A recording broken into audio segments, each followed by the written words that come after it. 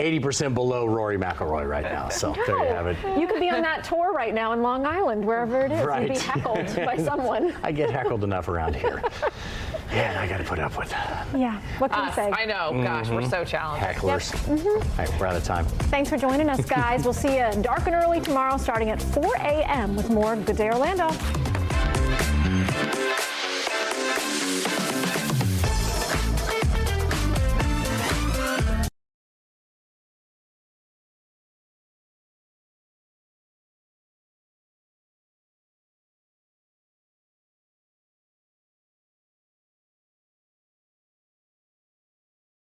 You're watching Fox 35 News Plus, streaming on Fox Local.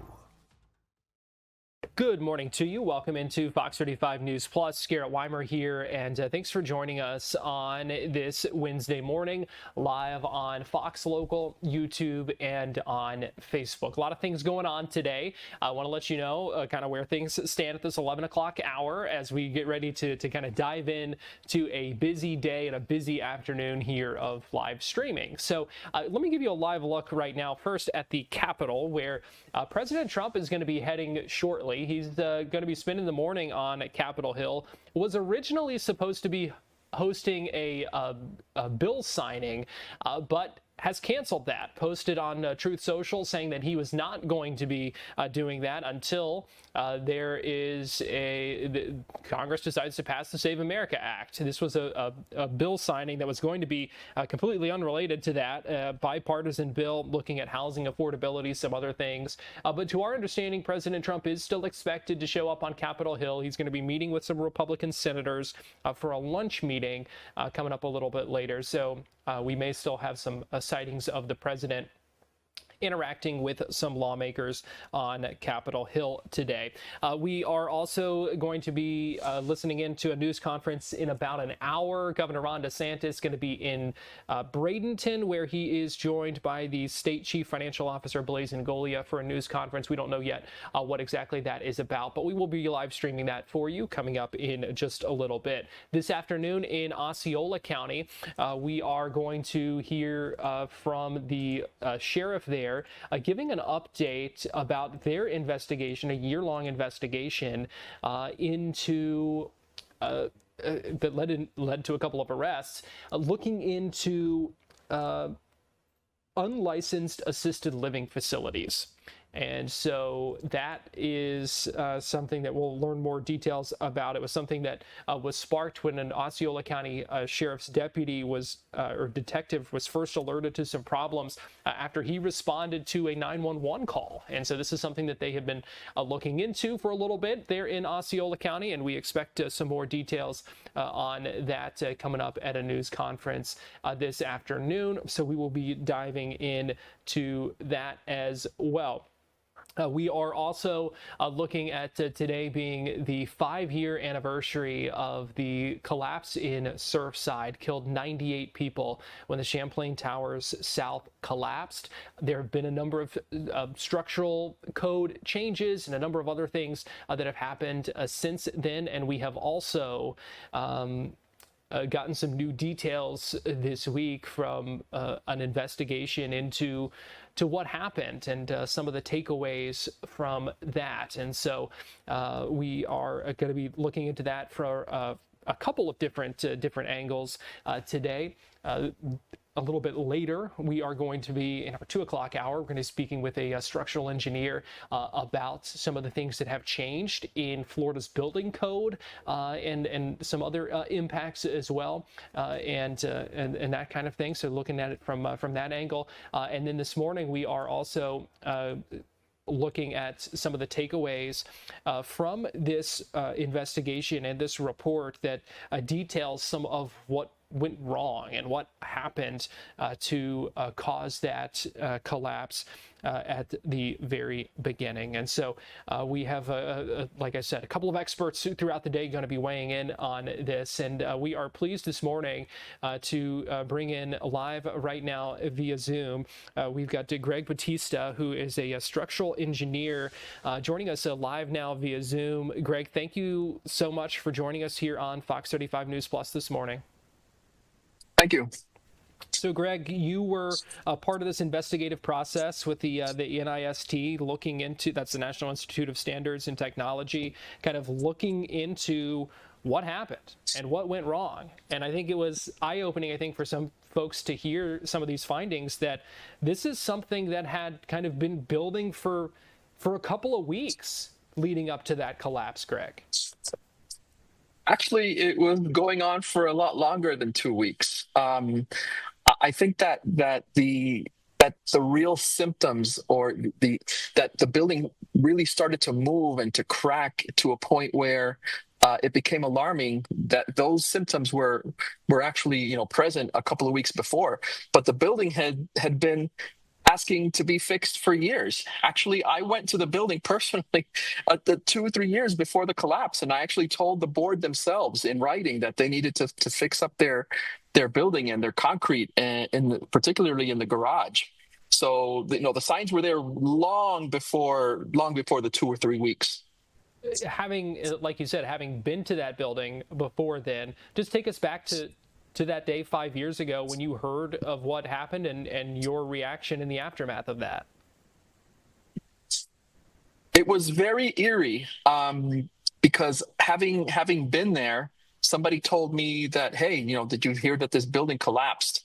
And I said, okay, where was this? And I was figuring that it was somewhere in a third world country somewhere. And when they told me that it was in Surfside, I said, wait a minute, this is where I work. That's like my backyard where I've inspected hundreds and hundreds of buildings. And when they told me that it was Champlain Towers, I immediately got into my car and went to the site. When I got to the site, it was incredible to me, having known what I saw, that I saw the actual cracking in the garage, which was something typical that you see in my line of work. You see a lot of cracking and spalling and things that you typically see in those things. And when I saw the building collapse, I just couldn't imagine that it was that something like this could happen in the 21st century in a modern building. How was it that what happened was so devastating that it did lead to such a large collapse?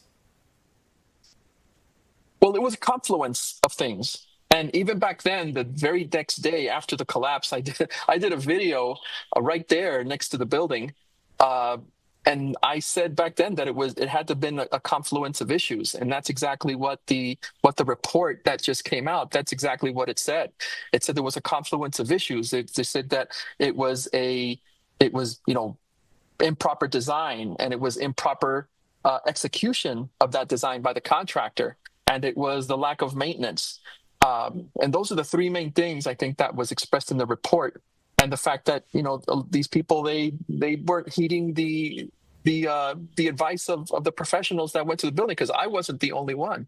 They didn't have the reserves or the money to fix it, and they had to spend a lot of money.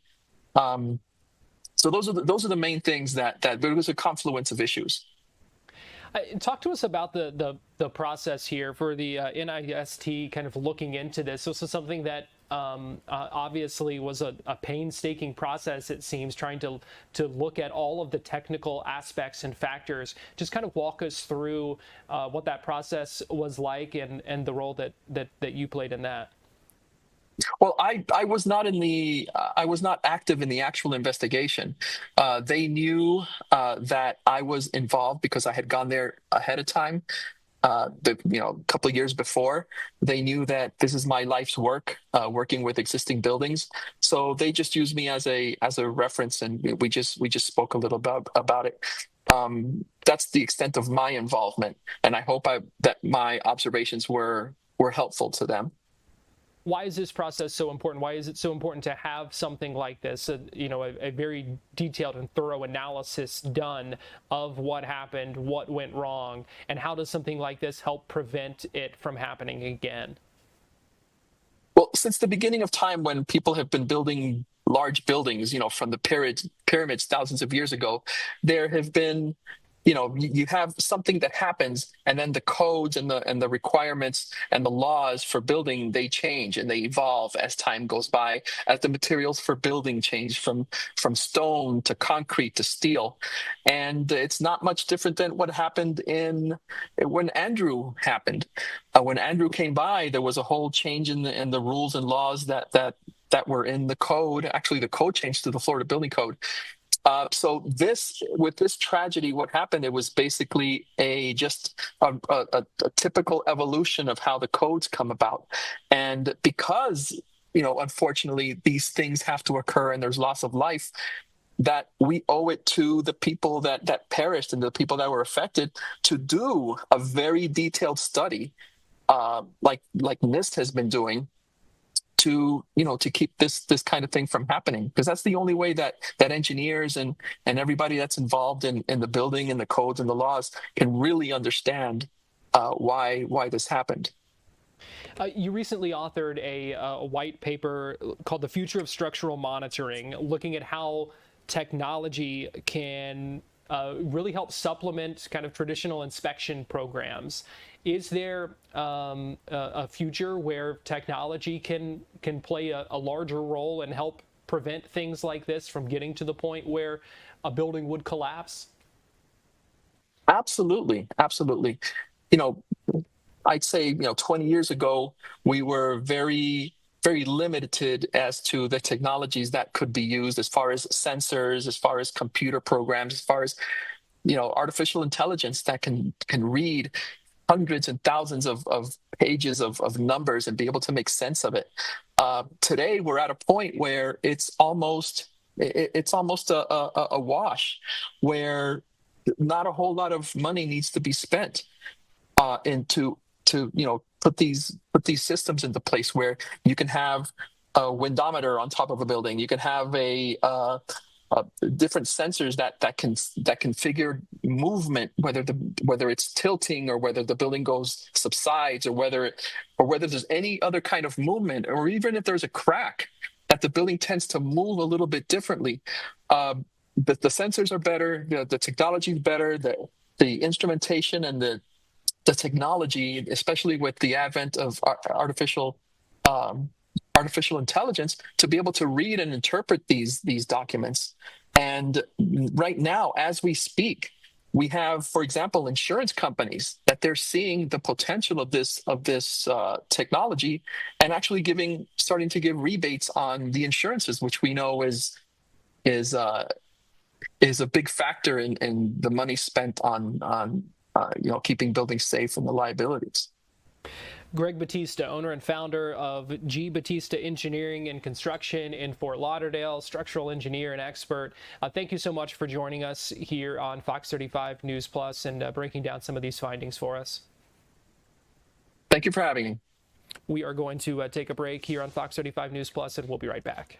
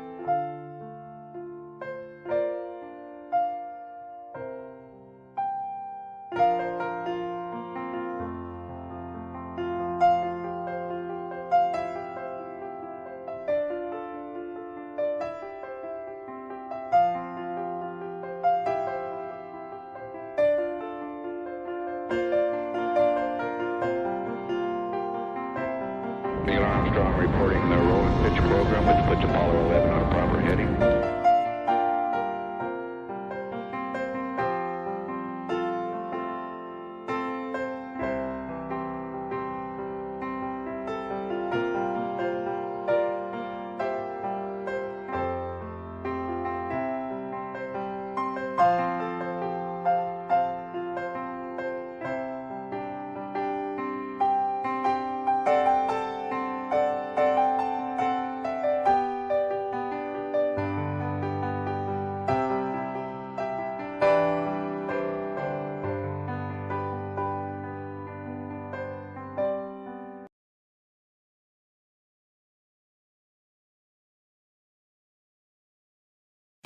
watching Fox 35 News Plus, streaming on Fox Local.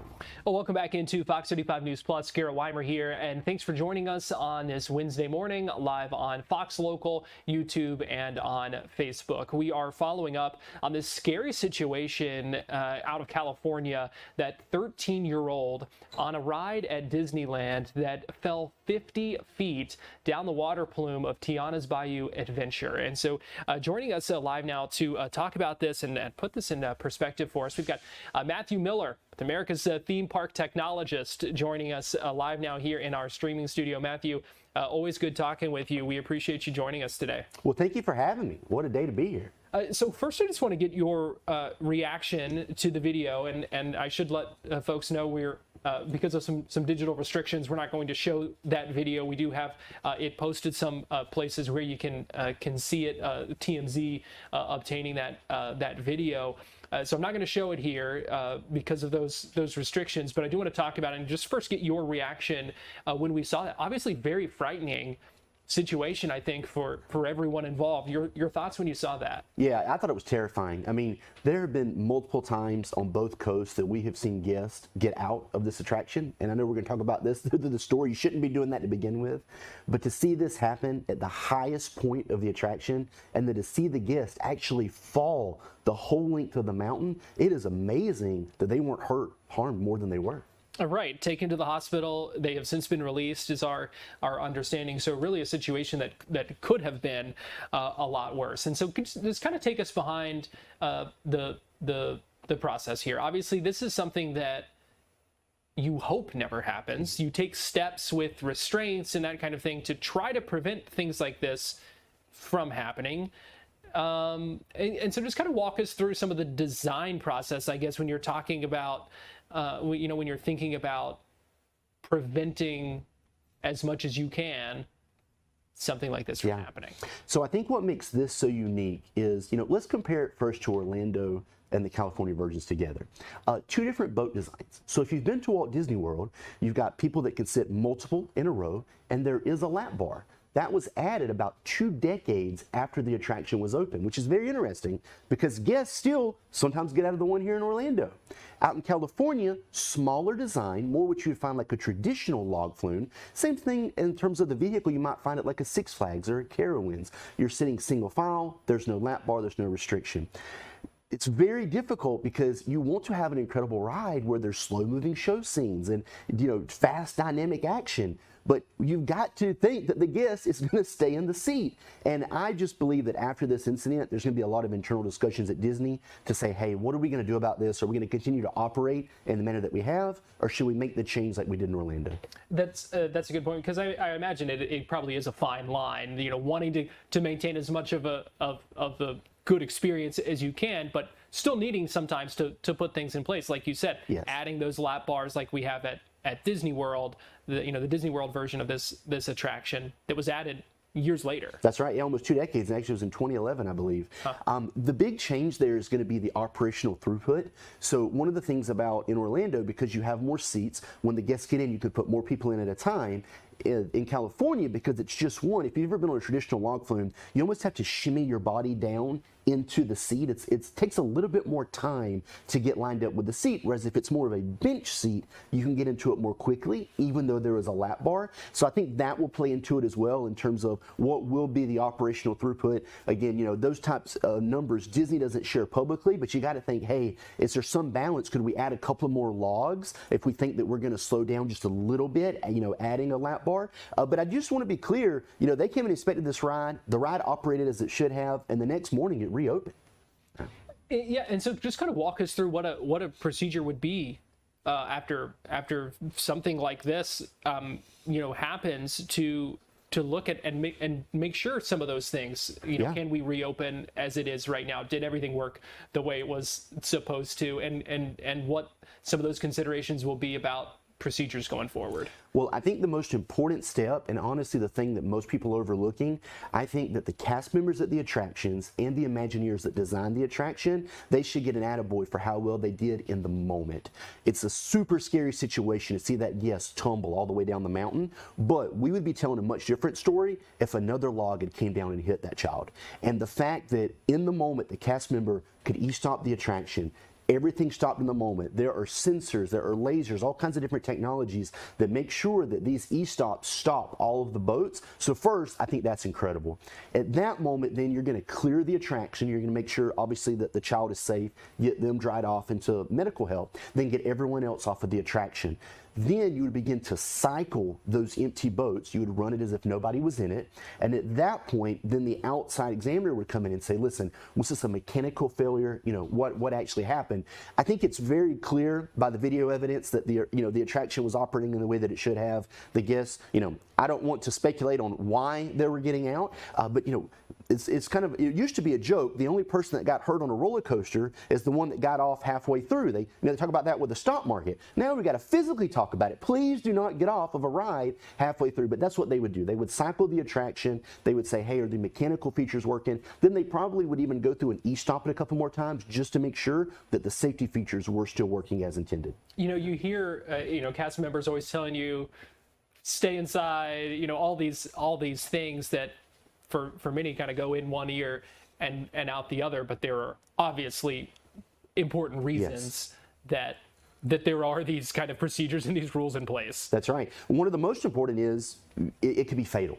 Nobody wants to think about that at a theme park. These attractions are so safe, but if you get on one and act in a way that you should not, it is not going to be good for honestly, this child is so lucky that, they were not harmed more than they were. The second thing is, maybe you're going to be funny and you say, you know what? I don't care if I get hurt. Well, what about all the other people? If another boat would have came down, the guests that were in that log, they would have been in danger. Imagine hitting, something like a body moving as fast as you are. Then you start putting other guests in danger. You start putting other cast members in danger. They've got to come down and try to get you off the track or get you in a manner. So please, please, please stay seated. And I also want to mention, if you think you're going to be funny and, get off this ride halfway through, the parks do not play nice with this. They will gladly help escort you out the park and ask you not to come back. So please follow the rules in the manner that you're supposed to while you're on the attraction. A scary situation, that's for sure. We are certainly glad that teenager is not hurt more than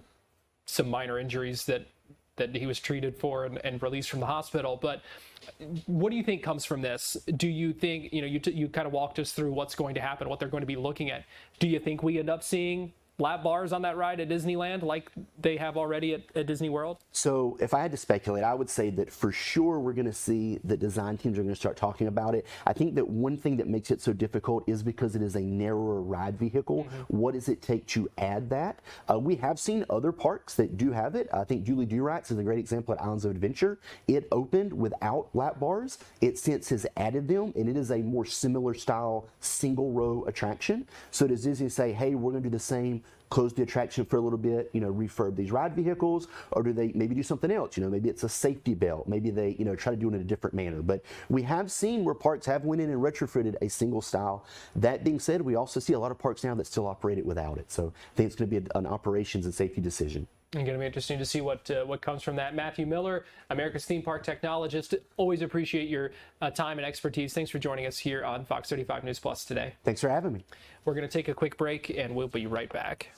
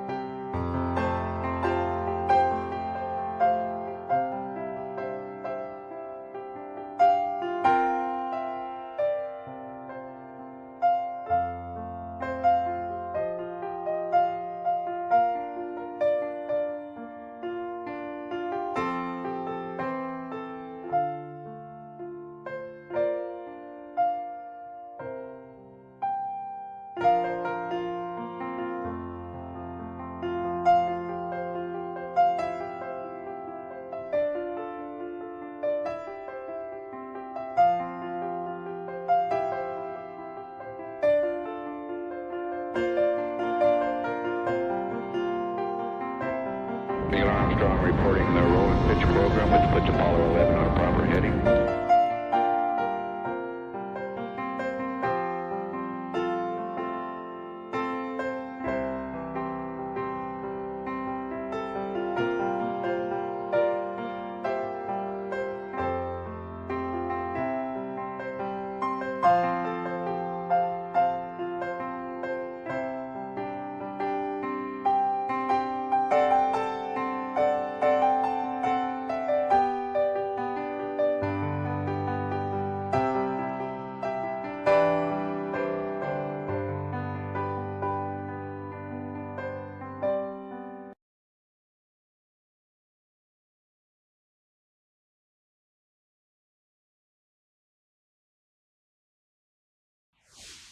Fox 35 Storm Team Meteorologist Jessica Dobson joins you now. And Jess, what, hit 99 yesterday? For a brief period of time, yeah. We hit 99.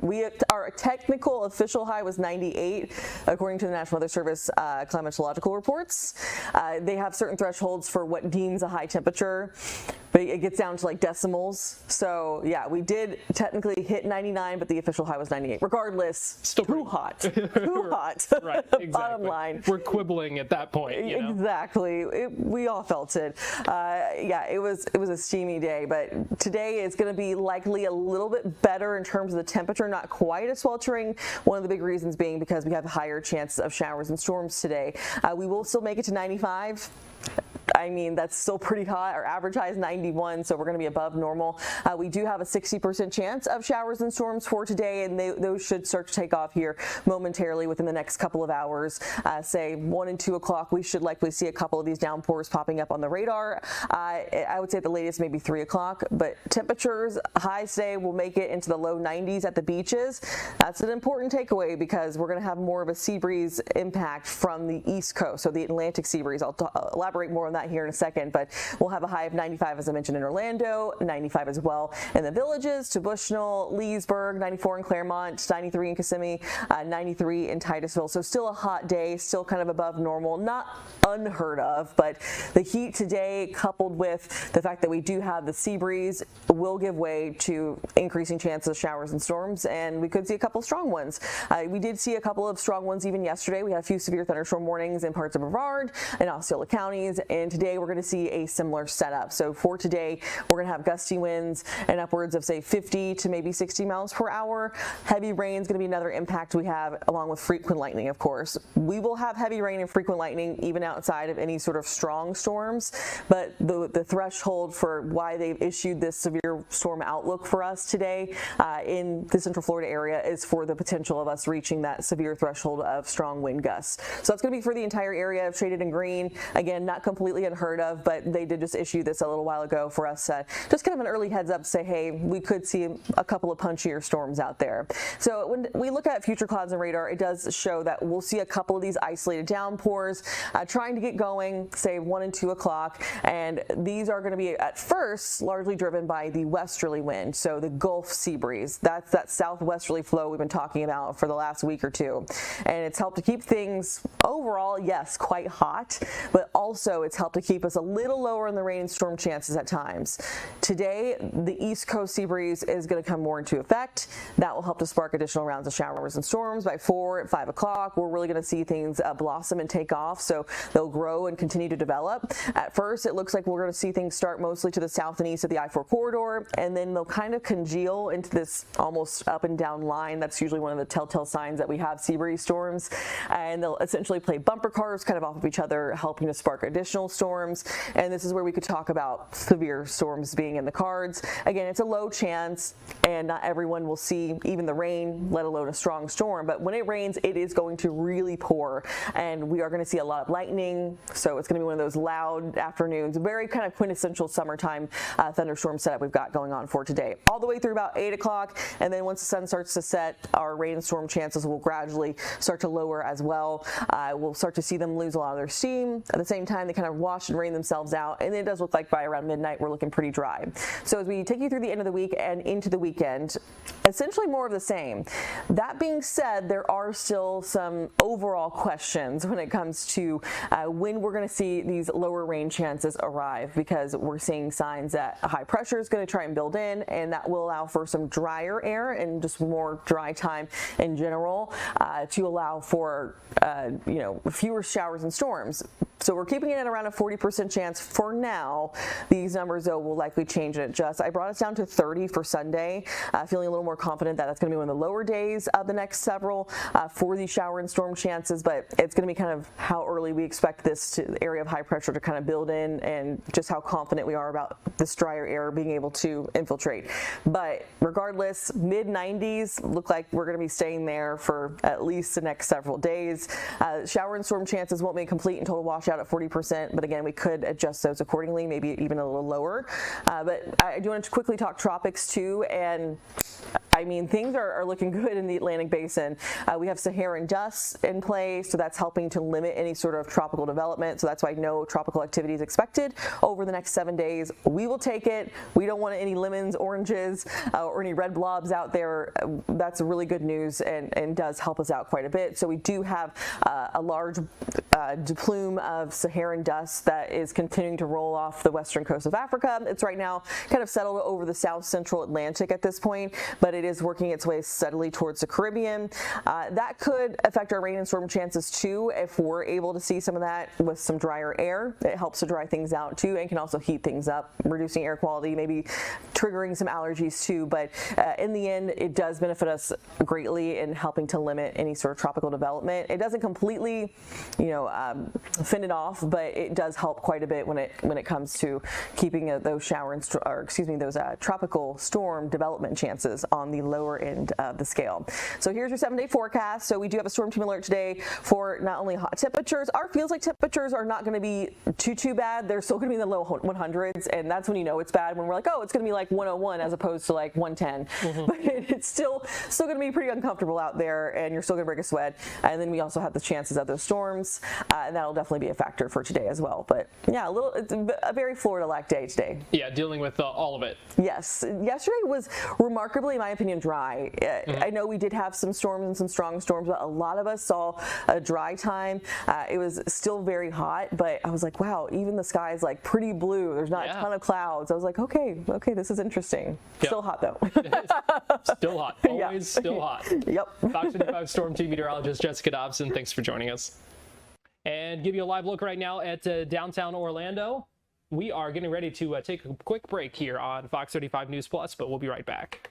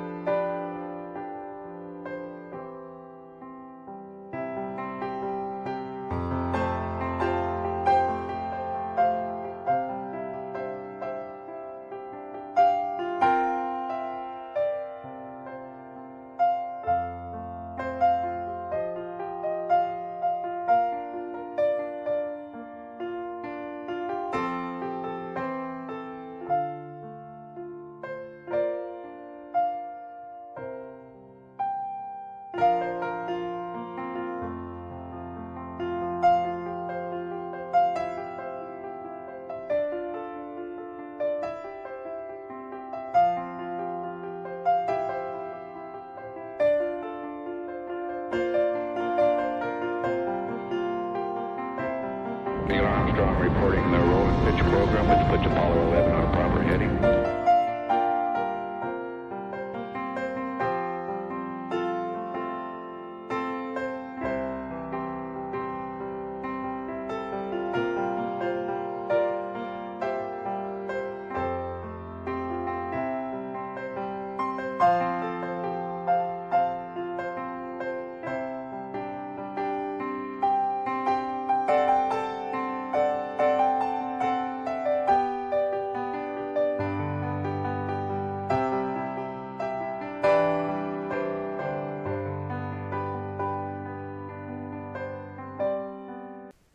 Super.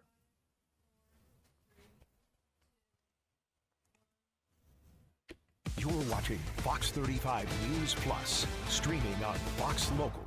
Welcome back into Fox 35 News Plus. Garrett Wymer here. Thanks for joining us on this Wednesday morning, live on Fox Local, YouTube, and on Facebook. Personal injury attorney John Morgan today announcing that they have come up with the name for the third party that he has been talking about for a while, about creating. That name is the Common Ground Party. He posted this video on social media just a little bit ago. I have an announcement to make today, a pretty exciting one. I ask all of you to come up with a name for a new third party, a party that sits in the middle, that's willing to compromise, that wants to get things done. We had over 35,000 people submit names, and some were very, very good, and some were very, very crazy. But in the end, we chose one because we could only choose one. The name of this party will be called the Common Ground, and we will be known as Grounders. Whether this works or not, I don't know, but it's worth a try to undo the gridlock, the hate, and all of the meanness that has fallen into politics on all sides. So look, the rules were clear. If there were multiple winners, they would split the $100,000.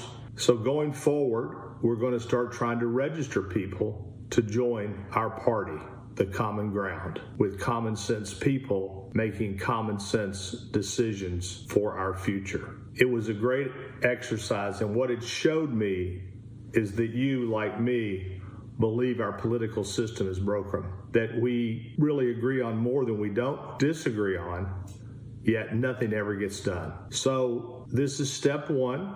Step two will be the registration of people to the Common Ground Party. It was a great exercise. Congratulations to the winners. And to all you future grounders out there, let's go change America for the better and for the people. You had to know he was going to get a For the People in there. And joining us live now to talk about this, we've got Dr. Aubrey Jewett, a UCF Associate Professor and the Associate Director as well, School of Politics, Security, and International Affairs at UCF. Dr. Jewett, always appreciate you joining us, and thanks for chatting with us today. First, I just want to get your reaction to this. I know we have talked before, knowing that this was part of John Morgan's plan, and we now have a name for his party. Your thoughts on the Common Ground Party? Yeah, I mean, I think it's a good name. In fact, I didn't participate in the contest, but I did think about it, and that was one of the names that I thought would be a good one, given his stated purpose for why he was trying to start a party, and the fact that he had donated in the past more to Democrats, but somewhat to Democrats and Republicans. So he was looking for something bipartisan. As he said, whether it will work or not remains to be seen. I will say American history since the Civil War is littered with third parties who tried to supplant one of the two major parties, Democrats and Republicans, and so far none of them have managed to do it. But who knows? John Morgan, when he gets behind something, it's often been successful. We saw that with the two petition drives that ended up with constitutional amendments that were passed for medical marijuana and increasing the minimum wage. Why is it such an uphill battle for third parties when it comes to trying to make an impact on the political system? Yeah, well, political science, looks at this question, and there's probably 3 or 4 possible answers. One is just historically, culturally, we seem to have two parties. If you go all the way back to the founding of the country, basically you had the Federalist and the Anti-Federalist. The Federalists were the ones that wanted the new Constitution. The Anti-Federalists were the ones that didn't want the new Constitution. And then if you can sort of follow the parties from there. Another reason is that both of political parties, particularly since, again, the Civil War, when the Republican Party was the last, actually the Republican Party is a great example. They were the last minor party to become a major party, right? To supplant and become a major party. But since then, it's been Republicans versus Democrats. And one of the main reasons is that both those parties are very flexible over time in their policy positions. You know, at any moment, they're sort of rigid. Like right now, Republicans very conservative and sort of the Trump slant on them, and Democrats more progressive. But over the decades and decades, basically when one party starts losing, they look and say, well, why are we losing? And then they typically adjust their policy positions to try to attract more people. So, and then probably the third reason that we've had two parties is that we have what's known as the first past the post system. We basically set up districts for Congress and for state legislature, and whoever wins that district wins the race. A number of countries around the world use a proportional system. And so instead of voting for individual districts and people, you're voting for party. And basically, if your party gets 5% or more of the vote, then you actually get some representation in your national legislature. Well, here in the United States, we could take a party like the Reform Party, which was started by Ross Perot back 20, 30 years back. And it was pretty successful. He got like 20% of the vote in the presidential election, but they got no seats in Congress, right? If we were a proportional system, then they would have gotten some representation in Congress, and then they might have become a more viable party. Florida, it seems, has quite a few third parties that you can register for. I remember registering to vote here and having to scroll through several pages, it seems, at the DMV of many of these third parties. Is there room for another one here? Always room for another third party in Florida. Yeah, it's really not too difficult to start a third party. You don't need John Morgan's money to start a third party. Now, to make it successful, you might need his money and his drive. But to start one, yeah, there's more than a dozen right now. But all told, if you sum up all the people registered with the third party, it's only a couple percent. Basically, voter registration in Florida right now favors Republicans. They have about 41% statewide. Democrats have about 30%. And then the NPAs, the no party affiliation, and those minor parties we were just talking about come in at about 29%. So I guess it's like sort of the good news and the bad news for John Morgan is that the good news would be, hey, there's already 29% of Floridians who are registered to vote are not registered as a Republican or a Democrat, and most of them are registered NPA, meaning no party affiliation. So if he could attract a lot of those people, maybe his party becomes more viable. Yeah, that segs perfectly into my next question here. Wondering if there's an appetite for something like this, for a party like this that's targeting these voters.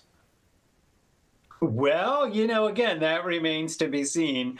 The sort of the skeptical political scientist in me, again, looking back at the broad sweep of American history and just in Florida politics as well, we've been a two-party system for a long time, and we just have never seen in my lifetime, and really, again, going back to the Civil War, we haven't seen a minor party, a third party, become a major party. And the Republicans and the Democrats have been pretty good about making sure that happens. But if you look at the polls and you look at voter registration numbers, I mentioned in Florida, almost 30%, so it's not quite 1/3, but almost a third of Floridians are not registered with either major party.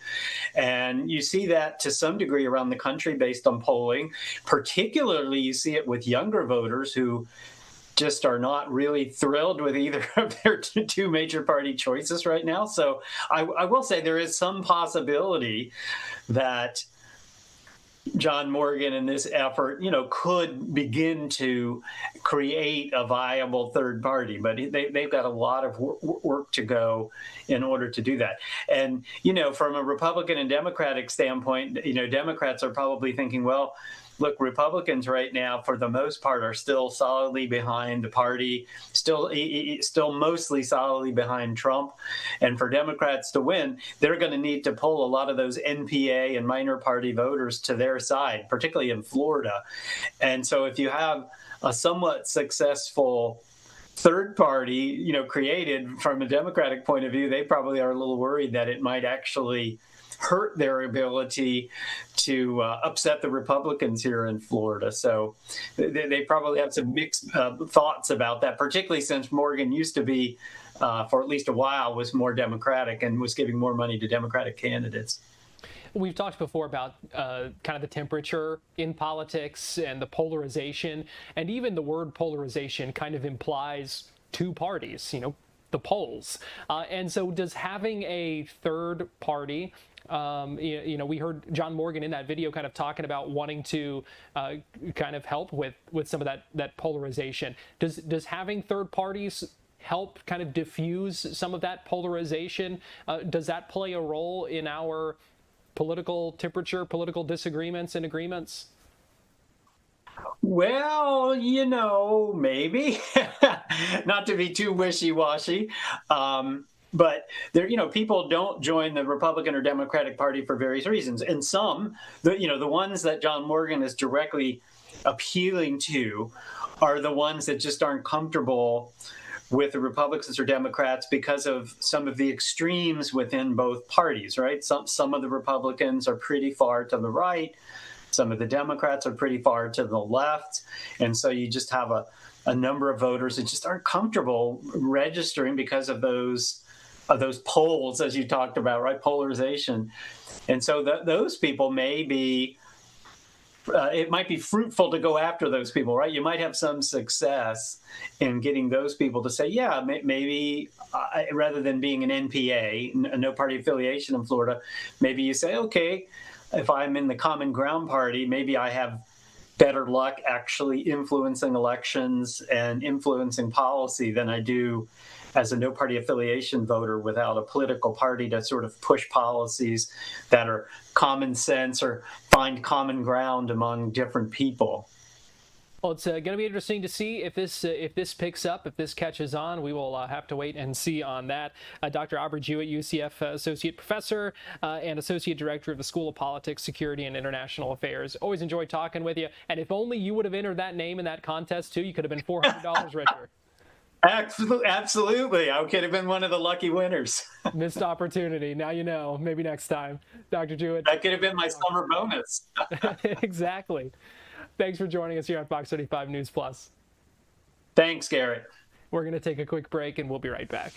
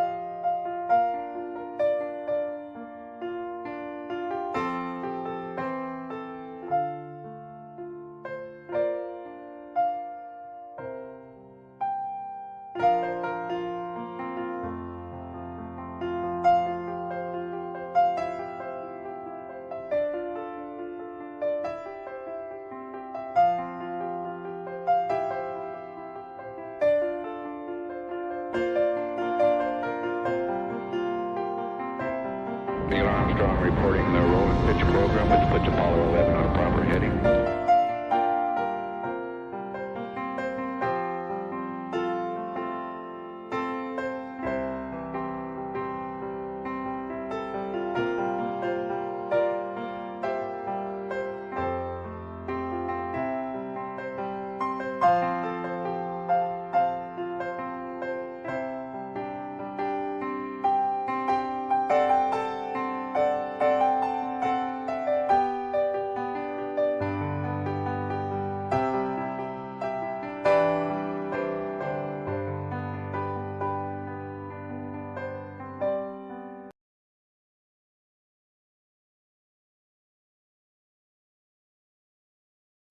watching Fox 35 News Plus, streaming on Fox Local. Welcome back into Fox 35 News Plus. Garrett Wymer here, and thanks for joining us on this Wednesday morning, live on Fox Local, YouTube, and on Facebook. Let me give you a live look right now. We are standing by waiting for Governor Ron DeSantis, who's going to be speaking about 10 minutes or so from now in Bradenton. He's going to be speaking alongside the state CFO Blaise Ingoglia at a news conference. Not sure of the topic, but we will get you to that news conference live as soon as it begins. Right now, though, I want to get you to a news conference that happened just a little bit ago in Orlando as some city and police leaders unveiled the drone first responder program with the Orlando Police Department. So this is essentially deploying drones from docking stations to help respond to certain 911 calls. And they say that it will essentially give them eyes on a scene minutes before first responders, actual police and others, can arrive at a scene. And so they say it's certainly going to be a helpful thing. So I want to play for you some of that news conference earlier where we heard from Mayor Buddy Dyer, Police Chief Eric Smith as well, and got a little bit of a demonstration of how this will work. To get started, as you know, we're here to talk about OPD's new Drone as a First Responder program. You're going to have an opportunity to ask questions. We just ask that you hold those until both Mayor and Chief have delivered their remarks. Following the Q&A session, we're going to begin our demos, the first one out in our parking lot and the second half up in our crime center where you'll see a pilot operating our drone. And at the end of the day, I'll be sending out a media release to all of your news desks, so keep an eye out for that. That's going to have photos and videos that you can use.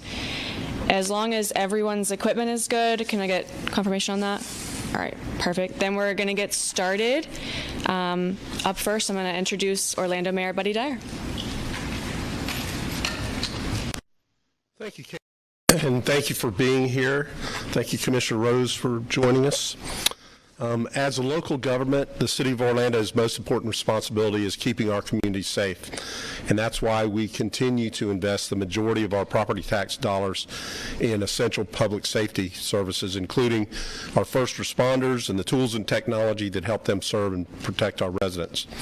The launch of the Drone as First Responder program is an example of our commitment to public safety, and this investment helps OPD officers respond effectively to unique situations that they might encounter. The technology, which Chief Smith will share more about in just a moment, supports both officer safety and community safety while helping the department operate more efficiently. Last year, Orlando saw a 19% reduction in overall crime and a 56% reduction in homicides. This is a result of our dedicated officers, engaged residents, strong community partnerships, and investments in innovative public safety tools. We believe that the Drone as First Responder program will help build on that impact.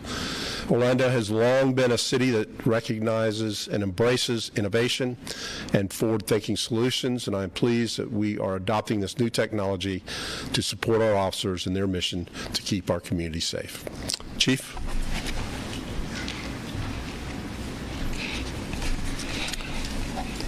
Thank you, Mayor, and thank you all for being here today. We are excited to officially launch the Orlando Police Department's Drone as a First Responder, or DFR program. At its core, the program is about getting critical information to officers faster when they respond to emergencies. It consists of 11 DFR drones placed in permanent docking stations across the city. It allows OPD to get eyes on any scene in seconds, often before patrol units even arrive on scene. Here's how it works. When certain 911 calls are received, our DFR drones fly directly to incident locations using GPS coordinates. The drones send live video back to our crime center where sworn FAA-certified officers monitor scenes and provide real-time information to responding units. Whether it's a crime in progress or a person with a weapon, we're often making high-stakes decisions with limited information. DFR drones allow us to quickly assess threats, allocate the appropriate resources, and apprehend suspects even when they try and flee. Just recently, our crime center was able to launch DFR drones in response to a 911 call about a disturbance in Metro West. The caller could only provide a nearby intersection and reported that someone may have been stabbed. In this case, the DFR drones arrived before patrol officers, identified the exact location of the incident, and provided live updates as multiple people involved in the disturbance tried to flee the scene. That information helped officers safely bring the situation under control and arrest one suspect for domestic violence battery. Since the first of our DFR drones were installed, OPD's Crime Center has documented more than 900 deployments. Those flights have helped officers locate nearly 90 vehicles involved in investigations and more than 150 potential suspects. Our DFR drones were first on scene 43% of the time and provide useful information to responding officers over 92% of the time. Those are real results that are helping officers respond safer, smarter, and more effectively. By getting critical information to our officers faster, DFR is helping us better protect our community and advance OPD's mission to reduce violent crime. Thank you. And now we'll take any questions. Some people are just wary of drones. What would you say to the citizens who are seeing this as invasion of privacy in OPD's? So we have a set of policies we follow when we're dispatching these drones. We're launching drones. It's for violent crime, for any crime in progress. So we're not, I know a lot of people may believe this, we're not looking in people's windows, we're not spying on people, we're not just flying around, just fly around. They only launch when something is happening. So that's the way we check it. We have supervisors, sergeants, and lieutenants in our crime center to monitor everything that's going on in there. We have real officers who are making sure everything is handled correctly. So we're on top of everything. Can you give a couple examples of what type of calls these drones will be responding to? So they respond to shots fired calls. They respond to burglaries that are in progress. And as an example, they respond to a domestic where somebody was getting stabbed. So respond to any in progress call, anytime that comes in and we hear somebody's shots are being fired, violent crimes in process is going on, burglary to a business, even a residence. The drones help on all the situations because it gets overhead. And in one of the burglaries, we saw that the person was coming out the window. So he had broken in, coming out the window, and the drone's following that person. Of course, he tries to run. The drone follows him, and an apprehension is made. So it's great to have the eyes in the sky to help all the officers out. And a lot of times, like you heard what I was saying, the drone gets there first. It's just because officers are battling traffic. They may be further away. The drone gets there first, on scene, giving the officer vital information. And in some instances where shooting's going on, the officer can see what's happening.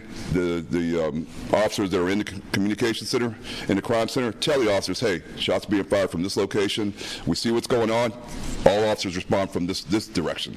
So it keeps our officers safe, it keeps our community safe, and it's a great addition to our department. How much is the program cost? So it's about $759,000 a year. It's actually added to one of our already contracts. It's with a company that provides us with tasers, with body cameras, so we just added to the contract, so it made it a little bit easier and smoother to handle. And in what ways are the drones integrated with AI technology? So I think the only way they're integrated with IA, as far as I know, and you'll be able to ask some of these other questions as we move along in the process, in the program, because you'll be able to talk to the pilots and some of the companies. From what I know, some of it is when a call comes in, shots fired or something like that is brought in, the AI will sort of help the officer who's up there and say, hey, you may want to look at this call. So there's not a lot of AI used for other things. There's no facial rec. There's none of that other kind of stuff that's going on. So it's a lot of that's just to basically make us aware of an incident that's going on. Any other questions? I apologize if this was already said, but how long has this been piloted? And in the specific example in Metro West, when did that take place? They'll get you the information on that one. I'm not sure exactly when that call took place in Metro West. We've had it, so we tested it out in October, so this is June, so we've had it for a while. There was a little break in between our test and when we actually purchased the product, I think about 3 months, and then the product came online. And St. Cloud has a similar program, and as part of the program, they have a specific website that shows when these drones are deployed, where they're deployed. Does OPD plan on having something similar? Not at this time. We'll look into that. We do deploy a lot, probably more than they would deploy. So we do send drones out pretty much daily, multiple times a day. We'll look at that piece because we do have an app. We do have some public-facing products that we have. So we'll look at if we can integrate that into those kind of things. Chief, have you had any flyaways or disconnections or crashes since you rolled it out? I think we've had one crash, and it wasn't a bad crash. The drone just crashed. I think it hit something, but nothing major. Now, it does have a parachute, so that's one thing that saves it on damage and saves it on if it's going to hit something while it's coming down. So the parachute makes it just descend to the ground, and that basically helps us to save in cost. So the drone in this incident wasn't damaged that badly. Any other questions? Armando from Telemundo. I have a question. Is there any outreach plan in place to educate the Hispanic community about how this drone will be used, what data will be collected? So it'll be on our app, but also, as everybody knows, I have community meetings, and I'll be talking about this in our community meetings, and especially there's some that are going to be in District 2. It is the South Sacramento area, so we'll be able to talk about it there. But I bring this up. I have all my community meetings coming up next month. I'll talk about all this in the community meetings and go into more depth with that. I'll even have some of the pilots there, so the community can ask questions to the pilots, and so we want to be transparent with this and show how effective it is. That's why we put so much on our social media, to show people what it actually is and what it's actually doing. And just to the question that was over here, this isn't something that's just launched to go look in people's windows, look in people's backyard, see what you're doing. That's not something we do. This is to keep officers safe, help officers respond quicker, and to keep our community safe. All right. Thank you. That was earlier today in Orlando. Chief Eric Smith and Orlando Mayor Buddy Dyer unveiling a new program for drones as a first responder.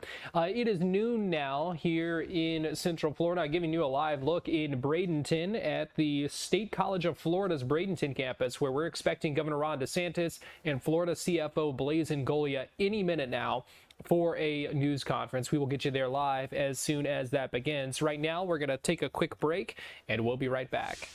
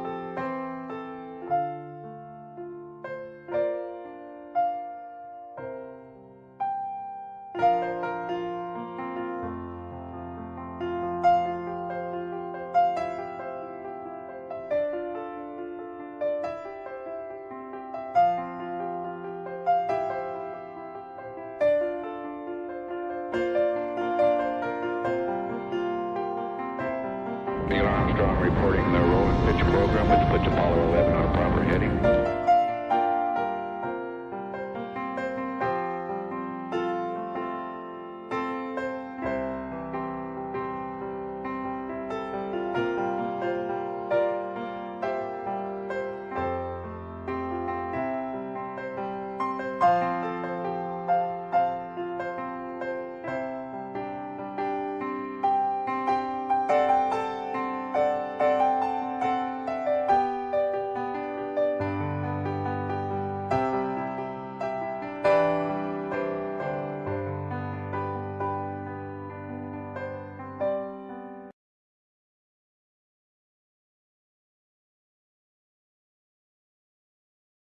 You're watching Fox 35 News Plus, streaming on Fox Local. Welcome back into Fox 35 News Plus. Garrett Wymer here. Thanks for joining us. Giving you a live look right now in Bradenton at the State College of Florida Bradenton campus. Governor Ron DeSantis walking to the podium right now. You see the placard saying, "Save our homes." Let's go ahead and listen in as the governor begins this news conference. Folks with us here today, including our Chief Financial Officer, Blaise Ingoglia.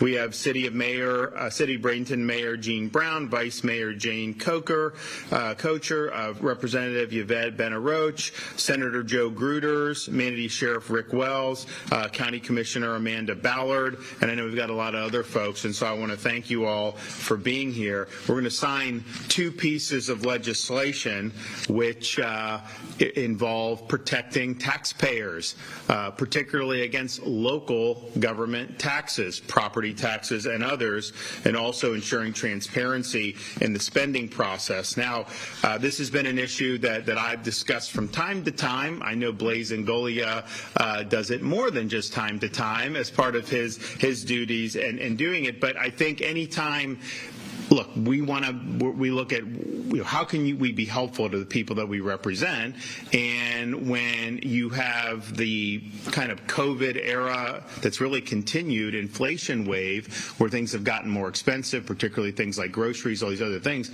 where can we at the state level make the most impact? Where is government impinging on the American dream for people the most? And the state of Florida, at the state level, we have the lowest, or certainly among the lowest, tax burdens anywhere in the country. That's just a fact. No income tax. We've eliminated some taxes since I've been here. It just is what it is. A lot of our burden is shared by non-Florida residents, people that snowbird here, tourists, all these other things. So that's good. But what I think people have been struggling with is the costs associated with homeownership, particularly with property taxes. Now, we've also done a lot of stuff to address Florida's insurance market, and they just came out. Citizens got reinsurance 30% lower than last year. Before, with the reforms, that reinsurance was going up tremendously. That's going to impact, what consumers are charged. And Citizens Insurance actually did the biggest reduction in rates in the history of the program for this year. Likely we'll have to do more reduction going forward, and we have now like 20 companies in offering, and USAA on auto insurance just announced a $1 billion rebate. And so look, it's a difficult issue, but the reforms have pushed in a direction that we're seeing, and it's been pretty consistent. Some people say, they didn't reduce mine, and then they go shop, and then they find they can get better. So yeah, they may try to renew you at the same, and that's why you shop. Likely you're going to be able to save. Certainly on the auto, we've seen that very, very significant. So we've done a lot there. There's a lot of heavy lifting in the legislature, but at the end of the day, it is a private market. It's not something there's things that go into it that the government just can't control. Certainly when inflation goes up, it's going to be more expensive. There's a whole host of things. We couldn't help that we had 6 major hurricanes in 7 years. That's just a fact. That makes things more challenging. Taxes, though, is just purely a government function. It's not driven, by the private sector. It's not driven by circumstances. Like, the people you elect, are they taxing you? Our state constitution, what does it allow? How much protection do you get? These are decisions we, the people, are able to make. And so we have looked to see, as from 2019 till the present, local government property tax revenue has basically doubled. It was a little over $30 billion in 2019, and now it's about $60 billion. Maybe not uniform throughout the state, but everywhere has gone up pretty dramatically. That's just a fact. And the question is okay, has that been necessary, or should the taxpayers have been benefiting along the way? And so in the process, there's different things that are done with highlighting local spending. I mean, look, there's some instances that are really inexplicable, and that's really with everything. I mean, for example, the school district of Brevard County down in Southeast Florida, their budget was, I think 8 years ago, $2.5 billion. They've lost 50,000 students since then, and their budget is now $5 billion. Now, where is that money? That is funding the system for the system's sake. That is not doing things that benefit the students. And so you see different examples that Blaise has found over the year. And so all that being said, that's something that can be meaningful for people to do. And I'll go into kind of my view on the whole property tax thing, and I think where we need to go from here, and kind of the legislature. What they did was good, but I think that we need to do more. But people say, well, what do you get up there, you guys in Tallahassee, you want to tell people, what to do, a local government, all this. Well, listen, I think in some respects, in a vacuum, that's a valid concern. But I can tell you this, I have the budget for next fiscal year, which starts July 1st, on my desk. I'm going through, approving, vetoing some stuff, whatever. That will be done within the next week, and that when I finish all that, it will represent the 4th straight year where the state of Florida has reduced the amount it's spending at the state level. Well, let me say that again.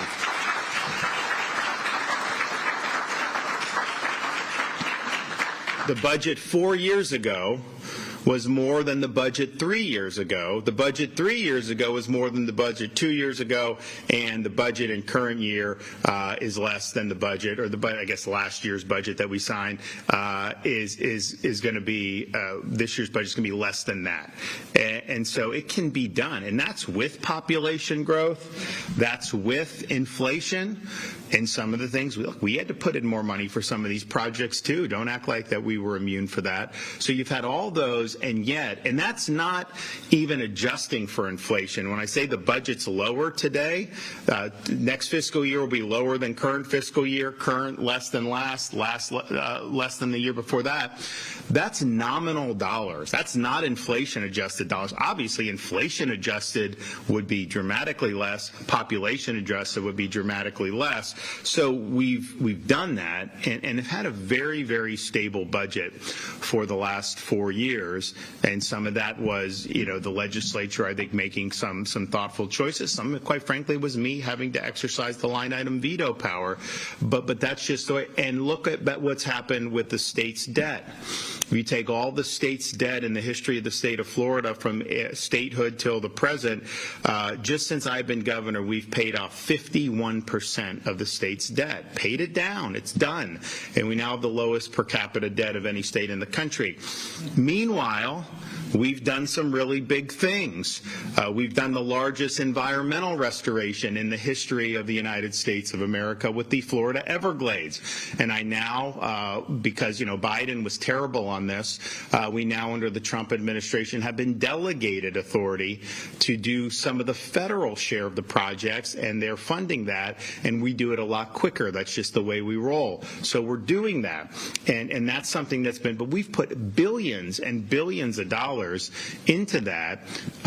It's gotten to the point we've done the infrastructure, we've improved the water flow, that next year, 3 years from now, you're going to spend less on that than what I've had to do, because we had to really get where we were going. So that's been major. We've done infrastructure. We flushed another $7 to $8 billion into moving Florida forward. You've got these projects that were in the queue to start 10 years from now, when traffic is bad now, and we've accelerated. You see, some of you actually in Manatee may experience I-4 going into Orlando. I know the people that live in like Polk and Hillsborough and some of those.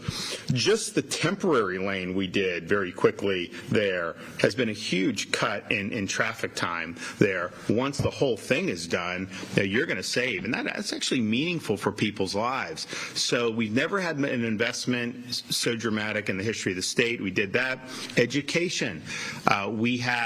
We've continued to have, and look, I'm not one that says, if you spend more, you're going to get better results, because some of the worst schools in the country have like $40,000 per student, like Washington, D.C., and some of these other ones. So it's not just about that.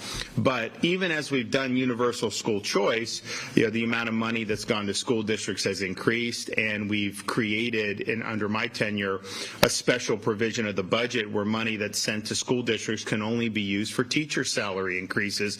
The budget I'm going to sign soon has, I think it's like a $1.55 billion, which is more than has ever been done, but $200 million of that is targeting people that have 10 years or more experience, because we did a lot to try to get the minimum up, because people didn't want to be teachers. They had other opportunities, so we're trying to make that more attractive for college graduates.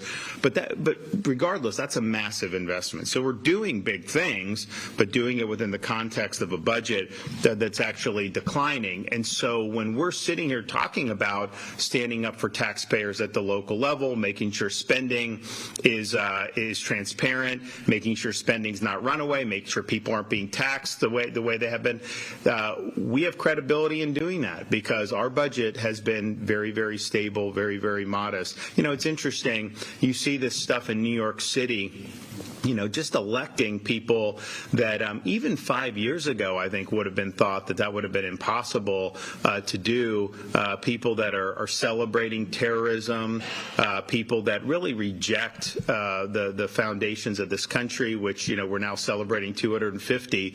And I think it's a really, really, dangerous trend over there in that party. But the reality is look at how they're governed. the state of New York has 4 million fewer residents than the state of Florida. Our budget's about $117 billion. Their budget's $268 billion. Where is that money going? So these are choices that we have to make as citizens, and who we elect and what we expect. But we've done it right at the state level, and the budget that I'll sign very soon will continue that trend, and that's something that we're very, very proud of. Now, we did launch, for not just local government but also state government, this FAFO audits, the Florida Agency for Fiscal Oversight, identifying things, and there have been things that have been identified at the state level that have been flagged, and reforms. Sometimes that's easier to do because you can just change your processes if you have an agency or something, but also at the local level looking at different things. And I know they did Manatee County. Blaise did that, and our folks at the state level did that, and they found that Manatee County, in some ways, had some good marks compared to the rest of the state. County held general fund spending growth below the increase in ad valorem revenues, cut the millage rate multiple times, and embraced a form of zero-based budgeting for operating budget. I think that's really important. Basically, that's legislative speak for you don't guarantee last year's level of spending plus inflation as the starting point. What you do is you go in and say, okay, what do we need to spend on? You should assume zero for certain things, and there should be justification why that should be funded again. I mean, that just goes without saying. In Washington, what they do, they don't do zero-based budgeting. So if you have a failed program that gets hundreds of billions of dollars or millions of dollars, whatever, you go the next year, they assume that same amount plus like 8%.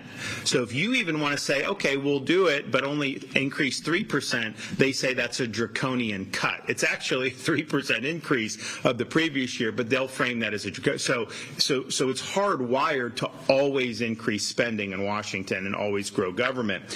When you do zero-based budgeting, you kind of you diffuse that hardwire, and the default should be zero, and then justify why you're using taxpayer money to do those different things. So there were signs, though, in terms of affordability for Manatee taxpayers. Blaise found that Manatee County's overall budget had grown faster than the rate of inflation and population growth, even despite the millage cuts. Doge team found Manatee County carried out capital projects with limited planning and based on questionable assumptions. The number of staff funded, grew pretty dramatically, 25% increase. And then since then, Manatee staff have worked with the Doge teams to help identify opportunities to save money for taxpayers, and there was a number of things that were identified to be able to do that. So, look, I think that's great that Manatee has done that. There's some jurisdictions that they don't want to ever listen or do any of the stuff like that. You hear different things like City of St. Pete, $307,000 on consulting services, develop a sustainability action plan for a Green New Deal like priority. Counties across Southeast Florida created a climate compact designed to force reductions of carbon emissions from residents, even though we've reduced emissions through market forces in Florida pretty dramatically. So you see, why are your taxes funding some of those things? Those are more ideological joyrides that these local governments are going on. And I'm just saying, if affordability is something we want to address, put the money back in the pocket of the property taxpayer, the homeowner. That's where you can really do a lot of difference. So we've been able to do a lot of these different things. And so, I just looked at the numbers and I said, okay, for whatever reason, Florida Constitution has always treated the homestead residents preferable to other forms of property. So you have residential that are not homestead, and then you have commercial properties. The homestead property, once you do that and establish establish that. It limits the amount they can increase your valuations. They cap that at most at 3%. And that does help for sure. Now, depending on where the market is, if you have to buy a new home, you could get a reset tax basis. Some of that carries over, but oftentimes not enough to make up for the whole difference of the home. But nevertheless, that's been something that's been good. And if you look at all the revenue that local governments take in across the state, there's more residential tax revenue that comes in from non-homestead properties than from homestead properties. And obviously you have commercial that contributes to it. So our insight was basically, you have this homestead exemption that goes up a certain amount. Why not exempt it all and let people actually own their home so that they're not constantly being taxed and having to pay the piper for all these other things. People say, oh, how are you going to get services? Like you're paying a lot of other taxes just around. There's a lot of taxes that people pay. So it isn't like they're not going to be doing it. But I also think it would be better for the economy because people would have more money in their pocket, and it would definitely be a huge reason for people to be homesteaded in Florida. So that was our, and we said, look, it may not happen immediately. It may have to phase it. Although I think if you did it immediately, it would still be more revenue than local governments got adjusted for population and inflation than they had in 2019. And so we did have all these services in 2019. Let's just be very clear about that. So I thought even if you did that, it would be fine. But if you raise it and continue to raise it, limit local spending so that as revenue comes up, they're not able to just spend it. It goes back and people get more of an exemption, and eventually you have that. It's interesting because, they're talking about this bill in Washington on housing, and then President Trump, I think, just threw cold water on it. I don't know what that means going forward. But one of the issues they were supposedly addressing are these large companies like private equity buying up neighborhoods and then renting them out. And so they were talking about banning it. The bill doesn't actually ban it. It just has those institutional people go through a couple extra steps. So I'm not sure anyone's really going to be happy with that on either side. But we looked at it from the tax perspective in Florida. Well, guess what? If you have homestead tax-free and some of these companies want to buy, 20 homes in a neighborhood, they're going to pay tax on that. You are not as the primary homeowner. So if we want to make homes more affordable for individual homeowners and not just make them end up being this, well, having that real strong homestead, that would help get you there because it would be much better to do that than to do the other. Be that as it may, that was what we were really working for. And we also proposed, so yes, you do that. Yes, you have to have a process where people can't just move here and claim this immediately, that they would have to have some skin in the game for a period of time, just like you have to establish residency for in-state tuition. It can be the same thing. And so we thought that was important. And then I also thought, look, I think that a lot of these folks, these local governments have adequate resources, but we've got this massive surplus. We now have quadrupled the rainy day fund since I took office in 2019. We're going to end up, I'm going to veto some more stuff, so we're going to end up with really strong reserves. I mean, historically, the last 6 or 7 years in Florida has been without really peer in the modern history of the state. Why not take some of that, establish a fund, and then give local governments who really need money for services grants? I'm not giving you a grant to increase bloat. I'm not giving you a grant to do your ideology. But if there was a city that said, listen, we're going to have to lay off these 2 police officers because of this, how the property tax work, I would give a grant for that. You have others, you give a grant, that's fine. And that wouldn't be forever, but it would be in this transition period. And that would really be historic, and I think it would be something to do. So we worked on that. And we proposed.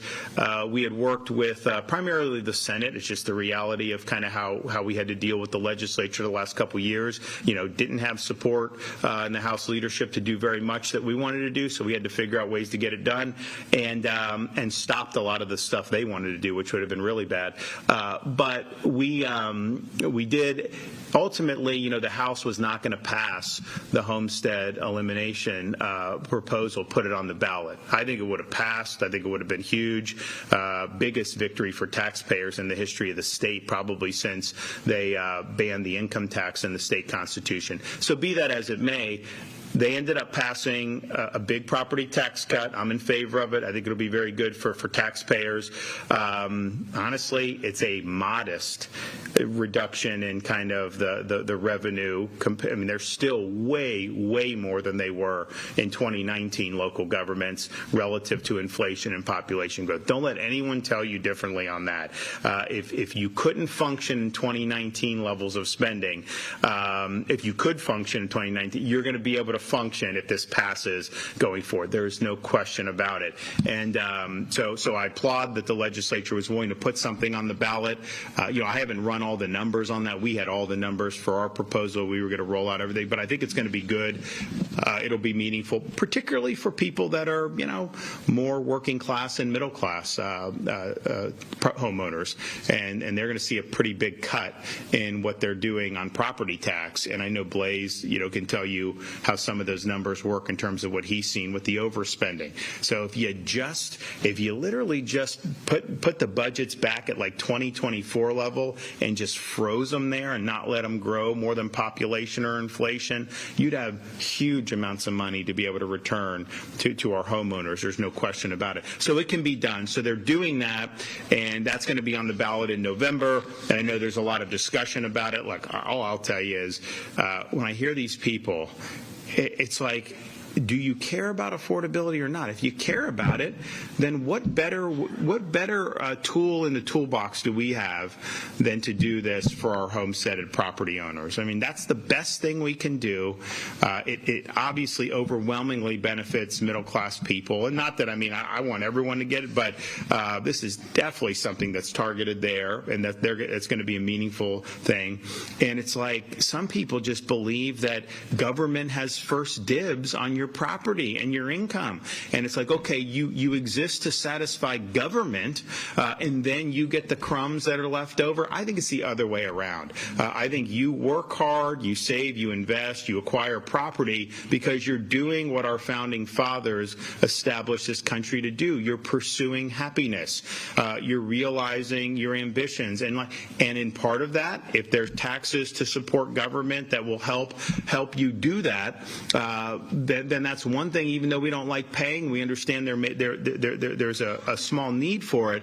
But ultimately, government is supposed to exist to be able to ensure that dream is alive, that you're able to do what you want. And I just think some people just have it totally backwards. It should be, what do our citizens need? Then you can talk about government's needs. And instead, it's all about what government needs or wants, not even needs, what they want, and that you're just supposed to be happy with crumbs on the table. And that's not the way the country was founded, and that's not consistent, I think, with the ethos here in the free state of Florida. So we have a chance to do something about it. I view the initiative as kind of an opening salvo. I don't think that this is the end of property tax. I think that we have an opportunity as a state that attracts a lot of visitors, a lot of people that pay taxes here who are not residents here, in a variety of ways. We can leverage that for the benefit of our own citizens and the primary homeowners that homestead their property. And so that debate will continue, but the people are ahead of the elites on this, right? Some elites, they're just so used to, well, of course your home is government can take your home if you stop paying, auction the house, all this stuff. Like, of course. Like, no, not of course. Why? Why would we want to allow that to happen in a free society? And so I think that you're going to continue to see a lot of the politicians are going to have to catch up to where the people are going, because the people want and they need relief, and they want to be able to own their own home. So the bills we're signing today kind of plays into that whole debate about proper levels of spending, support for taxpayers. And so there's two bills that we're signing. The first one was passed in the property tax special session. It's Senate Bill 4F. It makes it harder for local governments to raise property tax burdens without greater accountability. So under current law, local governments can benefit from complicated formulas that allow them to take in more money from taxpayers, even when they are not technically raising tax rates. This bill cuts through that concern by strengthening safeguards against local property tax increases. It changes how local governments calculate the maximum property tax rate they can adopt with a simple majority vote. Under the current system, local governments can increase rates based on growth in Florida's per capita personal income. This bill removes that adjustment and generally limits the maximum possible millage rate increase year over year to the standard rollback rate. The rollback rate is designed to bring in roughly the same amount of property tax revenue as the year before, meaning local governments won't necessarily be able to increase revenue as quickly as home values rise. And let's just be clear, these home values are totally subjective. You know, they say you bought a house for $350,000 6 years ago, and then they tell you 2 years ago, oh, by the way, it's worth $800,000. Well, you never sold the house for $800,000, and so until there's actually a market transaction, and this stuff goes up and down. So this is something that will be protecting taxpayers. Under the bill, if a local government wants to go above the rollback level, it would have to meet a higher threshold within the local governing body, and so having supermajority requirements, 2/3 vote, is something that's really, really positive for taxpayers. The change is expected to lower the base millage rate for many local governments because the new calculation no longer factors in personal income growth. Many jurisdictions will have less ability to increase property tax collections through the normal budgeting process. And, you know, that's part of the thing with property tax when they say, oh, you know, this property tax. A lot of it is kind of silent stealth tax increases because they're not actually raising your rate. Just all of a sudden you have to pay more, right? And there's not even like really a public vote on it to the extent that you would expect. So this is good. This supports the ballot initiative that's on the ballot and provides the ability to have that clearly explained. So I look forward to signing that momentarily. Second bill I'm signing today is Blaise's bill, HB 1329, Local Government Financial Transparency and Accountability Act. It requires local governments to put more of their financial information online in a format that taxpayers can more readily access for review. This includes budget summaries, revenues, expenditures, spending by department and function, staffing summaries, reserves, fund balances, and other important financial information.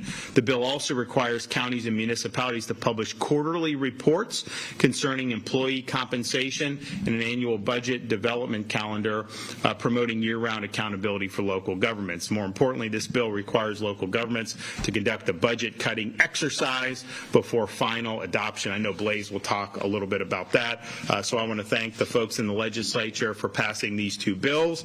These bills are taxpayer-friendly, and we've got to be taxpayer-friendly as office holders, but particularly as Republicans, and these bills meet that mark. So we're going to hear from Blaise and then the mayor, and then I'll make it official. So Blaise, you want to come up?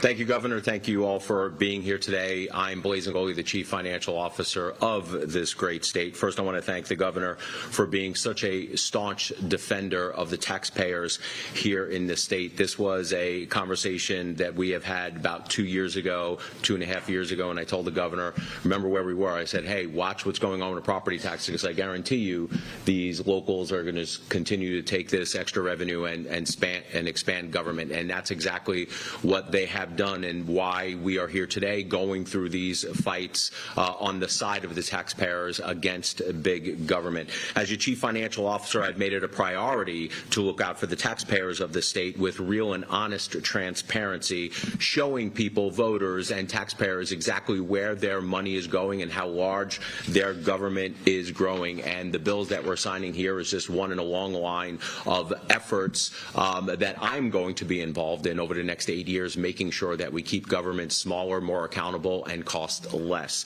So with the legislation today, Floridians will have more transparency into how their local governments are spending their money and in a more accessible format. So House Bill 1329, which was carried by Representative Bennett Roche, I want to thank you. And while we're here, Senator, I want to thank you for everything that you have done. And Sheriff in the back, thank you for everything that you're doing here, keeping the people of Manatee County safe.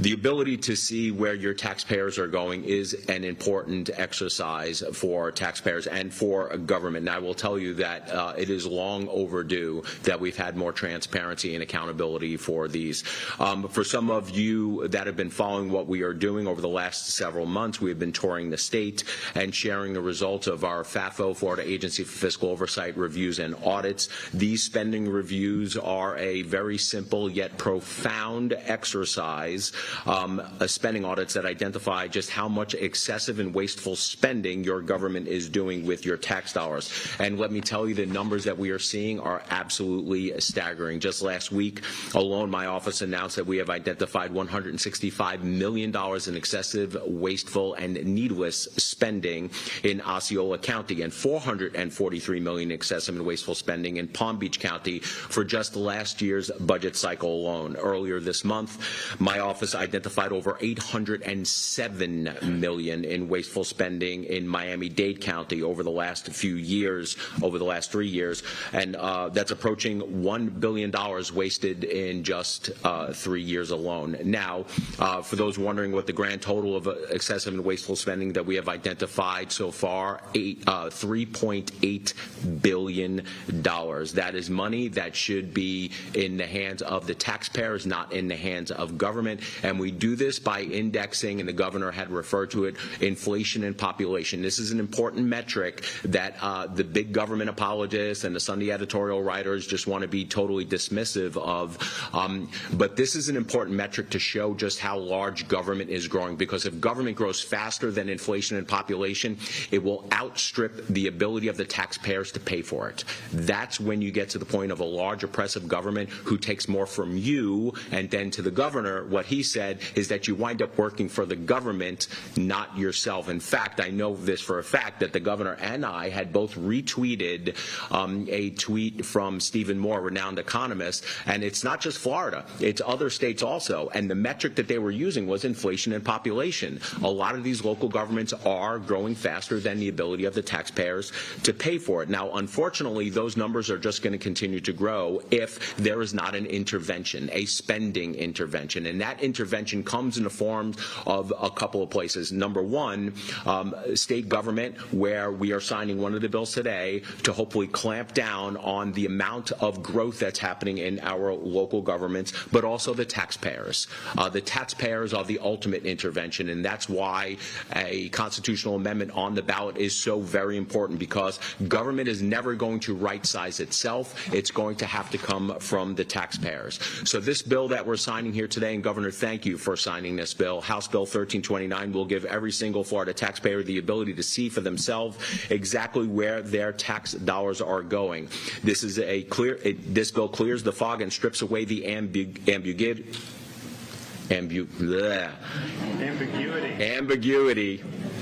It was easy for him to say.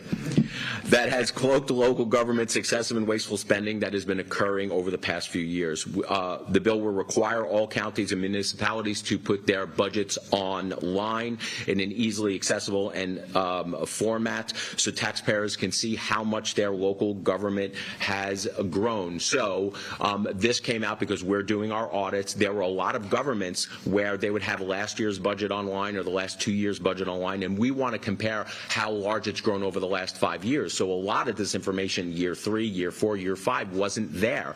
And it was very tough for us to go call the administration and say, hey, we need these documents in order to do these calculations. If it was hard for us to get, it's going to be impossible for local people to get. Now, I know what happens. You guys will put in a public records request, and it will take weeks, and it will take months, and all of a sudden they want to charge you $600. No, this is the taxpayers. Taxpayers are paying for this. This information information should be readily accessible. Additionally, counties will have to publish employee salary information, just like how the state is required to publish all salary information in a searchable format, more transparency. And importantly, the bill requires that counties and municipalities take a long look in the mirror at how they go through their own budgets during budget time and publicly identify up to 10% of cuts. The governor alluded to this also. What they do is they start off with their base budget, and then they increase it, and then they justify their increase. And if you ever do want to cut, it's not a real cut, it's just a cut in the amount that they wanted to spend, and then they complain that you're actually cutting the budget. So it is built in, like the governor said, where government budgets are going to continue to increase year after year after year. We need government at all levels to start thinking about spending cuts. So what this bill does is it forces local governments to go out and identify up to 10% cuts every year. Doesn't mean that they're going to make the cut, but they should have conversations that say, hey, if our budget is $1 billion, we need to identify to the taxpayers how we would cut 100 million, 10% of their budget in the event that we would have to. And you will be surprised what that exercise does. That exercise will expose a couple of things, that there's probably a lot of money that they didn't need in the first place, and most taxpayers agree with that. Yeah, I think we need to get rid of this. But it'll also call out a lot of the local spenders who will use the exercise of trying to cut fire and cut police, saying that, hey, if we have to cut 100 million, that we're going to lose a certain amount of sheriff's deputies, right? But then you see that they're still keeping, middle management that are all making an average of $300,000 or $400,000 a year that you don't need. We need people to take care of us and protect us, because the first role of government is to protect its citizens, not to fund middle managers who are making 2 or 3 times, 4 times, 5 times what the average person makes in the county. I have full confidence that these important changes in this bill, along with our Florida Agency for Fiscal Oversight audits, will demonstrate that property tax reform is not only possible, but absolutely necessary. I want to thank the governor again for his continued commitment to putting the taxpayers first and government second, because that's what the founders wanted. Governor, I appreciate your leadership.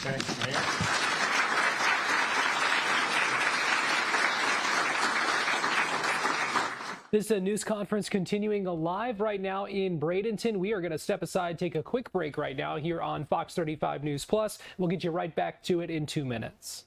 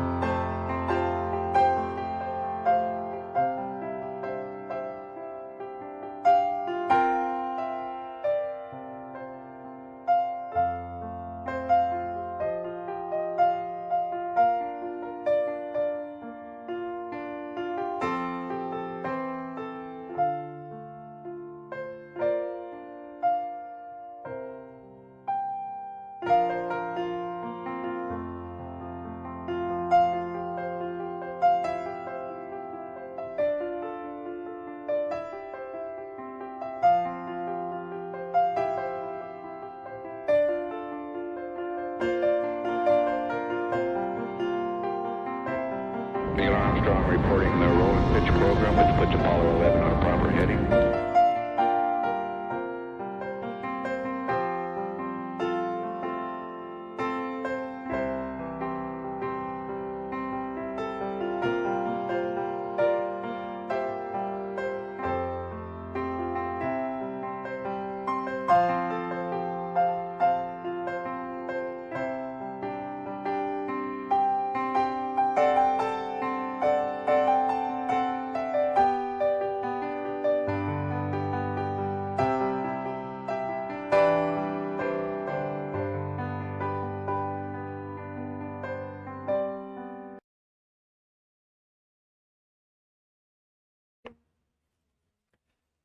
Welcome back into Fox 35 News Plus. This is Bradenton Mayor Gene Brown speaking right now at this news conference, where we have also heard from CFO Blaise Ingoglia and Governor Ron DeSantis talking about property taxes and some other things. The governor also about to sign a couple of pieces of legislation. So let's listen back in as this continues in Bradenton. All right, we're going to do it. Whoever wants to be up for this. All right, so let's see. So we'll do this first. All right. Today is the 24th of June, am I right? Good, because I wrote it before I got confirmation.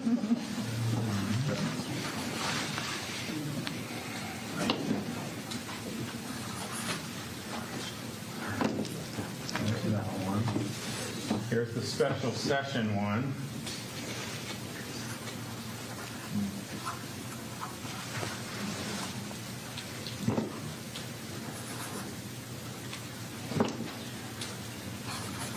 All right, there you go. Permanent marker, remember, okay?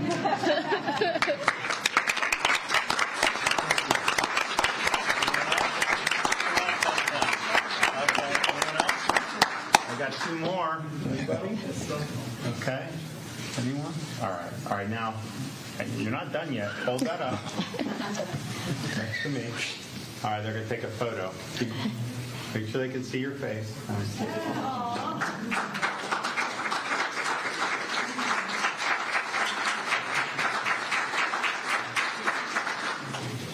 Good? All right. Good work, man. Good job. Thank you. Good job, guys.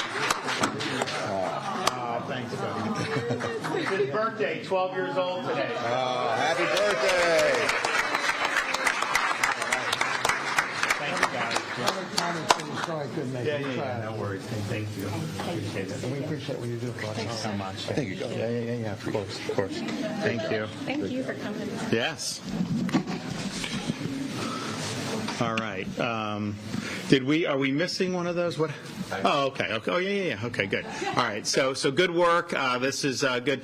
We'll have the budget signed, obviously, by July 1st. So within the next week, we'll have done that. I've got some more bills that we'll be doing over the next week, and that will put a wrap on the regular and multiple special sessions of this winter and spring, but I think that this stuff's good for taxpayers. And look, we joke a little bit about not having hurricanes. Hopefully we don't. We didn't have last year. We're prepared. It's something we take very seriously. I think for this area in particular, it would be great to not have to deal with that because I know people have been through a lot, and they claim when you have drought conditions, the hurricane risk goes down in the hurricane season, and that may be true, but when they are now predicting less likely than more likely, when they usually say it's going to be the worst ever, I kind of would rather them say it's going to be the worst ever. I feel like if they're saying it may not be, then it's probably going to be wrong. So in any event, we'll be ready for it. But it's we roll and we will get it done one way or another. So hopefully we get a good quiet hurricane season. All right, do we have any questions back there? Okay. Yeah. Governor, when it comes to the governor's race, when it comes to the lack of a debate, is there enough time for any of the other candidates to catch up to the polling process? You have to ask political people about that. I think you should have debates. I think that that's important. This is a difficult state to get known in, and to be able to be broadcast where people can kind of see these candidates, oftentimes for the first time, can be very valuable. Obviously, when I was running, that helped me a lot to be able to do. I've been critical of the state party, leadership, because they do this summit and they say we're going to do a debate, a governor debate. All right, so people signed up thinking that they'd have this debate, and they said no candidate can do any other debate except our debate, and they said you can't do it. And then they say, oh, well, only one guy can debate, so we're not going to have a debate. I mean, I think people feel that that's a bait and switch. And, the party's job is not to try to engineer an outcome. Party's job is to, inform Republican voters and try to increase participation. I know when I was running in 2018, this is just a fact. I mean, most of the people in the RPOF were not for me in the primary. I mean, that's just the reality. And so it is what it is. But I think that there should be. And here's the thing. If you don't ever have debates, then the only way to get known is basically the person that raises the most, money from special interests. And then you spend money to do it. And if you're not able to do that, then you don't even get known to begin with. And that's challenging. And I know when I ran in 2018, I mean, I got outspent probably 3-1. And I think having certainly the June debate that we did was a huge thing to be able to inform people about, who I was, what my background was, all these other things. So I think there should be debates generally. I don't think the party has any right to control the debates, but I think how this was handled was not what you want. I mean, you've got to be on the up and up here, and if you say you're going to do debate, do a debate. If you're going to say other candidates can't do any other debate but our debate, well, you definitely got to do the debate, right? So it has not been, I think, done properly. And look, I mean, voters can make decisions about how they think of all that. Governor, I want to get your thoughts on this proposal that the Board of Governors is addressing today that would make it more difficult for undocumented students to attend state colleges. So when I became governor, we had in law in Florida that you could be here illegally and get in-state tuition. And I was like, that is crazy. Under my watch, that's been repealed in Florida. And that should have been repealed they should have never been instituted in the first place, to be honest with you. And so that was not easy victory. You think all these Republicans, like any of them run, if they're running a primary, should you give in-state tuition discounts to someone here illegally? They will have to say no, otherwise they will lose the primary. But then somehow, when it gets time to do, there's all this behind-the-scenes resistance. So getting that across the finish line was not easy. It took a lot of effort, and we pushed on it for a long time, and we got it done. So that's good. I mean, think about it. What incentive is it to someone here illegally that they're able to get a discount on tuition the same as a Florida resident, but then that they're getting less than what a U.S. citizen in Georgia is getting? Someone lives in South Georgia? It just doesn't make any sense at all. Now, I also think the reality is no state has done more to combat illegal immigration than Florida has, certainly since I've been governor. And we require all state and locals to participate. We've helped with the, with the staging and the detention, so that to help DHS when they didn't have space. We've done a lot, and we have way more productivity out of Florida as a result for that mission. But, Biden let in 10, 15 million people illegally. If you say we're just not going to do anything about it, then you're basically ceding the sovereignty of your country. So I thought this was something very important for the state to be doing. And so we're doing that. How is it, though, that we would be doing that and then somehow say, yeah, if you're here illegally, you go to a state university? It doesn't make sense. I would rather have that spot go to a Florida resident than somebody here is there. So they are going to be doing these checks, and they never had a policy that said you could be here illegally per se. They never asked the question at the universities, and so the assumption was that this would be the case. Well, now that we've addressed the tuition issue and aren't given the tuition breaks for some here illegally, then this is the next step. So I'm fully supportive of it. I think what they're doing is the right thing to do, and I think it's putting the students in Florida who are growing up here, going to our schools, Florida residents, it's putting them first, and that's what we need. It's a lot more competitive to get into some of these schools. I mean, if you're a good student, you'll get into some state university for sure. But it used to be, University of Florida, it was a good school, but it wasn't like it was, ultra competitive. And now it's ultra competitive, and that's partially because the prestige of the university has gone up. There's been a lot of things that have been done to make it more academically competitive. It's been rated the #1 public university on some rankings. Others, it's usually in the top 4, 5, 6 schools publicly. One Wall Street Journal Manhattan Institute said Florida was #1 overall for all universities because they counted free speech, and they counted things where some of the legacy liberal institutions have really turned back on. So I think there's a lot of opportunity here. And oh, by the way, New College. I get a kick out of, it's funny. It's like, there's some people that think that they had a right to just own New College and use New College to pursue their ideological agenda. Nobody voted for that. And in fact, they voted for the opposite, certainly in 22, when I won by so much. And so it's like, okay, we should have this be serving the best interests of the state's policies. We believe in education, not indoctrination. We believe in classical education, which incidentally, in an age of technological change, and you hear a lot about AI, I think classical education is going to be more important than ever, because that's kind of the building blocks of how to think critically, how you public character, all these different things that our founders believe are very important and I think are really timeless. But we do the stuff with New College, and what we said was, so Corcoran goes in, there's a lot of changes, and I get like some of the incumbents probably didn't like that because it's changing that. There were some students that didn't like it because, and in fairness to them, they signed up when it was more like a Marxist commune, and that's what they signed up for. They knew what they were getting. Well, we're changing that, and it's a little bit different. So some of them, I get that, but now they have a good path. But in the process of that, we work with the legislature, and the legislature provided a lot of funding because the campus had been neglected for a long time. So you've had big time amounts of funding to go in to make really significant improvements to the physical campus. And what some people do is they'll say, oh, New College got this much. There's so much more per student than all the other colleges. Oh, they must be worse. Those are not recurring expenses. So it's very dishonest when people say that, because they're taking kind of these one-shot capital improvements, things that are making the campus better, and they're trying to say that somehow it's costing that much indefinitely to be able per student to do. That's not the case. They're not going to continue to be getting that after they make the improvements.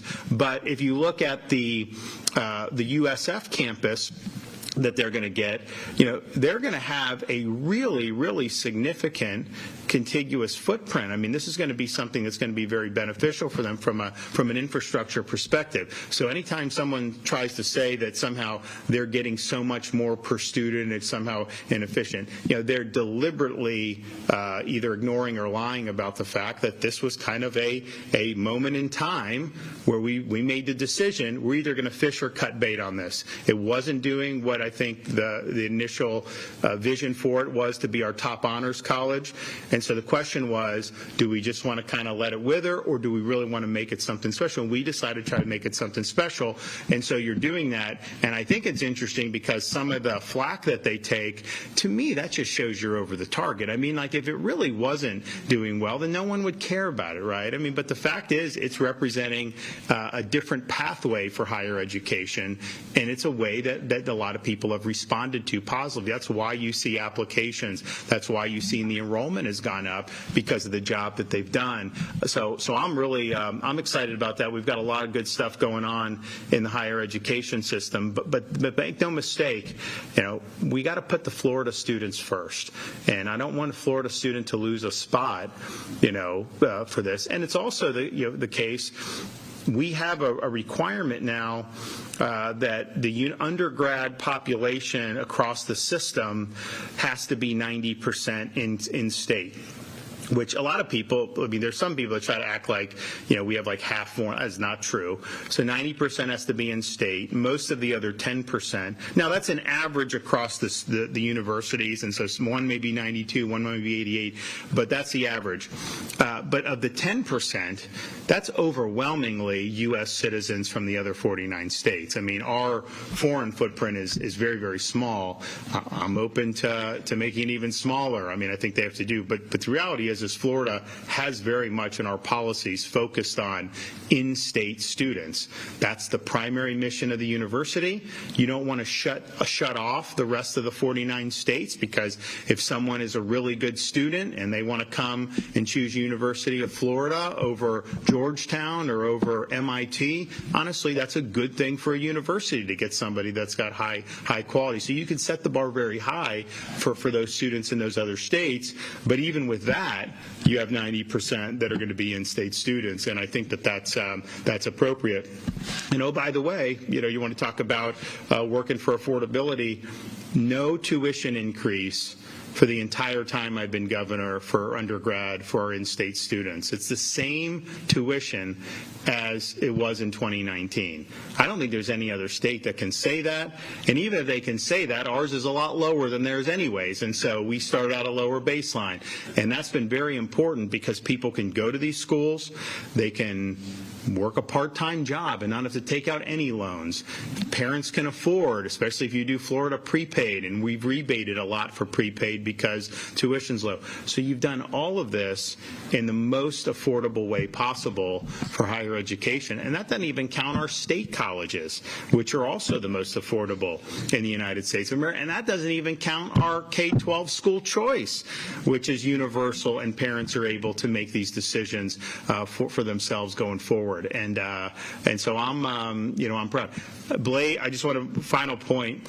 Blaise made there's a graph. I guess I didn't see that Blaise put it out, but I put it out on social media that shows this is nationwide graph where population kind of marginally increasing. Now, Florida, we've had a more steep, but marginally. Inflation, significant.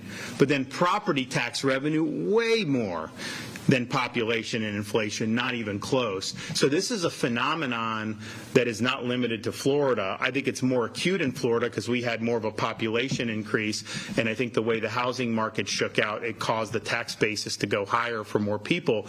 But the reality is, and another thing is with nationwide in the last 5 or 6 years, homeowners insurance is up like 79 to 80% nationwide. A lot of times people say it's a Florida thing, like everyone else has low.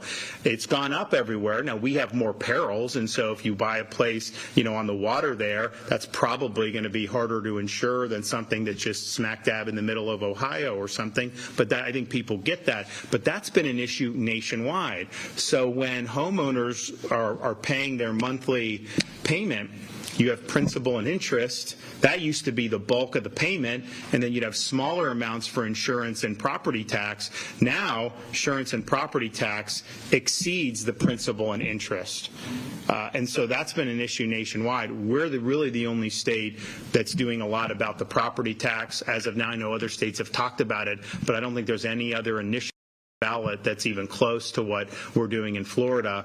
And as I've said many months and even years, with all the special sessions we did in 22 and 23 on trying to shore up the insurance market, our insurance market has stabilized more than people thought possible. They thought it was just going to go to smithereens. And when you're seeing reductions from Citizens even, which I don't think had ever done reductions, and now people are able to go and look, it used when the reforms passed, people would say, I still haven't seen anything. I'd say, and look, it takes time for this stuff to reset. But, you do now talk to a lot of people that are saving on auto and home, whereas 5 years ago, that was like a pipe dream that you would ever save. And so there's more options out there, partially because the market's better and the legislative reforms. And so those two issues, I think, have been really, really significant nationwide. We've done a lot in Florida to tackle it. Obviously, the property tax is going to need the support of the voters in November, but people have an opportunity. And, I also get a kick out of some people say this is not going to be good for renters. First of all, the proposal that the legislature put on, it reduces the amount that businesses can be assessed. And so a business, you're going to rent from a business, right, who owns the apartment complex. Right now, they can increase assessment 10%. Under this passes, that's capped at 5%. So they're not going to be able to jack up assessments. And so they say, then they'll just pass it on to renter. Well, this is more friendly for business properties than current law is. And that's just a fact. But then I also think to myself, when I was in the Navy as a junior, as an Wilmington and I rent an apartment, my life's ambition was not to be in that apartment. Like, yeah, I'm a renter now, but I'm going to buy a home. And, so you buy a home. Like my wife, when we got married, we bought a home and did all this. And that's kind of the way things go. So when they say it's not good for a renter, a lot of those renters want to be homeowners. They just want to be able to afford it. And this initiative will help them do that. All right, thanks, everybody. Governor Ron DeSantis taking some questions, speaking in Bradenton there, talking about property taxes, a number of other things as well, as he also signed some legislation. Meanwhile, we are standing by and waiting for Osceola County Sheriff Christopher Blackman to hold a news conference any minute now, announcing the arrests of two people facing charges in connection with allegedly running unlicensed assisted living facilities. Here is Sheriff Blackman walking to the podium right now. Let's go ahead and listen in as this news conference gets underway. It's also a good day because we're putting some people in jail that are exploiting some of our residents. I want to first acknowledge the statewide prosecutor, Lauren Day, here from Attorney General James Uthmeyer's office. He was unable to make it today because of short notice, but we're going to proceed with the press conference. I want to acknowledge our hardworking deputies from Osceola County Sheriff's Office. Key lead is here is Detective Manguel, who saw this as a patrol deputy back some time ago, and as he moved into CID, he took this case with him into our Criminal Investigations Division and then moved it forward now into this criminal investigation, which has been ongoing for over a year. I also want to thank Sheriff Judd and the Polk County Sheriff's Office. They assisted us this morning with the serving of 3 additional search warrants in Polk County this morning for the same thing, which is the assisted living facility violations. This morning, we arrested Marie Kiernan, 56 years old, of Poinciana, and Ronald Pack, 60, of Poinciana. This investigation began when Detective Manguel noticed issues very concerning, in response to one of the 911 calls to one of the facilities in Poinciana. The locations were falsely presented as independent living facilities, but were actually operating as unlicensed assisted living facilities. The assisted living facilities must be licensed through the Agency for Healthcare Administration, ACA, and medical care must be provided by the licensed nurses. Neither requirement was being met at any of the facilities. The defendants were operating 9 homes as ALFs at one time. 1 was owned by them, the others were rented. 6 of the 9 were still in operation, which is where we get the 3 search warrants today in Poinciana and the 3 search warrants in Polk County. The other 3 have been closed during the process of this investigation by the defendants. In March of 2025, DCF removed 5 individuals by court order for unsafe conditions, and ACA issued citations for unlicensed operations of these ALFs. These facilities, the ones I've mentioned already, have caused over 300 calls for service from the Osceola County Sheriff's Office since January 1st of 2024. With 74 additional calls for service since March of 2025. The investigation in Osceola led to the discovery of 3 additional unlicensed homes in Polk County, which I mentioned earlier, prompting joint work with the statewide prosecutor's office and Office of Attorney General James Uthmeyer and the Polk County Sheriff's Office in Grady Judd. Today, search warrants were executed at the 3 homes in Osceola and Polk simultaneously. Deputies also spoke with the residents at 2 additional sites to determine if there was any involvement in this investigation. We had DCF on site with us. DCF come out, and with us, we removed 38 residents from the houses. DCF has removed those and put them in safe placement into licensed facilities. Carnan and Pack both face charges, including scheme to defraud, elder neglect, aggravated elder abuse, elder exploitation, elder abuse, and welfare fraud. This investigation is ongoing. As I was briefed earlier on what we have, there should be a lot more charges forthcoming on both parties. Again, the investigation is ongoing. I want to make a point to the families, please, and listen to this. I've talked about this when I took over as sheriff, and this is exactly what I spoke about, the exploitation of elderly and abuse of elderly, as well as our children. But today we're talking about the adults. Please remind the families that the best protection for their loved ones is to begin with careful research on the internet. It's there for you. Use it. Use that tool. Before placing any family member into a care facility, please take the time to verify that the location is properly licensed, staffed with qualified professionals, and operating within the state guidelines. If you have any questions about that and you're unsure, call us. Call the Osceola County Sheriff's Office or our local police department. We will be glad to help you and confirm whether these places are licensed and willing to help these folks. Families should feel empowered to ask questions, request documentation from the facilities. Tour the facility unannounced. Knock on the door, walk in, see what it looks like, see what it smells like. Check ACCA's public website for licensing information. If something feels off, trust your instincts. Contact us. We will be glad to assist and take a look at it. Your vigilance by these families can prevent neglect, abuse, fraud, and exploitation. And one more time, I want to thank the Office of the Attorney General, James Usmeyer. Without him, this doesn't proceed forward where we're at today. This has been a long, arduous task by our CID division. It's been brutal on them, and there's more stuff coming. The investigation this morning through our search warrants has led to more information, more evidence we're processing. I wish I could share with you what that was, but it's forthcoming. We'll let you know. And again, I want to thank the Sheriff's Office in Polk County, Sheriff Judd, and Attorney General Usmeyer to help us continue to support the law and order state of Florida. This time I'll try to take any questions that I can, but remember, it is ongoing, so there's not a lot of stuff I can tell you. Sure, how does no one know? I mean, this has been operated, it was more than one, it took a year for your investigation. You're telling me nobody knew, not DCF, not family members, nobody knew what that house looked like inside? Shannon, we found most of the family members have just had no contact with their family that's in there.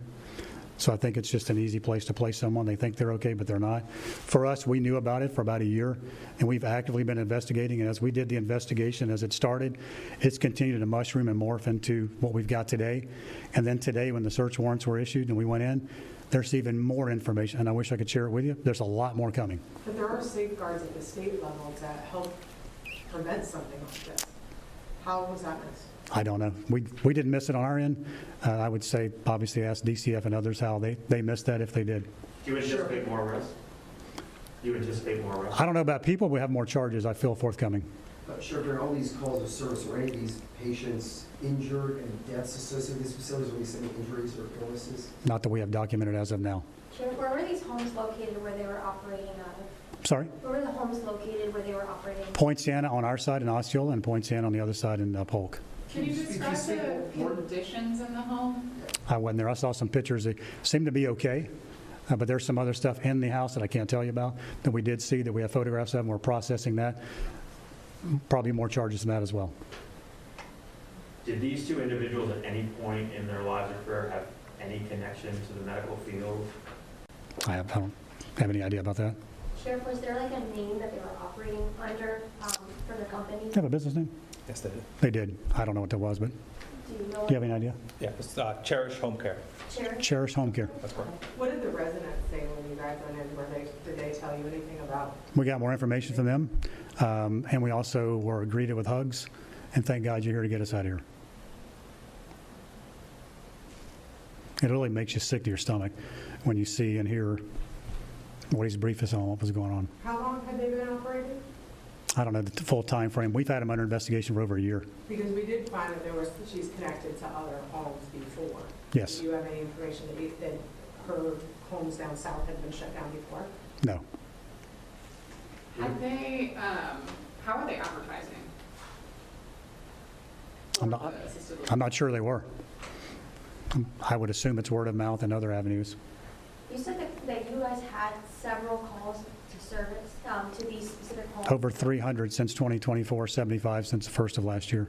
If you can touch on those at all, were the people calling for immediate help and like medical emergencies, and what was going on? Medical assistance and just other calls for service. Did that include fire calls too, or was that just to the sheriff's? It was fire as well. Oh, okay. Yeah, it was everything collectively. Well, when you describe the locks on the windows and doors, and you say that you expect more charges, and could we be looking at like a false imprisonment charge potentially? There should be a lot more charges coming. That could potentially be one. You mentioned there were unlicensed nurses taking care of the residents of these facilities? No, I didn't say that. There was no medical staff, right? Is that what I heard you say? Correct. Nurses? Correct. Do you guys have rates of deaths at these facilities that you compared to licensed assisted living? That is part of our investigation, yes. Do you know how many people died in there? No. Again, that's what we're looking into to see. Matter of fact, me and Detective Manguel just spoke about that to dig in even deeper for calls for service there if we had anybody that had passed away at the facilities. We know there were some, we just got to find out the cause of death. But somebody would have gone in, obviously, Correct. to extract the people out of there if they Yes. died, right? It would have seen what was happening. Yes. Are we talking like people at the end of their life, like babies, not just rough age, I guess. The ages vary because of the mental capacity. Okay? Could you talk about what it's like having a deputy come forward and say, I think this is a bigger problem, I personally want to look into this, and then having a department that can support that to lead to all this? No, it's amazing. When I met with Detective Manuel and Detective Garrison, they were in patrol when they first discovered this, and they went into our CID section and made that their first call to order.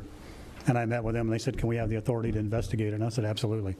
And they jumped in the middle of that feet first over a year, and they have been nonstop on this case. We have a staff meeting every Monday morning at 10 a.m., and our major over that section is tired of me asking the question, where are we at with the Alf case? And every Monday morning, I get more and more tidbits of where we're at. And then it's strung out till today, only because we're gathering more and more facts and more information, so we can make sure this case is solid. So once we convict these, we hope to lock them up the rest of their life, because this is, again, people preying upon the elderly abuse, and a lot of other charges are going to be, it's in the affidavits now, but there's going to be more coming. I'm telling you, there's going to be a lot more stuff coming. Roughly idea how much money these folks are making off this illegal? I don't know, but it's going to be a lot. And that'll be part of what we put out later on through our discovery once we find more information. Okay? Thank you. Thank you, Sheriff. Thank you. News conference from Osceola County Sheriff Christopher Blackman announcing the arrest of two people who you saw their photos there, who are now facing several charges in connection with this investigation, where they say they dismantled and took down an unlicensed assisted living facility in Osceola County, working with the Polk County Sheriff's Office for this investigation and these arrests. Again, those suspects now facing multiple charges after being arrested. We're going to take a break here on Fox 35 News Plus. We still have more to get to. We'll be right back.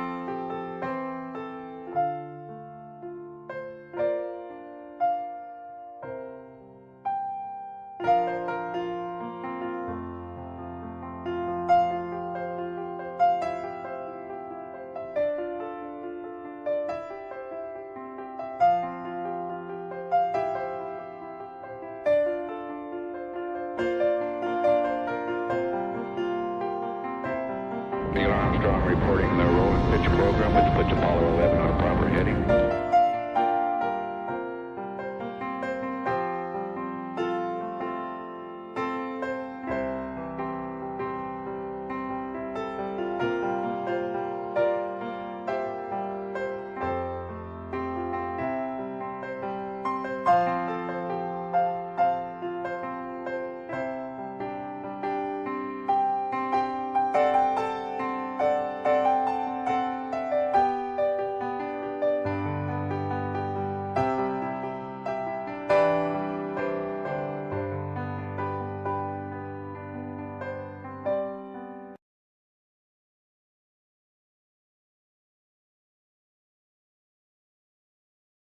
You're watching Fox 35 News Plus, streaming on Fox Local.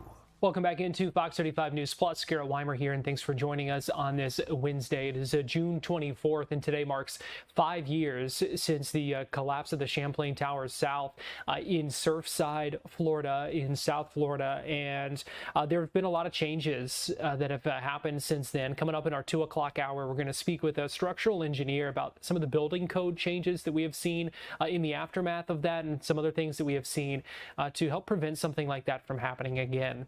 Now, we also this week have gotten some new details from an investigative report that had been looking thoroughly through the technical side of things, of what happened, what went wrong, and points to how this was an issue that had been building for weeks leading up to the collapse, essentially saying that collapse began in early June when 2 connections between garage columns and a pool deck failed, and that set the stage and really set things in action for that collapse on July 24th of 2021 that killed 98 people in Surfside, Florida.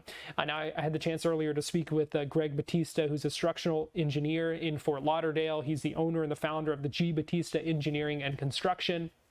He had previously visited and inspected parts of that building before, and was also contributed some level of expertise and insight to this NIST investigation looking into what happened. Had the chance to speak with him earlier today to get his reaction to what we have learned about that collapse. So, Greg, you were part of this investigative process with the NIST, looking into, that's the National Institute of Standards and Technology, kind of looking into what happened and what went wrong. And I think it was eye-opening, I think, for some folks to hear some of these findings, that this is something that had kind of been building for a couple of weeks leading up to that collapse, Greg. Actually, it was going on for a lot longer than 2 weeks.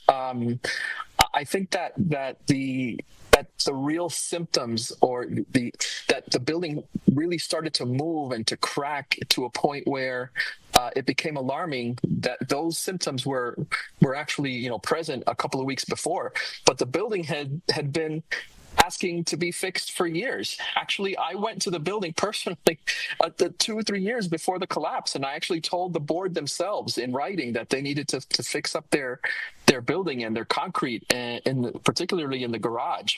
So the signs were there long before the 2 or 3 weeks. Having, like you said, having been to that building before then, just take us back to that day 5 years ago when you heard of what happened and your reaction in the aftermath of that. It was very eerie, because having been there, somebody told me that, hey, did you hear that this building collapsed? And I said, okay, where was this? And I was figuring that it was somewhere in a third world country somewhere. And when they told me that it was in Surfside, I said, wait a minute, this is where I work. That's like my backyard where I've inspected hundreds and hundreds of buildings. And when they told me that it was Champlain Towers, I immediately got into my car and went to the site. When I got to the site, it was incredible to me, having known what I saw, that I saw the actual cracking in the garage, which was something typical that you see in my line of work. You see a lot of cracking and spalling and things that you typically see in those things. And when I saw the building collapse, I just couldn't imagine that it was that something like this could happen in the 21st century in a modern building. How was it that what happened was so devastating that it did lead to such a large collapse?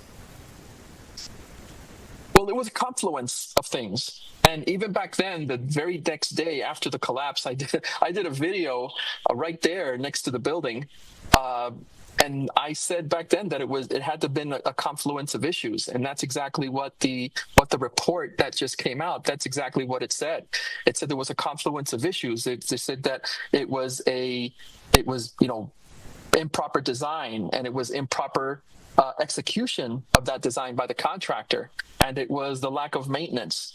And those are the three main things I think that was expressed in the report. And the fact that these people they weren't heeding the advice of the professionals that went to the building, because I wasn't the only one. They didn't have the reserves or the money to fix it, and they had to spend a lot of money.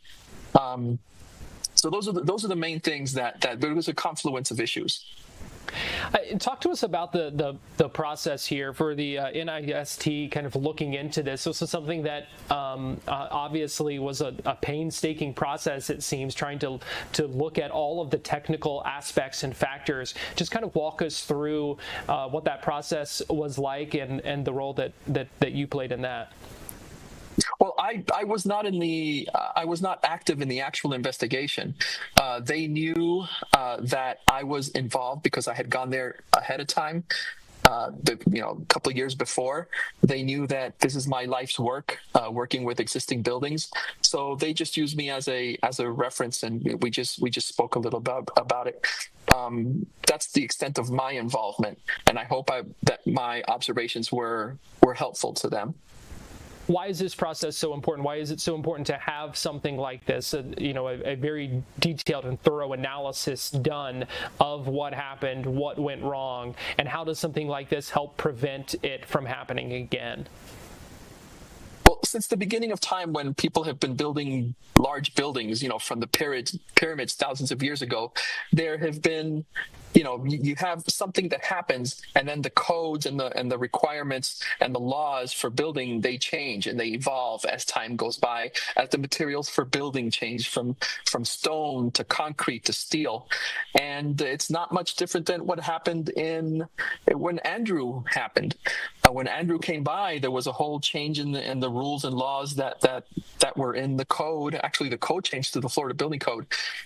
So with this tragedy, what happened, it was basically just a typical evolution of how the codes come about.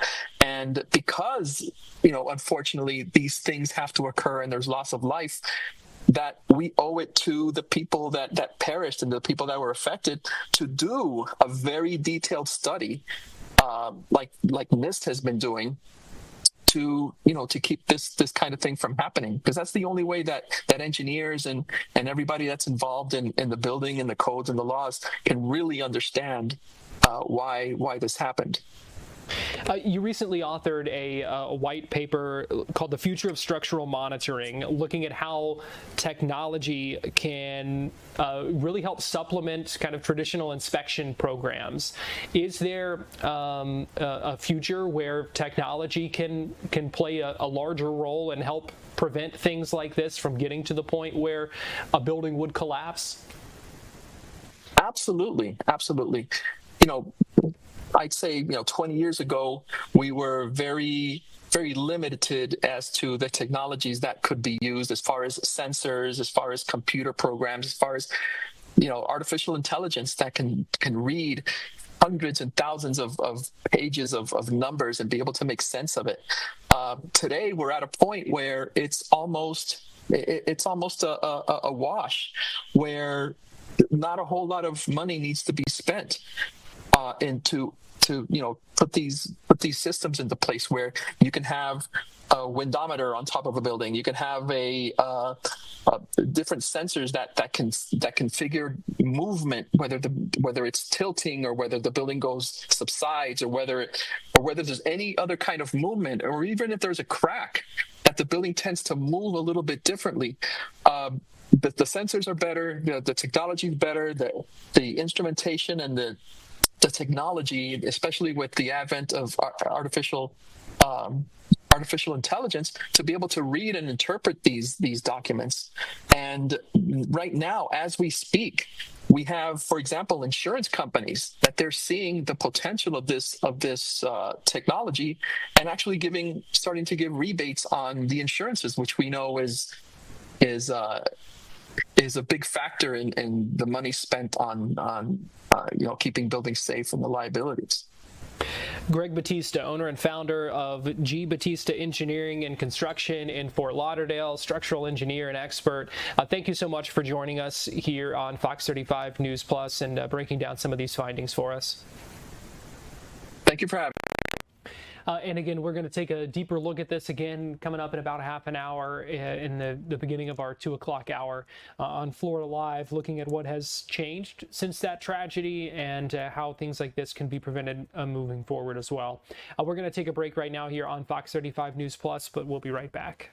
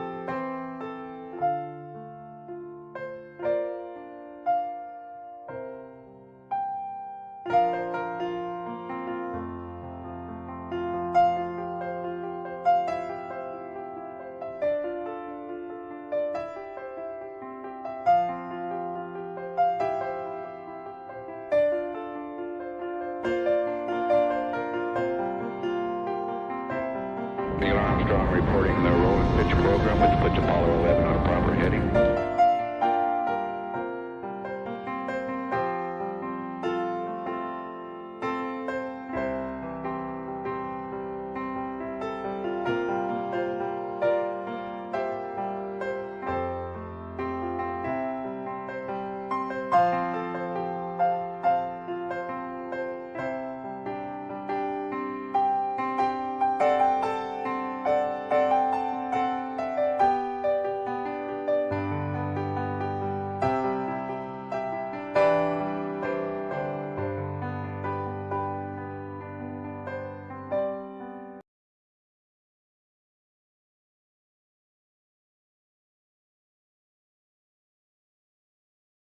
You're watching Fox 35 News Plus, streaming on Fox Local. Welcome back into Fox 35 News Plus. Garrett Wymer here, and thanks for joining us on this Wednesday afternoon, live on Fox Local, YouTube, and on Facebook. There was a ribbon cutting earlier today for a mobile school supply store. This is something that Seminole County is rolling out, a mobile supply store to help expand access to some classroom resources for teachers in Seminole County who may not be able to visit the location of the foundation. The Foundation for Seminole County Public Schools Tools for Seminole Schools free teacher store. So there are resources out there, but this is a way to bring some of those resources to those teachers. And so they had this ribbon cutting today to expand, to unveil this. And we heard from them talking about why it's so important earlier today. Good morning, everyone, and welcome to this celebration of our expanded services to support teachers and students. My name is Jean Van Smith. I'm the Executive Director of the Foundation, and each year the Foundation distributes over $4 million to educational programs, including career technical education, mentoring, art programs, and support for students who are economically disadvantaged. The Foundation also has the goal to support the amazing teachers in Seminole County because we know that they help our students succeed and thrive. Our teachers have such caring hearts that if they have a student who has a need for supplies or if they need supplies for a classroom project, often they'll purchase those out of pocket. To help alleviate this issue, our free teacher store, Tools for Seminole Schools, was started in 2010. And since then has grown to serve over 2,700 shopping visits each year, distributing about $1.5 million in free school supplies each year to serve teachers and students. Our work is only possible thanks to the leadership of our Foundation board and team.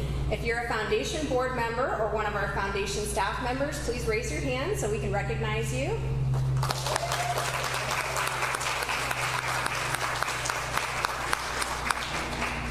As you can see, the mobile supply store will be an expansion of our freestanding teacher resource store. It's designed to travel to high-need schools on the outskirts of the county, just like Altamont Elementary, and operate as a mobile free store for teachers. In addition, the van will be used to pick up supply donations from our partners during our school supply drive.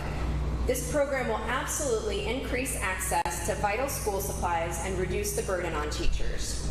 I'm excited for you to learn more about this project and how it came to be. I would like to thank Principal Leslie Watson and her students for hosting us at Altamont Elementary. We have summer school going on right now.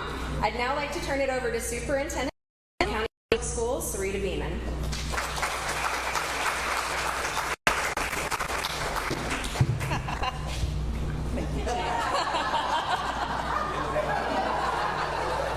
Thank you, Jean. Good morning. I'm Sarita Beeman, your County Public Schools, and I want to thank you for joining us as we celebrate a truly meaningful moment for our students and our community. But before I begin, I'd like to recognize our members and thank them for their commitment to the success of every student. Thank you, Chair Dellinger, Vice Chair Garrett, Member Krause, Member Sanchez. I know you're around. There you are. Each of our board members brings a deep understanding of our community and a genuine passion for public education. always keeping the needs of our children at the center of every decision that they make. And their leadership and dedication help ensure that every student has the opportunity to thrive. And today, the board and I are here to celebrate more than the launch of a mobile supply vehicle.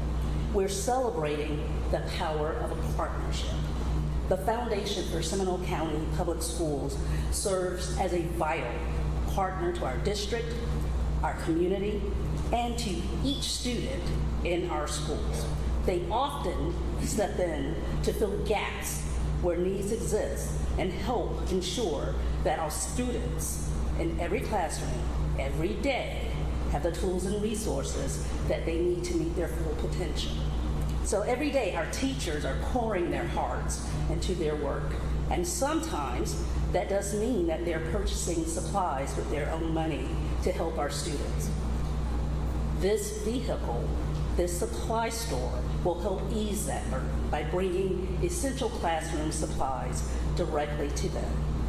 This allows our teachers to focus on not finding supplies, but really inspiring our students.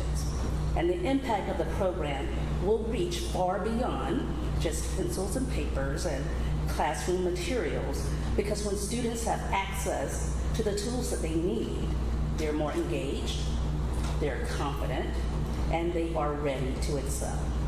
So by supporting our teachers, we're strengthening our classrooms and creating opportunities for student achievement across the district. We are especially excited to launch this program here at Altamont Elementary today, where students and staff will be among the first to benefit from this incredible resource. It's fitting that we're here because here with students and in schools is where the measure of this initiative, the success, will be seen.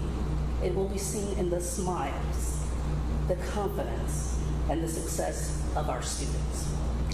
The foundation has long been a steadfast champion for our schools, our educators, and most importantly, our students.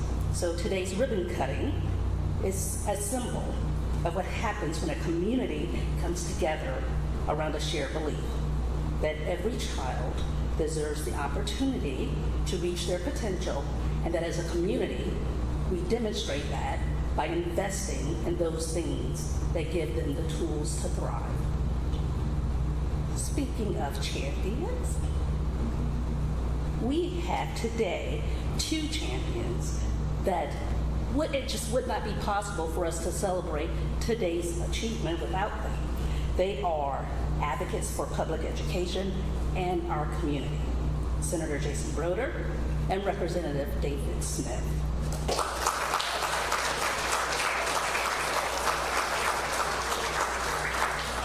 Their commitment to supporting students, educators, and schools help create opportunities that extend far beyond the classroom and strengthen our entire community. So it's my privilege to invite both of them to the podium to share a few words with you.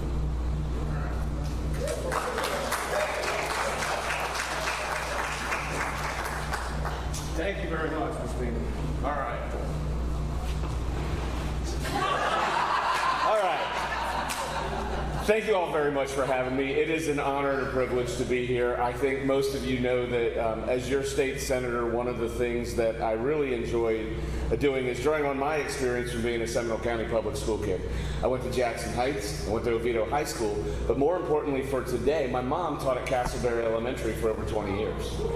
So a large part of my summer ritual was going to Miller School Supply and loading up for her classroom.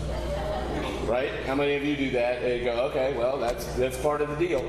We know that in this county, we've got a number of students that have a number of challenges to learning, and that just comes with the territory. And what they don't need is an additional challenge or barrier to that learning of not having a notebook, not having a pencil, not having some of the things that would be so easy to get if we just had a way to get it to them. And so for us, for me, this, in support of this project and getting this van, was not necessarily an event. It was just continued commitment to making sure kids are ready to go to school. I've been doing it for as long as I can remember. I mean, in the mid-'80s, my mom was dragging me to Miller's going, okay, here's we got to get the room together. And I was up there, you know, in the middle of the summer tacking things to the wall. This is going to be a tremendous advantage for our students. And we had mentioned that there's an ability for them to take this van and go drop this off at different sites. But one of the things that was in their application that was so striking to me was how many people want to donate and there's no way to go get it. How many donations are we missing because we don't have a way to go grab them? And so this now allows for the foundation to be able to go get those donations. And so we'll have even more supplies for those kids. And so for me, this is a no-brainer. This was great.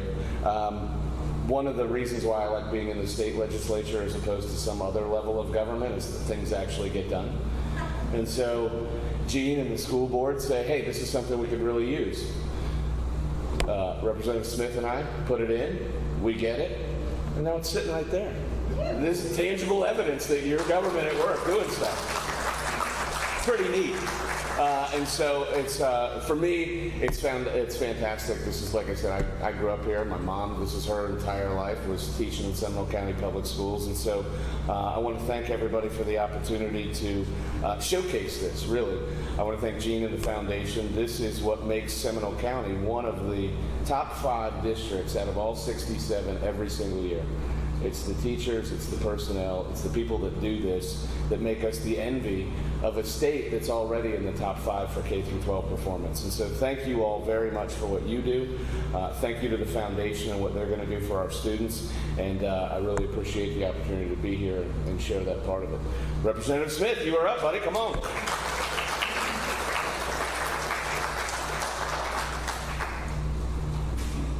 I think I'm going to get this stool back. You know,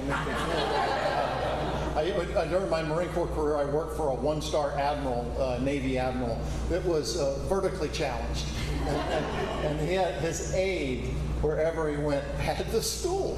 It was the funniest thing. But well, it's a pleasure to be here, and I won't repeat what Senator Broder said, because he really hit the nail on the head in particular. And he's up for re-election. I'm not, so I had to give him more time. But Gene's done a wonderful job. I know the board members and others, you just may not know how lucky you are to have an advocate like Jean Van Smith. When she can come up and very quickly, succinctly tell us what the need is for the foundation, what Seminole County needs, and the school board supports, and Senator Broder and I just get to work. I think, so this is my 8th and final year in the House of Representatives. I think we've done more than 40 appropriation projects like this for Seminole County. So the wheels of government turn slow, but they do turn. And this has been a great project. And you know, I have always been a strong believer in public education. I came up through the school, not a Seminole County school, but I learned very early on. I did one of those, take an extra credit class, and was a teacher's aide. I think I was in the 7th grade, and we had younger kids, and I learned how the generosity of the community affects that classroom, affects those teachers, but in particular, what's most important is affects those students. And I learned a tough lesson. I never went to bed hungry in my life, but I know a lot of kids that did. And as a teacher's aide, we had, we always had a loaf of bread and peanut butter and jelly for kids that would come to class hungry. Nobody learns when they come to class hungry. And the outreach of the community, whether it's food assistance, whether it's school supplies, it's just an absolute tragedy that any teacher would but they're compassionate. But any teacher would have to pay out of their own pocket to support their classroom. And again, Senator Broder really crystallized the issue of why this van is so important, is to go out and get the supplies to come back and redistribution, that are really going to help so many students. So this was an easy project to support. It was easy because when you're up in Tallahassee and you have a 60-day legislative session, the commodity is time. There's just so much to do in such a short window that we have. Well, it's supposed to be 60 days. We took a little longer this year and last year. But to go in and talk to a committee chairman and say, here's my project chair, this is what it does, boom, boom, and you're out the door and they go, okay, got it, and you move on to the next one. And this is the type of project I love to support for Seminole County. It's low dollar, high impact. And it's easy to sell, and that's why we've been successful in getting appropriations for Seminole County.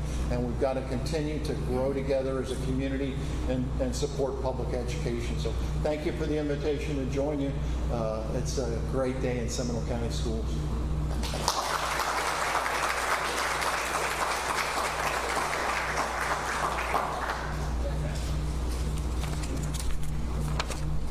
Thank you, Senator Broder and Representative Smith. And we really do appreciate everything you did. And if our board members remember, back when we started discussing this almost 2 years ago, I said, we're probably not going to get it the first year. It often takes multiple years of requesting a legislative appropriation to get it. And it's a testament to your goodwill in the House and the Senate and your effectiveness that the first year we got the full appropriation. And I know it's small dollar for you, but for us, the $75,000 appropriation is huge. I mean, we would not have been able to do this project without your hard work getting that, so we truly appreciate it.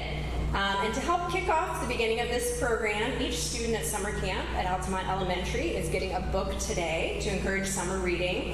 And then up here we have bags of classroom supplies for all the summer school teachers to get. We know how hot it gets in Florida, so we wanted to help the kids celebrate the last week of summer school. So a little bit later today, we have the Kona Ice truck coming to give each child a Kona Ice.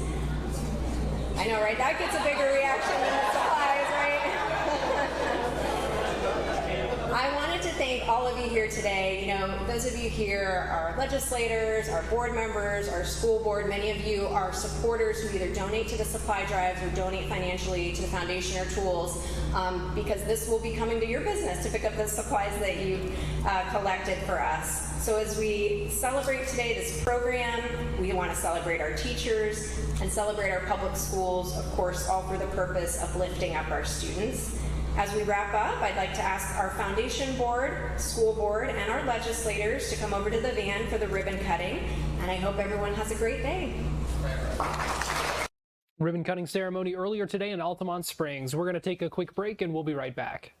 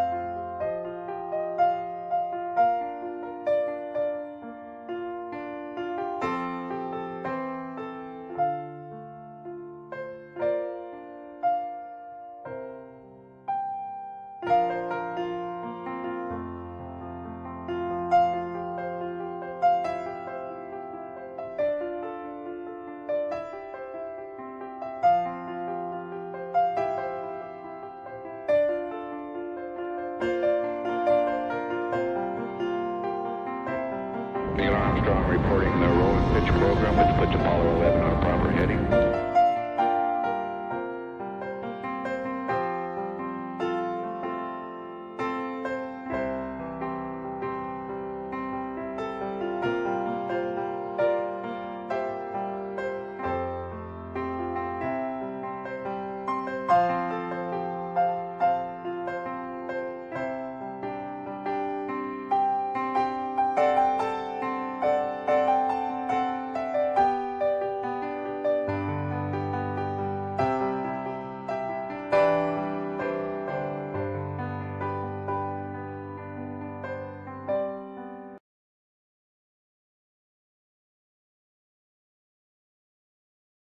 You're watching Fox 35 News Plus, streaming on Fox Local.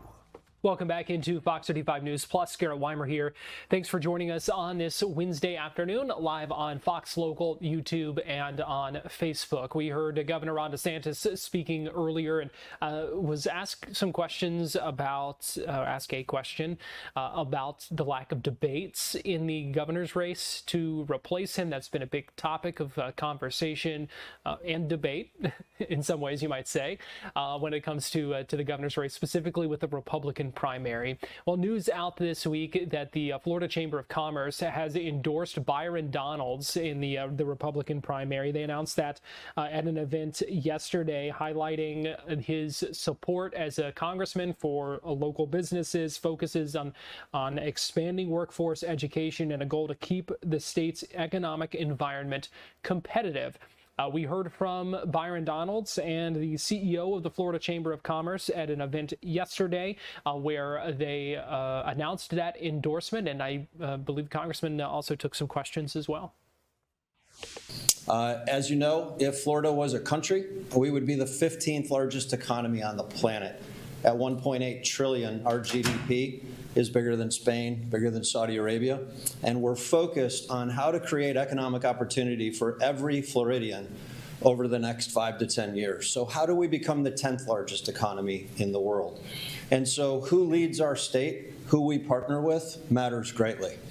And so one thing we're here today, we have a conference in Tampa today, and we're talking about education, we're talking about jobs, we're talking about how can Florida create over 750,000 new jobs, high-paying skilled jobs over the next 5 years. And Florida has to lead the country as we do this. We have major opportunities statewide. And as I travel the state, we hear local businesses talk about 4 different things. We talk about talent. We talk about our education system, right? So those 750,000 jobs, we have the #1 rated college and university system in the country, but just over half of our third graders are reading at or above grade level. How can we become the first state in America where 100% of our third graders are reading at or above grade level? We have to do that. We also have a conversation about affordability. Everywhere we go, all 67 counties, what can we do to make Florida more affordable for the residents, for families, and for local businesses who are going to be creating those jobs? As we travel Florida, we also hear a lot about permitting. We talk about regulatory issues. 67 counties, 411 cities. Florida needs to speed up and add certainty to the way we do permitting, the way we do regulatory alignment. That can be an advantage for Florida.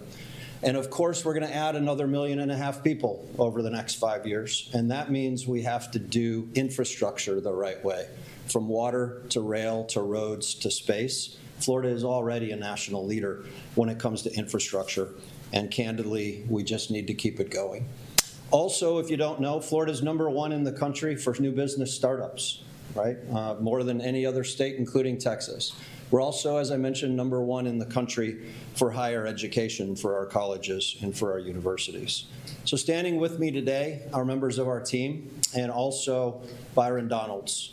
If you don't know, Byron Donalds has spent a career in business. He understands local business issues. Byron Donalds has also been a member of the Florida House. He's been a member of Congress. When he was in the Florida House, he earned a 96% voting record with local businesses all across Florida and is a lifetime A-rated member of the Florida Chamber. He clearly understands what it means to sign the front of a paycheck, and he's clearly spent a career championing local businesses throughout Florida. For these reasons, the Florida Chamber of Commerce stands before you today, and we endorse Byron Donalds for the next governor of the great state of Florida. And in a moment, I'm going to introduce our next governor to you. And here's the deal. If we're going to grow the economy, it has to work for everybody. It has to work for education. It has to work for families. It has to work for local businesses everywhere. Florida's leading the country in new business startups, and we need to keep it that way over the next 8 years. And so on behalf of the Florida Chamber of Commerce and our members, and for the future of our economy in Florida, help me welcome the next governor of Florida, Byron Donalds.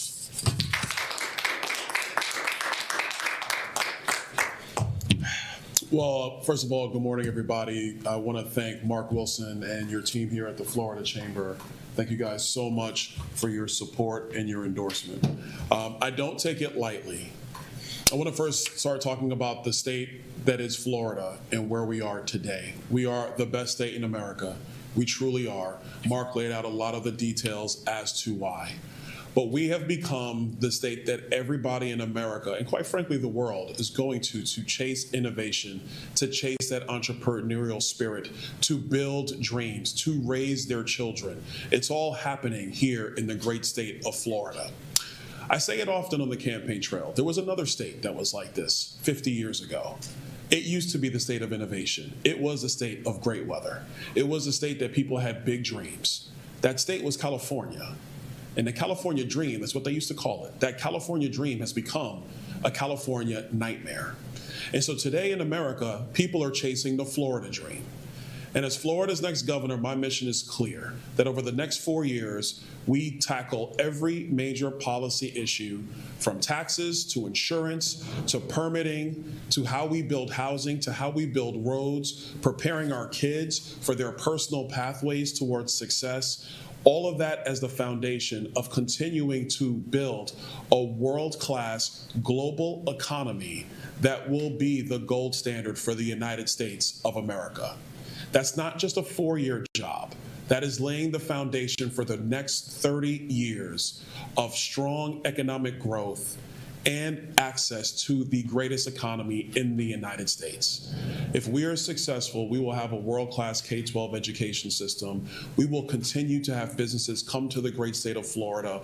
We will balance the growth between economics and environment, making sure we have fresh drinking water for the now 23.5 million people that call Florida home, and the countless others who might come to this great state to call it home as well. We're going to have to figure out a detailed power plan for the future of our state so we can actually have the base load, cheap and readily available power that will power our homes, power our industries, and make sure Florida is second to none when it comes to electric generation here in the great state of Florida. It is about healthcare and making sure that we have a system based on wellness and outcomes, a system that we can continue to manage and afford to make sure that even those who are at the lowest bottoms of the economic ladder have an ability to get healthcare to get them through their years in life. We have many things in front of us, so much that we have to challenge and so much that we have to do. But rest assured, Florida is the best state in America. We are the free state of Florida for a reason. We are a common sense, conservative, low tax, and low regulatory state that truly supports, honors, and cherishes law and order in our state. We will remain that state, but we're also going to build for the future of our state. So I want to thank you guys so much for your endorsement. And with that, I'll stop and answer any questions that you have. Yeah, can I ask you about energy? I think you mentioned that in terms of affordability. Sure. In the last 6 years, Tampa Electric's utility rates have increased by 86%, Duke Energy by 49%, and Florida Power and Light by 45%. David Jolly has discussed proposing potentially a cap on utility rates. I don't know, what you think. I'd like to hear what you think about that. But also, in the past, we've had Florida attorneys general like Bill McCollum and Charlie Crist actually intervene in some of these rate hikes. We haven't seen that for like 15 years. But do you agree with maybe sometimes intervening here, doing something other than just allowing these power utilities to continue to raise rate hikes and really costing Floridians a lot of money these days? One thing we know about when a government decides to institute caps, what you actually end up getting is worse service. Because what ends up happening is you don't have the capital that goes in to invest into the future of your electric grid. So a cap might sound good politically, but it's a terrible solution. We've seen caps in all forms of an economy. If you look at cities like New York, you know what a cap is there? Rent control. And what rent control has done is actually increase the cost on units that don't have rent control capacity. And on the rental units that do have rent control on them, it's not available to the market. You actually have have families and friends who are passing unit to unit so that they don't have to actually deal with the full market weight. If you bring in caps when it comes to utilities, all you're going to see is a degradation of the electric grid. You're not going to see the investments into that grid to make sure it's durable, not just for today, but for what the future of Florida is going to look like. My solution is actually having a power plan so we bring on more assets to create cheap and readily available baseload power. I'm talking small modular nuclear reactors, micro nuclear reactors. There's some promising green shoots when it comes to hydrogen. The state needs another natural gas pipeline. That's what we should be focusing on going forward, is how do we build out a cheap electric generation base. One of the things that's happened to our power companies in Florida, which quite frankly has happened all across the country, is that when the federal government... Byron Donald speaking at this event where he was endorsed by the Florida Chamber of Commerce. Want to let you know we're getting ready to take a break here on Fox 35 News Plus, but we will be back at the top of the hour. Welcome in our TV audience for Florida Live. We are going to have a couple of stories there where we will look at again, speak with a structural engineer about kind of the takeaways and what we've learned from the Surfside collapse 5 years ago today. We'll also get into a number of other topics as well in that hour, so we hope you keep it right here on Fox Local, YouTube, and Facebook, and we will be right back after this.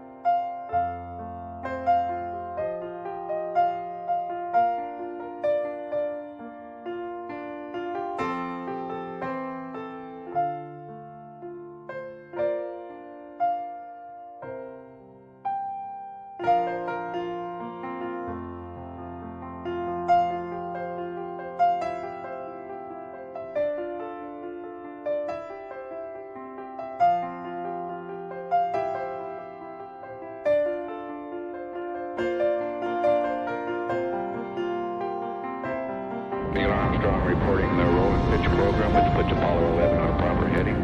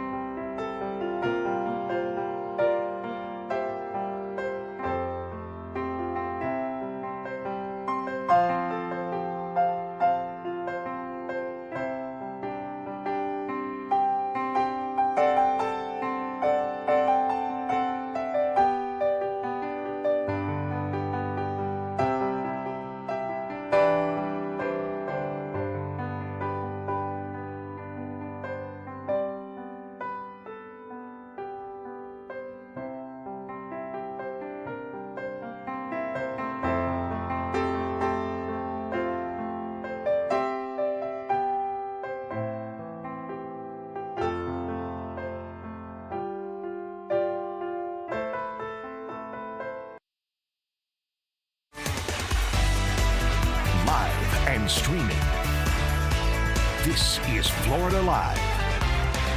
Well, good afternoon to you. Welcome into Florida Live. I'm Garrett Wymer, and thanks for joining us on this Wednesday afternoon live on Fox Local and on Fox 35 Plus right now. I got a lot to get to in this next hour, and we appreciate you joining us today. We do begin with it being 5 years since the collapse of the Champlain Towers South condos building in Surfside, Florida. 98 people were killed when that building collapsed, and findings from an extensive technical report have shown that was something that had been building for weeks, that there were issues that had been compounding, and that collapse began weeks before this day in 2021. It was a tragedy in so many ways, took so many lives, and it is something that we are still learning from, and something that has also sparked quite a bit of change. And so joining us live now to talk about this and to put this in some context for us, we are pleased to be joined this afternoon by Dr. Atarod Azizi-Namini, who is a professor at the Florida International University's College of Civil Engineering. Doctor, thanks so much for joining us here on Florida Live today. You bet.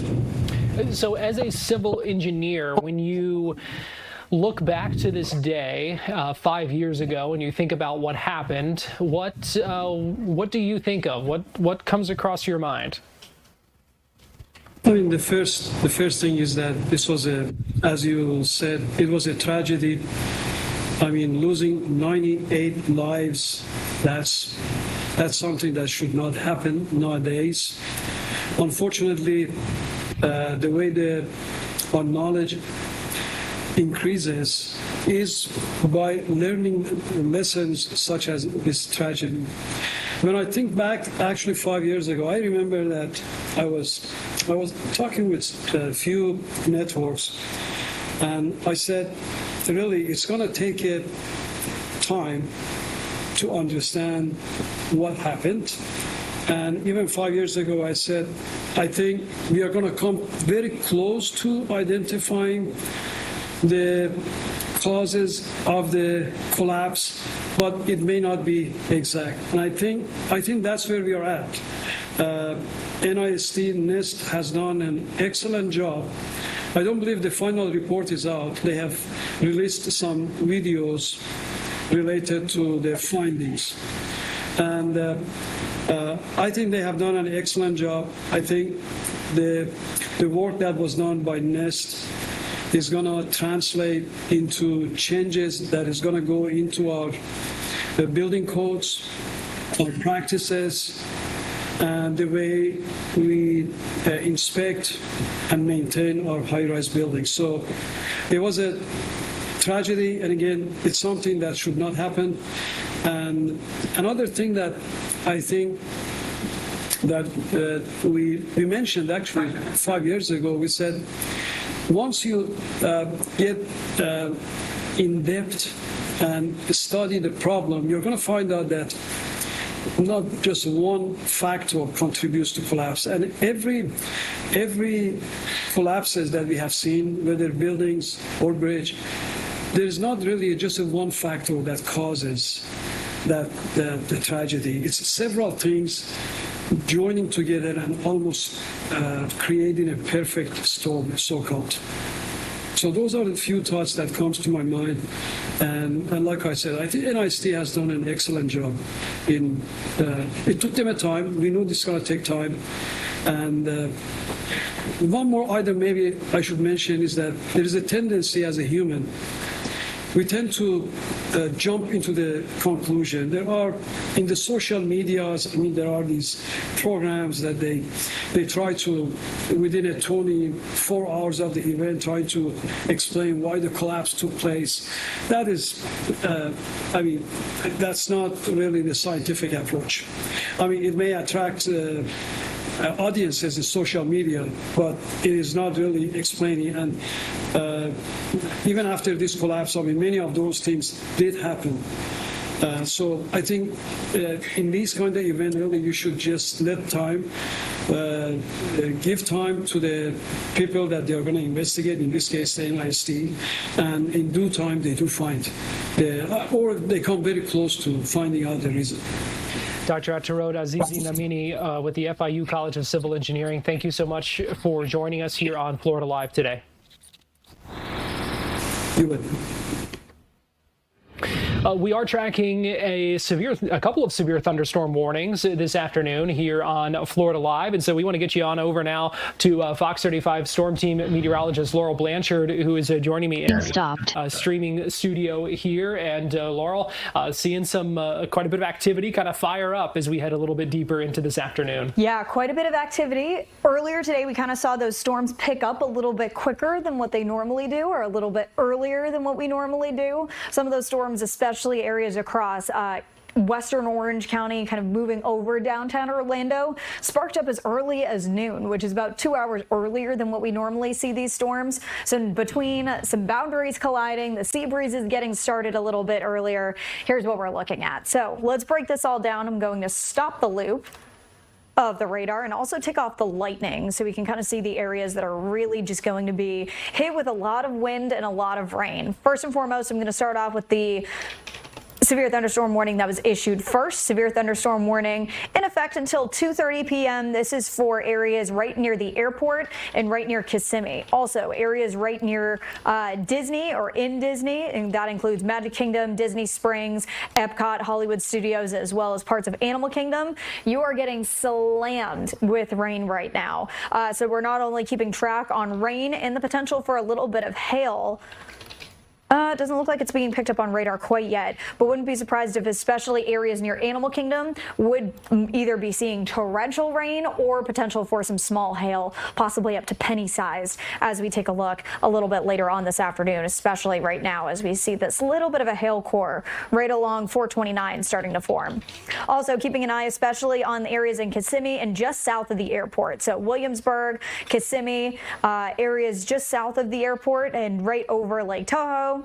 That includes Campbell as well. So any suburbs in the Kissimmee area, just make sure you are making sure you're staying away from any windows, because that is definitely what we're continuing to track as we head through the rest of this severe thunderstorm warning, which again, if you're just joining us, if you're in the Kissimmee celebration area, we're keeping an eye on a severe thunderstorm warning right near you until about 2:30 p.m. Now let's take you to the coast, because quite literally we had about 3 or 4 special weather statements, which is little statements from the National Weather Service that basically say this is a strong thunderstorm, but it's not quite yet severe. With that, we kind of saw all of these strong thunderstorms kind of collide at the same time, and all the boundaries that each thunderstorm was giving off. This is what sparked a new severe thunderstorm warning. So Lake Poinsett area, Cape Canaveral, Cocoa Beach, Cocoa area, that is something that we're keeping an eye on, which is this second severe thunderstorm warning. This is in effect until a little bit later, until about 2:45 p.m. So if you're in northern Osceola County, northeastern Osceola County,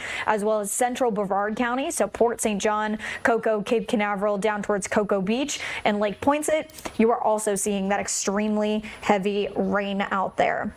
So just a couple of things that I'm checking on my end. National Weather Service mainly calling these severe thunderstorm warnings because of the wind and the chance of small hail. It's not because there's any rotation or anything. Mainly it's just because of the winds that were exceeding 50 miles per hour, as well as the potential for some small hail. So let's actually take a look at both of these. Melbourne radar has a really good view of not only the storm itself, but also areas happening within the storm. So right here, right off the bat, I'm going to start off with the one in Brevard County first, just because it looks like this one has a little bit more wind energy associated with it. So we can see right here, right north of Lake Poinsett, this really bright green color. And normally we take a look at this product when we're taking a look at rotation. This is also a really good indicator of what's happening within the storm when we're talking about wind in general. So just north of Lake Poinsett, you can see this bright green, 54 miles per hour. Yeah, that's a severe thunderstorm warning. When winds exceed over 50 miles per hour, usually it gets a special weather statement. Over 50 miles per hour, that's when it goes severe. So that's what we can see right there. 50 mile per hour winds, I would even say closer to 60 mile per hour winds right near Lake Poinsett. 50 mile per hour winds just south of Lake Poinsett. So it is really windy in central Brevard County right now. Not seeing any rotation, so that's good news right there. But switching back to the reflectivity, this is how a good area of where we can see how much rain is falling or how dense the raindrops are. You can just see widespread, heavy torrential rain from Cocoa all the way down to Lake Poinsett, even over Point St. John as well. and the Kennedy Space Center. So as we're taking a look at this storm, Osceola County, I did not forget about you yet, but as I know, I just pulled up the Titusville radar. Where did it go? Or the Titusville camera. Yeah, lots of dark clouds, and usually in this camera, we can see straight across to the Kennedy Space Center. We can see the NASA meatball, we can see a couple of the launch pads just from this view. The rain is coming down so heavy that we can't even see across the inlet. So that just goes to show of how heavy that rain is coming down out there in Titusville right now. So to switch gears just a little bit, and Aaron, if you can help me out, maybe switch around the iDrive camera to face down towards Kissimmee maybe. We can get a view of this second severe thunderstorm. This second thunderstorm, again, severe thunderstorm warning in effect until 2:30. This is for Osceola County and areas just south of the airport right here. So southern Oak Ridge area, south of the airport, just east of Lake Toho, as well as east of St. Cloud as well. I'm going to do the same thing. Take a look at the winds first. This one doesn't look as impressive as what we were just seeing with the thunderstorm that was really picking up in Brevard County, but still picking up some pretty good winds. And this one is a little bit further away from the radar. So I would expect right now probably 45 upwards of 50-mile-per-hour winds currently happening as we take a look ahead towards this severe thunderstorm warning in Osceola County. So National Weather Service, again, kind of just mainly keeping things up, especially as we take a look a little bit later on in the afternoon. More of these storms are going to pick up. So don't want to get too distracted or leave these for too long. But main storm threats, especially through the rest of the evening and into probably later on tonight at about sunset, we are going to be continuing to keep an eye on a severe threat. So earlier on today, National Weather Service put Central Florida under a level 1 out of 5 risk for severe weather. So we could be seeing isolated severe thunderstorms, just like what we're seeing out there right now. So level 1 out of 5 could be seeing a few isolated storms. And with that severe threat, there is also going to be the chance for damaging winds like what we're seeing out there right now with those 50-mile-per-hour plus winds, possibility of small penny-sized hail, and then also extremely heavy rain, which could lead to some flash flooding if we do see this storm just sit over the area, kind of like what they're doing now, especially in Cape Canaveral. So back to the radar just to give a quick check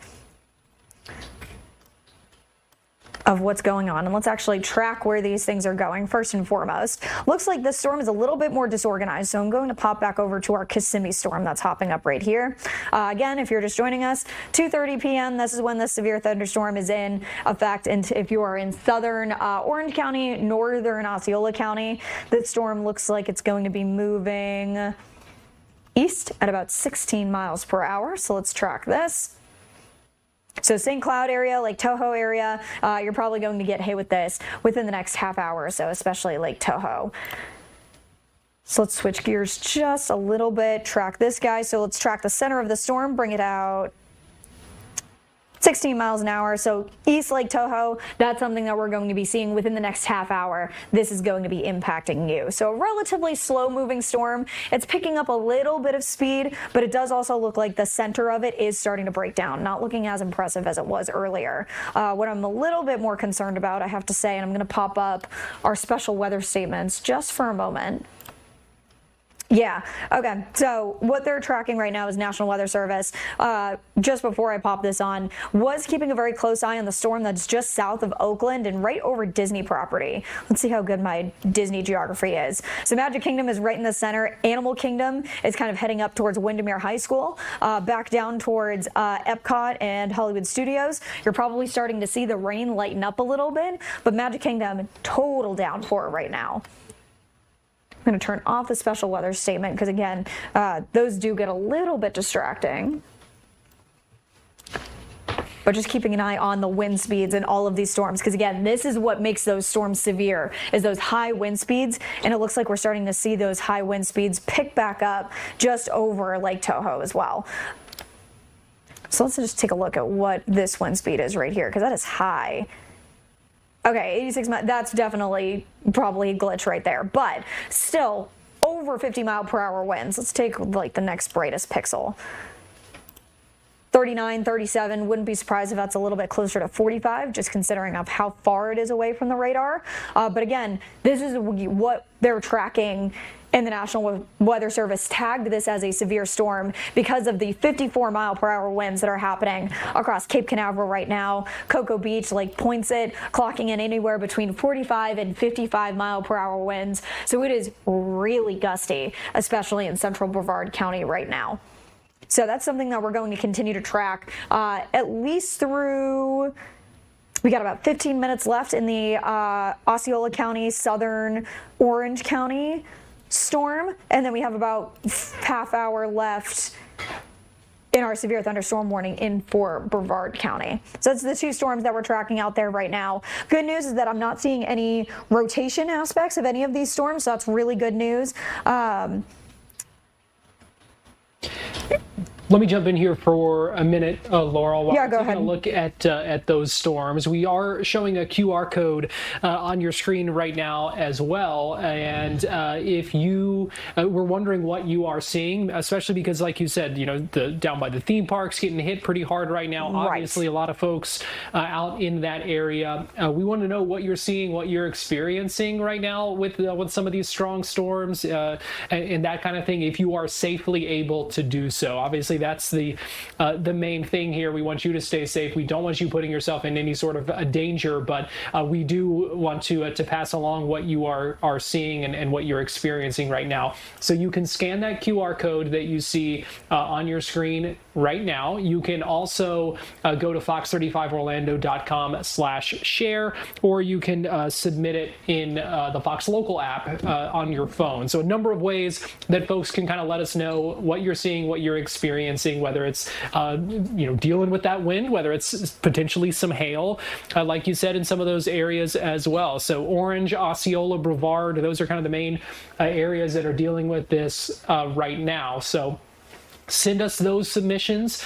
We will check in on those in a couple of minutes. We are going to continue tracking this storm here on the other side of this break. We still have a while as this severe thunderstorm warning continues, so we'll keep tracking that. We are going to step aside and take a quick break right now here on Florida Live, though, and we'll be right back after this.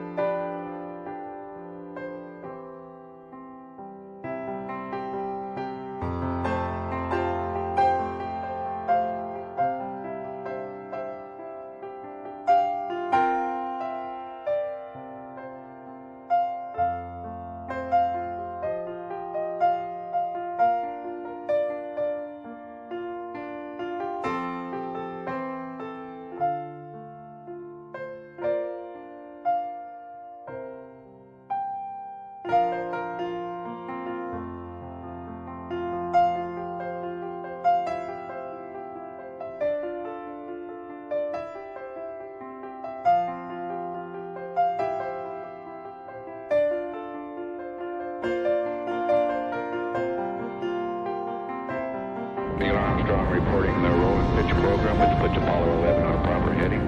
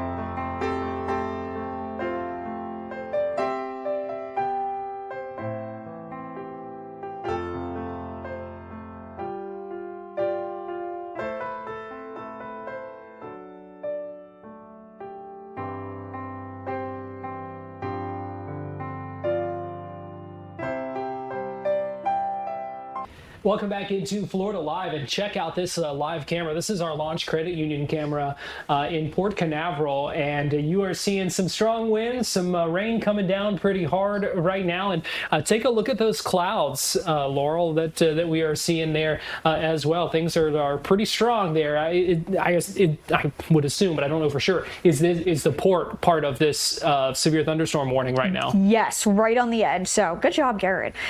We are seeing those really dark clouds out there. You can see, you can see that wind and the lightning out there as well. This is why this is a severe thunderstorm warning.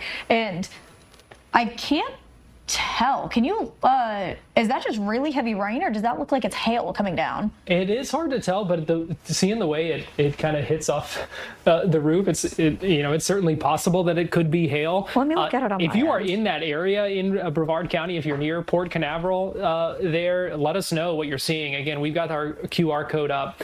You can send some photos or videos. Obviously, stay safe. We don't want you putting yourself in danger. But from our video here, it is kind of hard to tell what that precipitation might be. Regardless of what it is, you're seeing a lot of lightning, we know that, and then we are also continuing to see that rain come down very hard, or whatever it is, coming down very hard. I feel like is an understatement on that one. Yeah, and so we are continuing to track this severe thunderstorm warning. A couple of them, orange in Osceola counties till about 2:30, and then part of Osceola and Brevard County until 2:45. So why don't you give us another look at that radar and kind of what we're seeing with that right now? Yeah, so if you're just joining us, we're keeping an eye on two separate severe thunderstorm warnings. We'll start off with orange in Osceola County and then move over to Brevard County in a moment. So taking a look a little bit closer in, just south of the airport, just west of Lake Toho, Kissimmee, as well as St. Cloud in this area. We're seeing a lot of lightning, lots of heavy rain, but the wind is what specifically made this storm go severe. So severe thunderstorm warning until 2:30 p.m. We have about 8 minutes left in this severe thunderstorm warning. And then also we're keeping an eye on a separate severe thunderstorm warning. This is in effect until 2:45 in areas mainly in central Brevard County. The eastern Osceola County is in the polygon,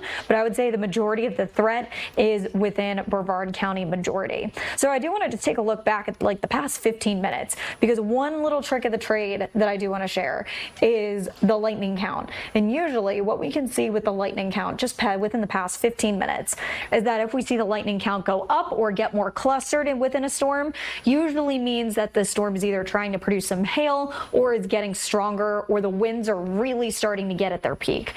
In areas, especially right now where we're watching over Kissimmee, looks like there was a little bit of a lightning lull, and then it kind of started to pick back up as well. That usually means that we're starting to see this storm kind of do this pulsating action. So we see this storm slowly try to weaken, it picks back up again, because most of the time it just got hit with a boundary and it allowed it for like a little bit of a second wind. So that's something that we're really seeing, and that's something that I'm going to be watching, especially over the next couple of minutes, Garrett. Mainly because we can see right here these very thin green lines that we're kind of seeing coming out from the thunderstorm. Those are outflow boundaries. So those basically act as another boundary, very much like what we see with the sea breezes storm, to potentially fire up new thunderstorms. And we can kind of see it right here within this faint green line. We saw this storm pop up pretty quickly afterwards. So especially in areas across Osceola County, central Brevard County, there's a lot of rain in a short amount of time, and probably going to be continuing that way through the rest of the evening as we see this storm slowly start to take this southward drip. So that's something that we're going to be watching as we head through the rest of the period where we're watching this severe thunderstorm warning. It does look like our lightning counts are going up a little bit. So we're going to be watching these storms maybe a little bit more carefully for the potential of some hail. But in the meantime, going to take off the lightning strikes. And I want to take a look back at our Osceola County storm. So this is just south of the airport. Garrett, if actually you can do me a favor, see if there's any delays at the airport right now, because I would not be surprised if this wind did cause a couple of delays. So we can see right here, what I'm looking for right now is those bright spots within the storm. So I can see this bright area right here of that bright green, 50-mile-per-hour winds associated in areas just south of the airport. As of right now, the storm that's in orange in Osceola County, still going to be under a severe thunderstorm warning for the next 5 minutes, according to the National Weather Service. But that's something that we're just going to continue to watch, as the winds are the main threat. Now, as we back out, because what I am starting to see is maybe this little bit of a hail core that's trying to form up. Let me switch my color. There we go. Right here is where I'm watching. So right on the border, basically, of Osceola County and Orange County. Again, just south of the airport, right by almost the Florida Turnpike 417 interchange. That's where I'm watching right now. I'm going to check just to see if there's any hail. Doesn't look like it's being picked up on radar quite yet. Oh, it did look like there was a little bit of hail just a couple minutes ago. So just seeing in areas right over 417, Flamingo, Weatherby Road, Boggy Creek Road, Osceola Parkway almost, as well as Landstar Boulevard. Right there might have been a little bit of hail. If you did see hail, make sure you're being safe when I make this request. First and foremost, your safety is our priority. So if you do want to take a picture of the hail that you might have seen in your hometown, make sure you try and take a picture of it, but do it safely, of course. Best way that we can kind of measure how big that hail was is if you put a coin next to it. I know pennies are a little bit harder to find now, but a dime, a nickel, a quarter, that is the best way that we can kind of estimate on how big that hail is. Does look like there's a lot of hail, though, as we take a look in areas across Cocoa, Rockledge, as well as Lake Poinsett. So this is the swath from the entire storm as it has been picking up. And Garrett, it does look like they are... A new severe thunderstorm warning just got issued. And it looks like they're going to extend the one in orange in Osceola County. So instead of cancel... I think what they meant to do is extend it, but I think they're just going to make a new one altogether. Looks like right now, severe thunderstorm warning in effect for southern Orange County and southern Osceola County is going to be extended until 3 p.m. because of this storm that's just south of the airport and just west of St. Cloud. So we'll take a look at that in a second, but I don't want to ignore the Brevard County storm that we have right here. It does look a lot better. I'm not seeing as many bright pink areas that could indicate that there was hail, but I am sure that there was hail at some point, even probably as we were taking a look at that camera. Wouldn't have been surprised with that as well. So it looks like we got the possibility of some hail over Lake Poinsett, back up towards I-95, almost up towards the beach line, the 528 toll. Kind of heading down towards Cocoa and Cape Canaveral. Might have been some hail just before you went over the inlet. So that is just the sweep. Doesn't look like there's hail out there currently. So we're just going to keep a very close eye on that. But for now, it does look like there's just crazy rain and crazy wind, especially in Brevard County specifically. Right south of Lake Poinsett, looks like we're seeing over 50, 55, maybe even up to 60 mile per hour winds. Same with down towards the Patrick Space Force Base as well, South Patrick Shores. Cocoa Beach does look like the winds are starting to calm down a little bit, but within this storm, that is some really gusty winds. Definitely enough to take any lawn furniture cushions off. Now, we're giving a live look right now, looking toward Orlando International Airport, where a ground stop is in effect because of those storms. Not surprising, given the conditions and what we're tracking out there. We've seen quite a bit of lightning just in the past few minutes that I've had this camera kind of pointed in this direction. So we are going to continue to track this storm. We're going to take a quick break right now here on Florida Live, but we'll be right back and continue to track and give you some new details on this kind of new extended and larger warning area. So keep it right here on Florida Live, and we'll be right back.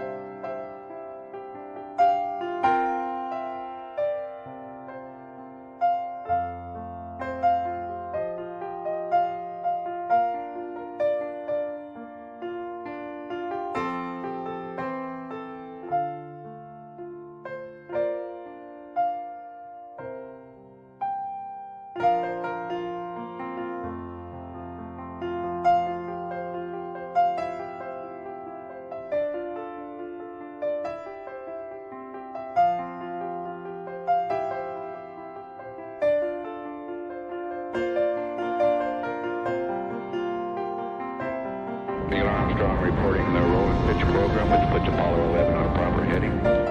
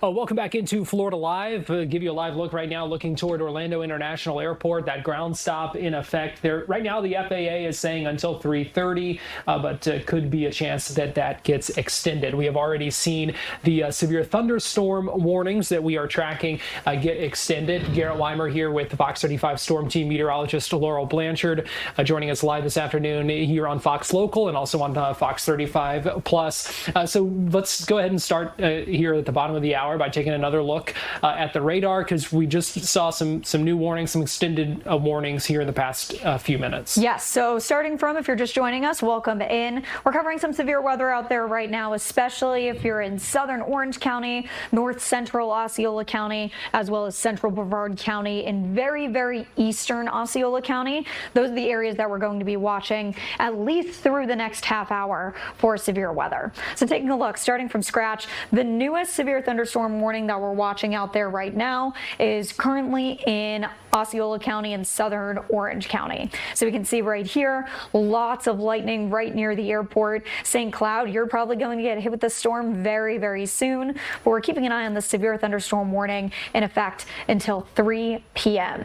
Let's take a look of where this storm specifically is going, and then we'll take a look at Brevard County. Again, severe thunderstorm warning in effect for Orange and Osceola County until 3 p.m. I'm going to take the lightning off just because I know that can get a little distracting. But as we do take a look here, this storm is cooking pretty good. This storm moving directly east at about 24 miles per hour. So looks like St. Cloud is going to get hit within probably the next 10 minutes or so. Hendon Lake, Bullock Lake, New Eden, areas right over East Lake Toho right now, totally getting slammed with that rain that's out there currently. So we can see a lot of rain falling in a short amount of time over here in Osceola County, and something that I do want to track just for a quick moment is if I draw, excuse my horrible drawing skills, but if we bring this out to, what was it, 24 miles per hour?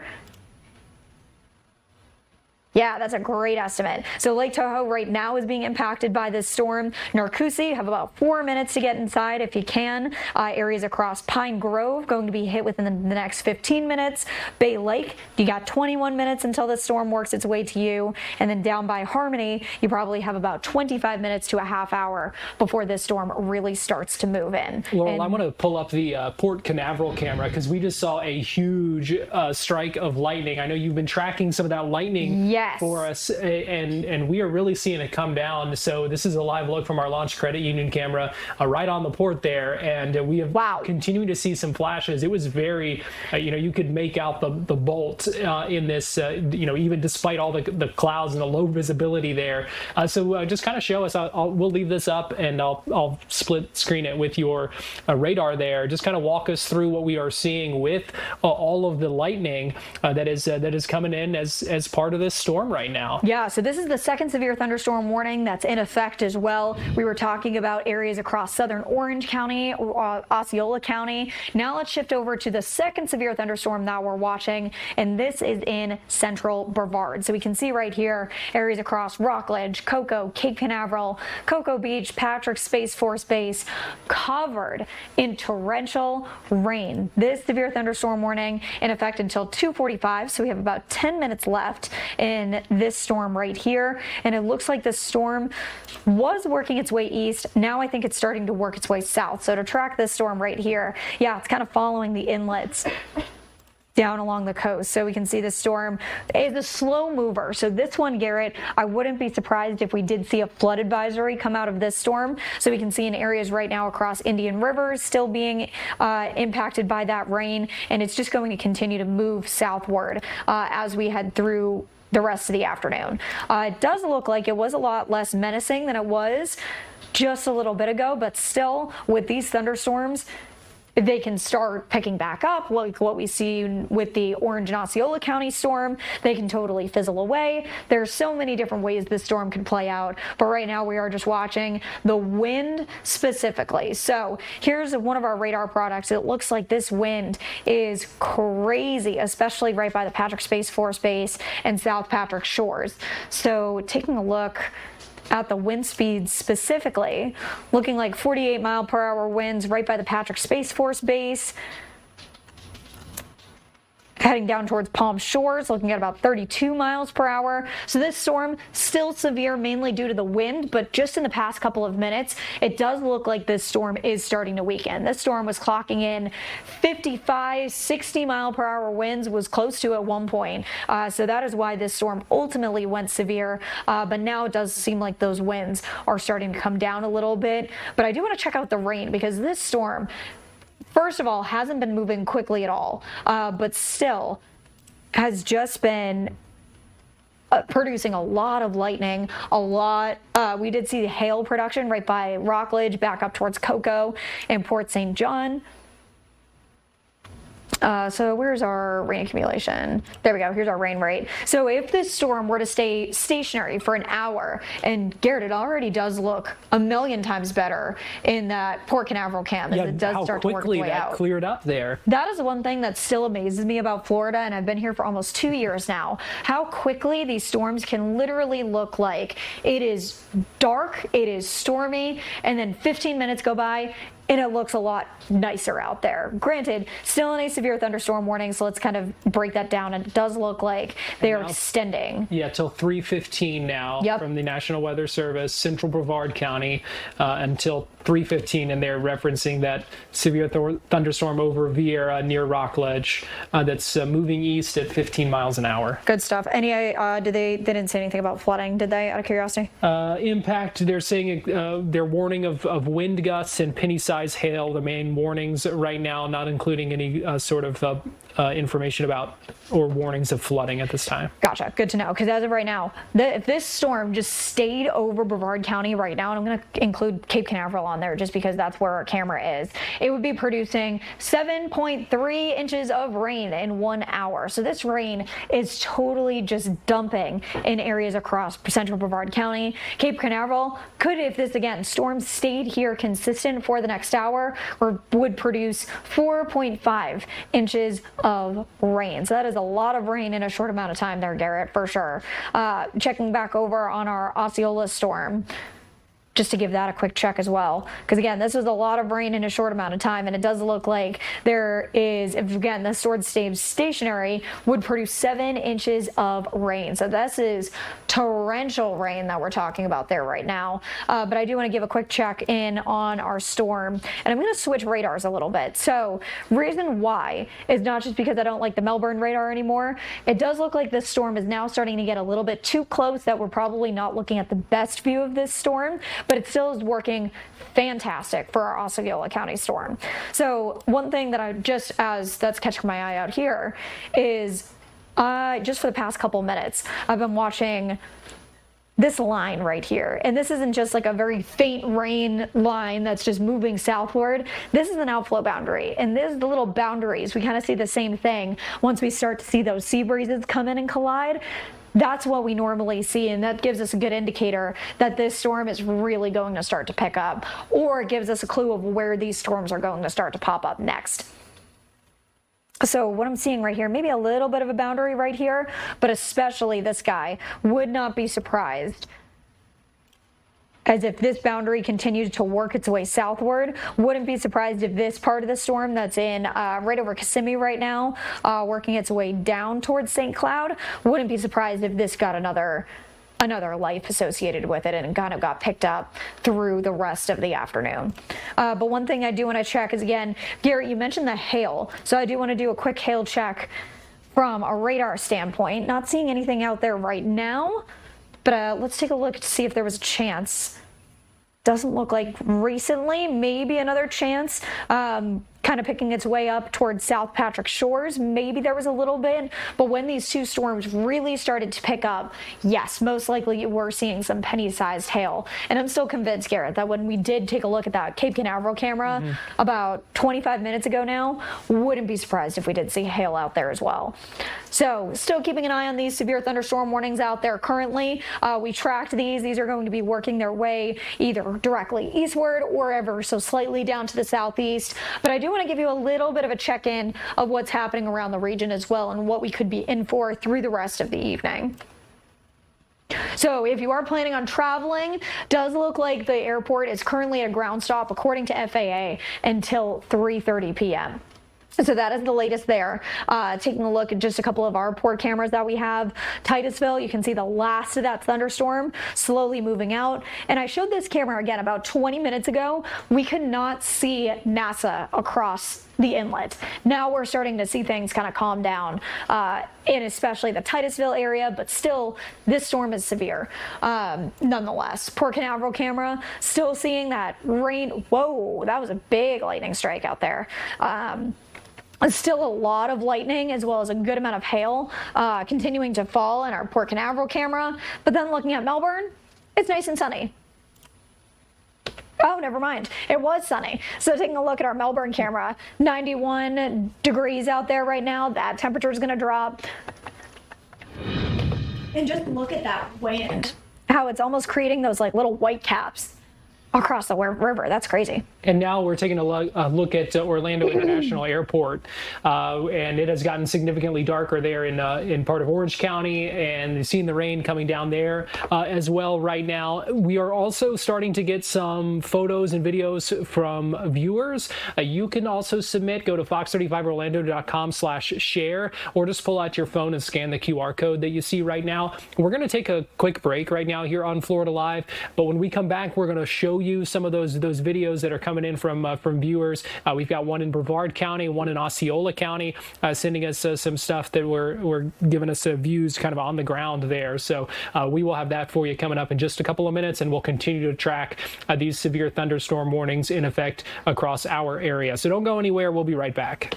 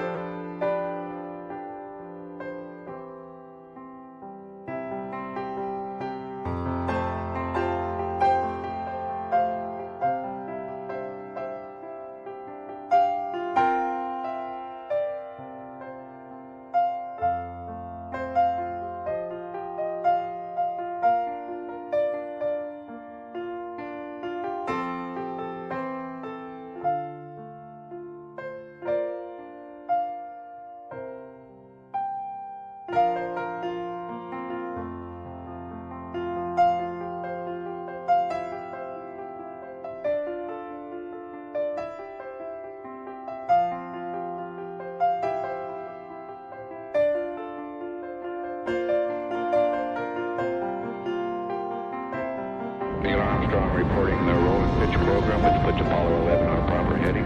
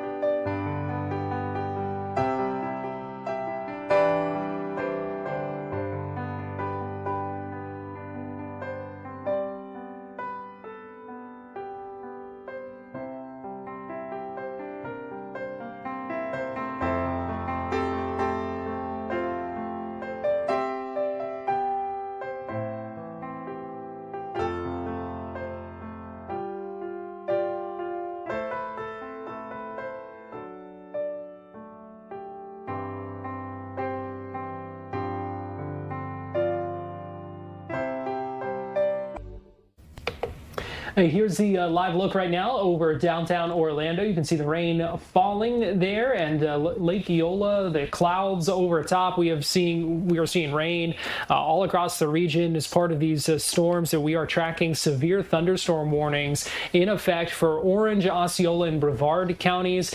Those go at least until 3 o'clock. Let me give you a live look right now as well. This is a camera downtown looking toward the airport, and you can see rain falling as well. This is part of that severe thunderstorm warned area as well. I've got I'm Garrett Wymer here with Fox 35 Storm Team Meteorologist Laurel Blanchard. We've been tracking these storms for about 45 minutes or so now.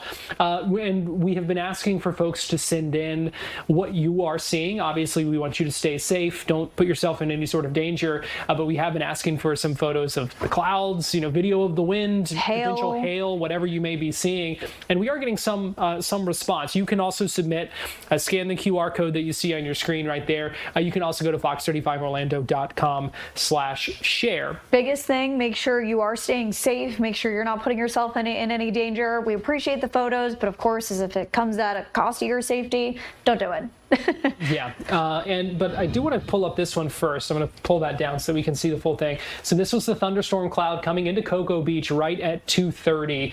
Laurel, check this picture out. What are we seeing here? Can I nerd out about this a little bit? Because this is, to me, it is gorgeous. I bet this looks so scary to other people, but this is what we call a shelf cloud. So this is a storm that is moving towards you. You can kind of see almost what looks like a little ruffle at the front of the storm. That is the rain-cooled air that's coming out of the storm. So that's kind of why you see those clouds kind of like, almost look like a little ruffle at the bottom of the cloud. You can kind of see everything else looks very smooth as you work your way up, but it looks like very bumpy down towards the bottom of the cloud. That is rain-cooled air that is sinking and is coming out of the front of the storm, but also the moisture within that cooler air is evaporating just enough that it turns back into a cloud. So if anyone has also kind of seen like those really scary, thin, wispy clouds that come out of a thunderstorm after it passes over, those are scud clouds. So those are kind of like the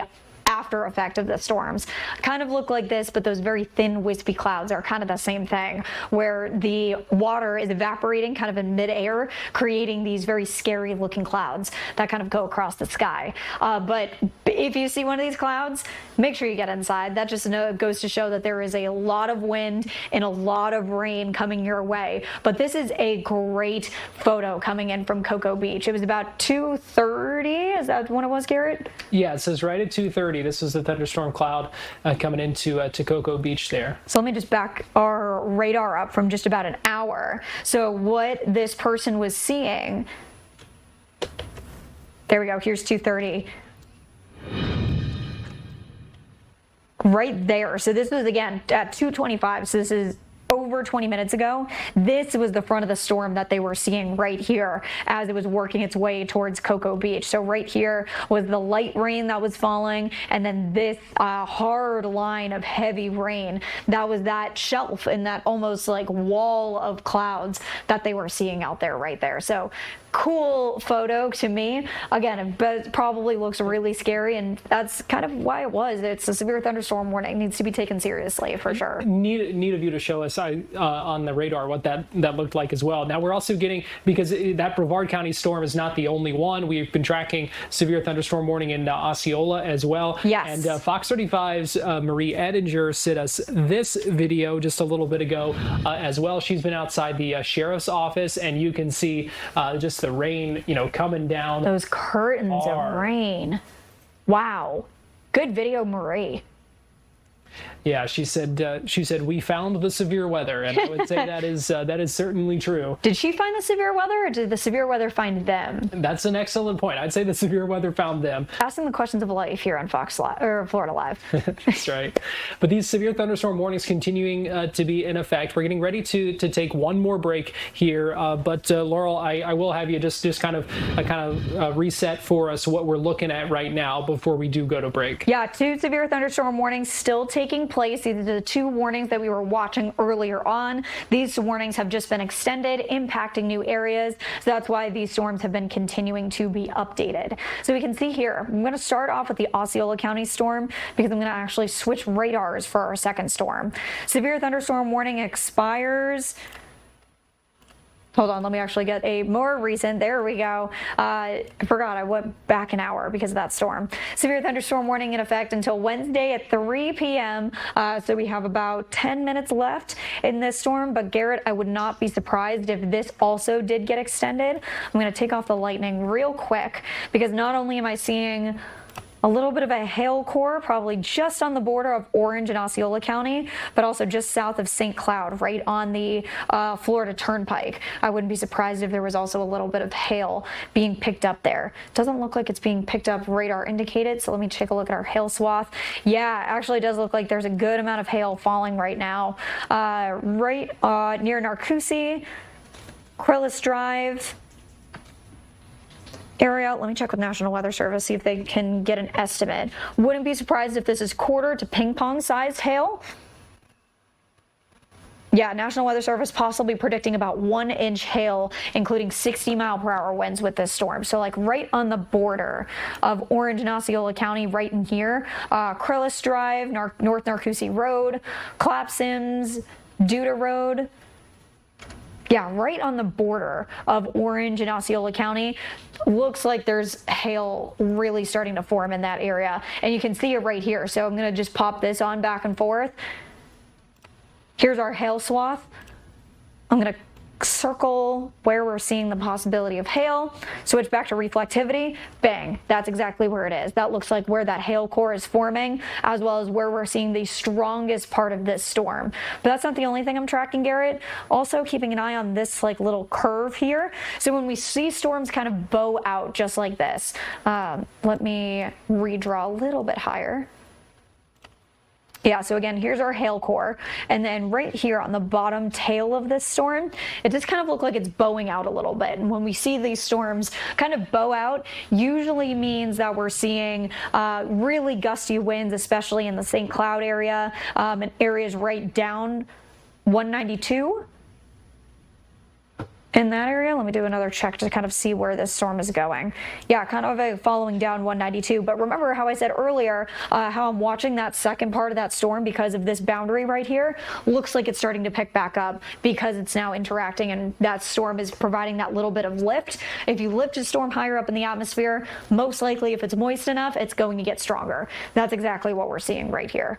So that's what we're going to continue to watch because, again, would not be surprised and if that part of the storm or that tail of the storm either got a special weather statement or something within that storm. So keeping a close eye on that right now. We do have one more break to get in this hour here. We're going to go ahead and take that right now, but we'll be right back with more as we continue to track these storms here on Florida Live.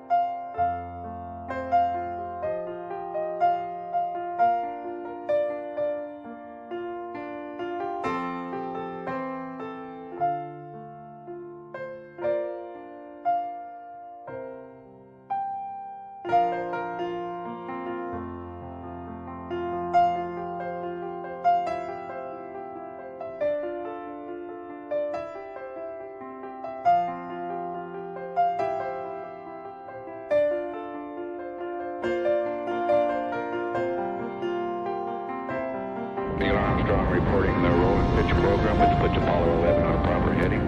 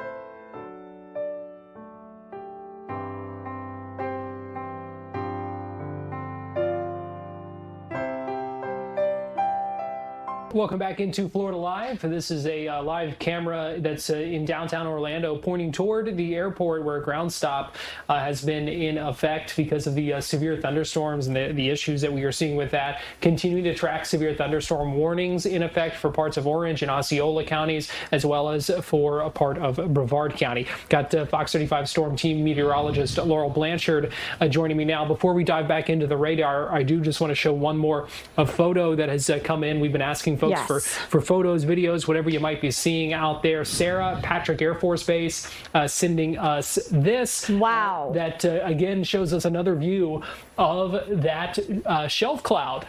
That is a fantastic photo. Thank you so much, Sarah, for that. And again, this is that front edge of the storm moving towards you. So whenever you see a storm like this, that's when you know that there's going to be a lot of wind and a lot of rain coming your way. But to just do a quick back check on the radar, as we wrap this up, tracking actually that Brevard County storm first. This has weakened significantly since the last time we checked in, even just a couple minutes ago. But it does still look like this storm moving pretty fast, slowly going to be working its way offshore, could be making its way down towards Melbourne as we head through the next half hour or so. But this storm slowly weakening, the lightning isn't as clustered, and those winds have finally started to die down. This storm by the way, in Orange and Osceola County does still look like it's packing a punch as well.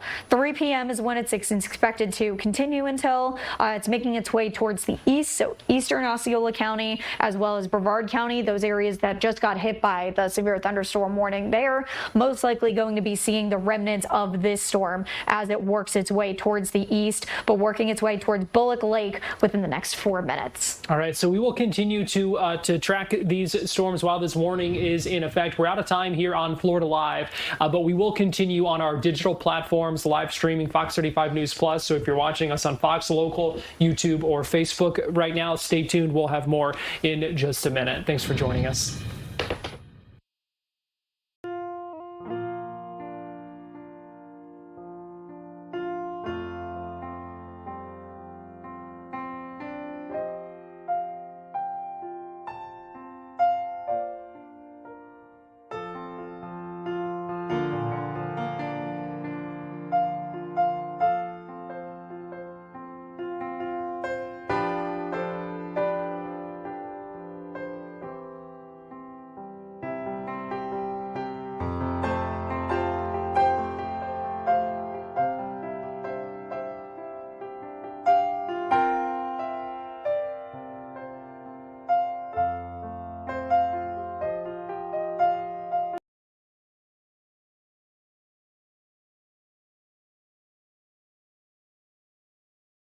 You're watching Fox 35 News Plus, streaming on Fox Local. Welcome into Fox 35 News Plus. Garrett Wymer here. I've got Fox 35 Storm Team Meteorologist Laurel Blanchard. We've been tracking severe thunderstorms moving across Central Florida for the past hour or so. It is now 3 o'clock. One of those warnings set to expire. What's the latest on that one, Laurel? Yeah, it does look like this storm is going to expire. They are going to continue. They're going to let the severe thunderstorm warning go. However, they're still going to be keeping an eye on strong thunderstorms continuing through Osceola and southern Orange County until 3:45. So these are slowly going to be let go. However, we are going to be keeping an eye on that. However, Garrett, something did just come in just a moment ago saying that in near Pontiac Circle in Melbourne, there may have been a brief funnel cloud right in here. Started to rotate and then it started to dissipate. So most likely there was a funnel cloud in the Brevard County area. It didn't touch down, so it's not a tornado. However, there was just a little bit of a funnel that was reported to National Weather Service right just a moment ago. So we're going to keep an eye on that to see if the storm does continue. But good news, one of the severe thunderstorm warnings was lifted, so no longer a severe thunderstorm warning in areas across central Osceola County as well as southern Orange County. Lightning strikes have gone down. Let's do another quick check on hail. Does still looks like there's the possibility of hail or at least really, really heavy rain in areas right now over St. Cloud, as well as right along the Florida Turnpike. Florida Turnpike right near Canoe Creek Road. Right near Lake Toho as well, in Southport. This is where I'm watching right on Florida Turnpike that there could be the potential for some hail still lingering about. But checking back in on our Melbourne storm, we have a severe thunderstorm warning in effect until 3:15 there. So let's do another quick check on that. With this, though, I'm going to be actually using our in-house radar. This is our radar that we have in Bithlo area, so central Orange County, to kind of give us a good look at this storm of what's happening around the Brevard County area. And it does look like there's a little cell right over Melbourne. So I do want to check out our live camera from our Grills Riverside camera. Whoa. Yeah, a lot of rain falling in a short amount of time. But also, Garrett, do you remember just like about a half hour ago, we checked and this camera was reading that it was like 90 something degrees? Yeah. Yeah, so now it's down to 75. Wow. Wow, that is crazy. And if I do pop up our current heat indices, you will be easily able to tell where there have been storms and where there have not been storms yet. So 106, that's how it feels like, and that's what it feels like in New Smyrna Beach right now. Take it down 20 miles down to the south in Titusville, only feels like 73. So that is over a 30-degree difference. 33, is my math correct on that? 33-degree difference of what it feels like. That's Florida for you. We're going to continue to see that, but also 77 in Orlando, but it still feels like 98 in Bithlo. That's crazy temperature difference. Feeling like 100 in DeLand, 102 in Ocala. Anywhere south of Orlando, though, seeing those temperatures now feeling like they are in the 80s. So that is crazy temperature distributions of where we're seeing still extremely hot and humid conditions versus all that rain-cooled air. And that's just all because of the rain and the storms? Yeah, so basically, actually, if you want to pull up one of those viewer photos with those clouds, the shelf cloud. Yeah, well, first of all, let me show this one from Vieira that we just got in from Dennis.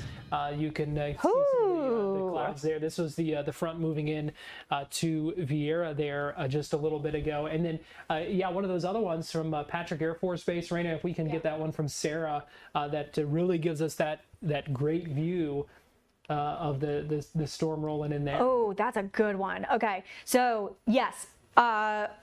Who do you remember who sent that last photo in, the one in Vieira? That was Dennis. Dennis. So Dennis, that's actually the gust front of the storm. So you were right in using the the front terminology. This is that big gust of wind that you feel before a thunderstorm even hits you. So you can see, especially when we can see that storm sent by Sarah right there.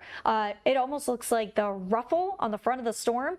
That's the rain-cooled air and that gust of wind that you feel, that really big blast of cool air that you feel as a thunderstorm is heading your way. That's the leading edge of the thunderstorm. That's how you should know you should absolutely be getting inside. So right there, that is just such a, from a weather nerd perspective, so interesting to me, because again, this storm is coming at Sarah from the way that photo looks, and she's probably feeling the really gusty wind, the really cool wind as well, and that just goes to show that all of that really rain-cooled air gets pushed out and cools an area down before a storm even hits. So it's something that's really interesting in the weather world right there. So great photos, keep them coming.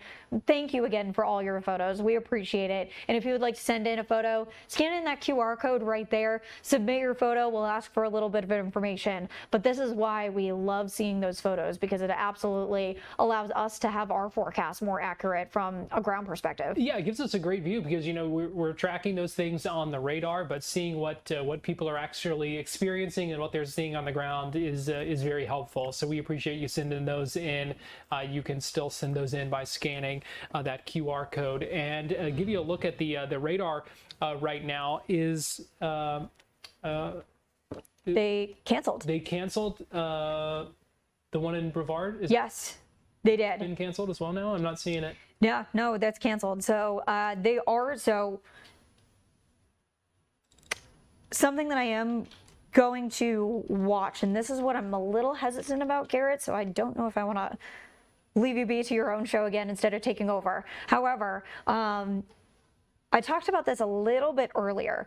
Storm in Brevard, that looks much more disorganized, most likely lost all its severe traits. And yes, confirmation from National Weather Service that they did cancel the severe thunderstorm warning at just a moment ago. So 3:06 is when they let that severe thunderstorm warning go. However, I'm not convinced that these storms are completely over yet, because as we take a look, I'm going to pop up another warning on here. This is what's called a special weather statement. So with special weather statements, these are storms that are not quite yet severe, but they're on the stronger side for sure. So they're kind of getting up to that point. So we can see right here, it doesn't look like we're seeing any more juice coming from the Brevard County storm. A couple of reasons why. Not seeing as many lightning strikes, or not any big clusters of lightning strikes. However, that is kind of what I am seeing in Osceola County. And as this storm kind of drifts down towards the southeast, that's what I'm going to be watching over here. So Brevard County storm, let's kind of wrap that up, because I think that's going to be pretty much a thing of the past in the next couple of minutes. So taking a look, because again, here's our Melbourne radar. Melbourne radar is like right here. So if a storm gets too close to that, it doesn't get a good view of what's actually happening within the storm. But it does look like this area is pretty much done, at least with the severe thunderstorm threat. So for now, we're going to mainly focus on Osceola County. And I'm going to switch back to our Melbourne radar, because I mentioned a couple of minutes ago, Garrett, that this storm may do this thing which we call bowing out. And so when a storm bows out like this, most of the time there is really gusty winds out ahead of the line of that storm. So let me put this on no loop just for a moment, switch back to reflectivity. Whoops. Back it up a little bit. I also wouldn't be surprised if this is producing a little bit of hail. So let me do a cool little check here. Yeah, right along Florida Turnpike, right near Southport, Lake Toho, areas across, maybe not as north as St. Cloud, but just south of St. Cloud. Wouldn't be surprised if there is hail, because again, either it's really, really heavy raindrops or small hail in this area right here. Lightning count is starting to pick up within this part of the storm. And if anyone was watching while we were on the news, there was a little bit of a boundary that I was watching coming out from the Brevard County storm. And it's this faint green line that was back up here. And I think that this boundary is influencing this back half of the storm that we're seeing out there right now. So this boundary, what it's doing is providing that little bit of a lift to an already strong thunderstorm. That's what's ultimately just going to give this storm another punch in order to make things even stronger a little bit later on. Well, and to that end, Laurel, severe thunderstorm warning from 3:09 p.m. now to 3:45. There we go. For Osceola County. This is central Osceola County until 3:45, tracking a severe thunderstorm located 7 miles southwest of Harmony, 9 miles southeast of St. Cloud, moving southeast at 15 miles an hour, continuing to warn about 60-mile-an-hour wind gusts and potential for penny-size hail. Yes, all on the table with that. So just making sure everyone in that area is very much well known. And Garrett, if we can, look at you, one step ahead of me on this one. Garrett's right now trying to find a traffic camera right along the Florida Turnpike to see if we can get a good view of not only the winds, but also the rain and the possibility of hail as well to track this storm. Moving southeast at 12 miles per hour. Let me clean this up a little bit. I'm starting to get stressed out with how much stuff is on here. There we go. That's much better. And Garrett, something that I am watching, not getting too concerned with it quite yet. However, just something that is catching my eye. And I'm going to pop on National Weather Service chat just to make sure that I'm not missing anything. Is I am noticing maybe like a little bit of an inflow right here. So where this thunderstorm kind of sucks in the air, it needs to suck in air, rise, and then that air falls to the ground. And I am noticing just a little bit of something right here. Not completely concerned with it quite yet. However, just watching it closely.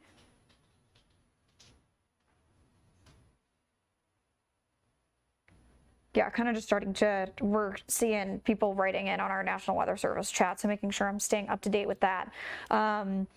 Keeping a close eye right on Florida Turnpike. Not total concerned with it quite yet.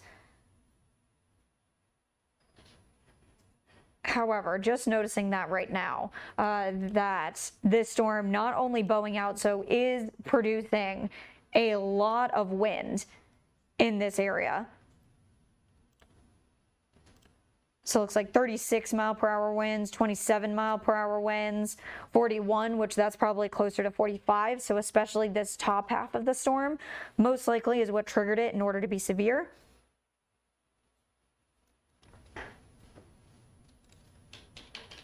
Okay, and yeah, they're just going to make sure they're keeping watch on all aspects of this storm for now. But I am going to be watching one spot in particular just a little bit more, watching this area right here. Reason why is because if I switch back to our reflectivity, it's right within this little notch. I'm not concerned about it quite yet, but just going to be keeping a very close eye on that. Might be trying to rotate just a little bit, is what I'm seeing right here. But watching that carefully, not concerned about it quite yet, more concerned about the winds.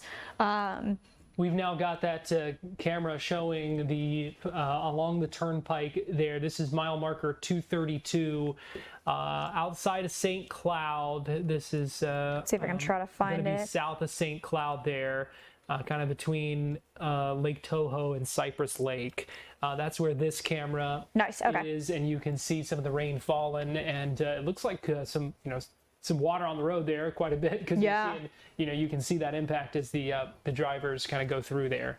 Cool. Yeah, no, it looks like there's really heavy rain. Does look like it's starting to lighten up though, and it does look like they National Weather Service did condense the severe thunderstorm warning, so we'll take a look at that in a second. They just adjusted the parameters to make sure it shows where the worst of the storm is going to be, but we can see lots of heavy rain, probably right within that area. I think we're looking at the same spot, Garrett, right?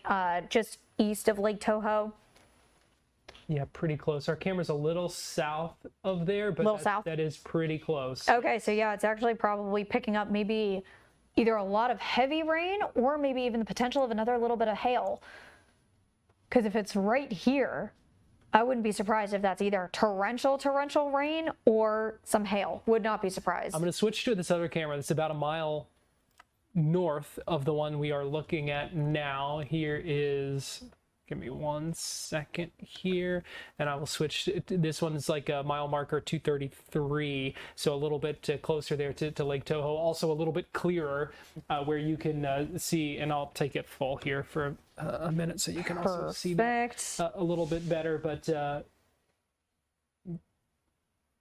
yeah, whoa, still pretty wet out there. You can't see any hail per se or anything like that, but just what I am watching though, especially on that, look at how much water is coming up from behind those cars. That is a lot of moisture on the road. So hydroplaning, especially if you're along Florida Turnpike in this area, near Harmony, near Lake Toho, anywhere that we've already seen like crazy amounts of rain, be careful. This isn't the Daytona International Speedway. Take it low, take it slow, because this water will absolutely make you slide if you're not careful. So just a little bit of driving tip for you. Take it easy out there, especially through the rest of the afternoon, if you've already seen rain for sure. Yeah, I got to be careful with this because it is continuing to travel. It is continuing to move there. We're seeing a pretty wide swath of that storm now moving into that polygon for the warned area now of Osceola County, and it really is continuing to track right along Florida's Turnpike. So if you are going to be traveling, if you know someone who's out there, you may want to give them a heads up. They're going to be dealing with this for a little bit. And we also want to know what you are seeing. So scan that QR code. If you are in a safe spot where you can send us some photos, send us some videos of what you're experiencing on the ground with this severe thunderstorm. A warning that is now in effect until 3:45 for Osceola County. Had a brief period where there were no severe thunderstorms warned, but as we've been chatting about with Laurel, she's been keeping her eye on it because certainly didn't think we were out of the woods just yet. And so continuing to track this radar this afternoon. And what's sticking out to you right now, Laurel, as we continue to take a look at this? So good news. And again, this is a little bit of a trick of the trade that I learned from a mentor, one of my first mentors that I worked with. Lightning count can tell you a lot about what's happening within a storm. And when we see lightning get a little bit more clustered versus kind of scattered within a storm, usually means something's happening within a storm. So it does look like we're starting to see those winds pick up a little bit more. I know before we started showing live cameras again, there was a little bit of area that I was watching a little bit closer, especially for the potential for the possibility that this storm may have tried to rotate. Doesn't look like it's doing that anymore, so phew, let's keep it that way through the rest of the evening. But it does look like this part of the storm right here, right along Florida Turnpike, is starting to pick up in winds a little bit. Wouldn't also be surprised, especially if in this area, within this entire line, there's a potential for some hail. So let's actually take a look at that hail swath. Garrett, did look like right by Lake Toho, where we were watching, especially for that live cam, there was the potential of either really fat raindrops or really small hail. So we were kind of looking in the right spot when we were taking a look at those road cameras. But lightning, that is one thing that in Florida still amazes me of how powerful this lightning can be. So first and foremost, just to take a look at the top part of this storm.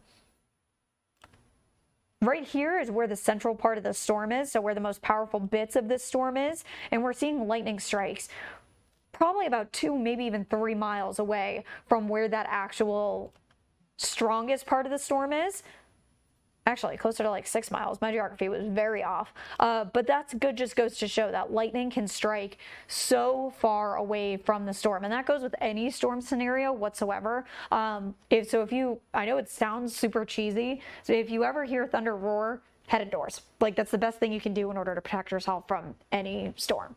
So we know we've got about 25 minutes left on this current severe thunderstorm warning. Can you draw a track on this storm, kind of show us who might be up next, what we might need to continue to watch as this storm moves? Yeah, so there looks like there's a couple of different parts of where this storm is, and I'm going to actually back this up for about 15 minutes because this is something that I was watching earlier.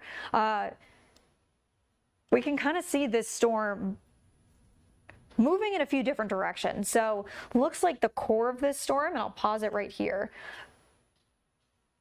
it's almost split up into 3. So we can see right along the Florida Turnpike, that seems to be one. Second kind of seems to be moving ever so slightly down to the southeast. Third kind of seems to be rolling back in. So let's kind of start off with this part of the storm right here. And Garrett, make a note. Let's see if we can try to find a camera right near Canoe Creek Road, if that helps, Lake Cypress Road, if we can.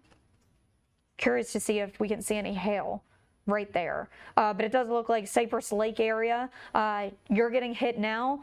This storm going to kind of continue to work its way back across Florida Turnpike. So let's map just this part of the storm. This is a very weird looking storm, I gotta admit. Looking like 9-10 miles per hour. So in this area, it's almost going to cross back over the Florida Turnpike. That's where we're going to be watching for this angle of the storm. And then with this part of the storm kind of up here, it looks like it's almost working its way southward. So let's take this part of the storm.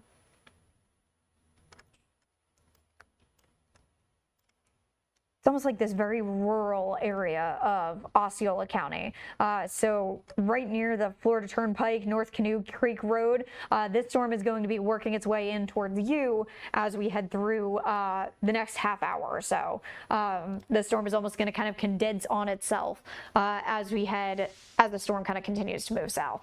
And here's a look kind of right in that area. I've got a couple of cameras lined up, just kind of looking in, kind of pointed in slightly different directions. This is a look at the turnpike there, and then near Canoe Creek. And then I've got you one more, hard to tell from either or one of them. I think that one has now stopped, frozen as well. This one looks like it is still rolling in the area.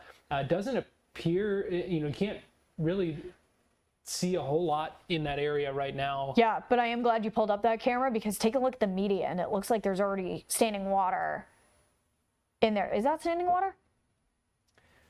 Maybe? It's potentially, I can't tell if that's the case or if that may be, some sort of sand or straw or something that we're seeing there. I can't tell exactly. It's hard to tell right now, but it does not look, it may be certainly heading that direction, but right now it looks like they are moving along. Even still, a lot of rain in a short amount of time. That's pretty much what these areas, especially what we've been watching for the past almost hour at this point. These areas are definitely getting a lot of rain in a short amount of time. Hopping on National Weather Service real quick. Looks like they are going to continue the severe thunderstorm warning until 3:45. So if you are joining us and just now joining us, we were keeping an eye on two separate severe thunderstorm warnings. Now it only seems like we are keeping an eye on one severe thunderstorm warning, as well as some stronger thunderstorms starting to pick up. So I know we've been talking about the severe thunderstorm warning for a while. Does look like there's still more storms picking up across central Florida, some pop-up storms that are probably going to continue to intensify right over Orlando, just north of the theme park, so near Apopka, seeing a thunderstorm kind of starting to fizzle out. Also seeing another storm slowly starting to work its way into Sumter County, heading up towards the Villages is another spot that we're kind of keeping tabs on as well. But for sure, the strongest thunderstorm across the board happening in central Osceola County, kind of working its way down towards the southeast. So stopping this loop for a second, let's track the storm, east-southeast at 16 miles per hour.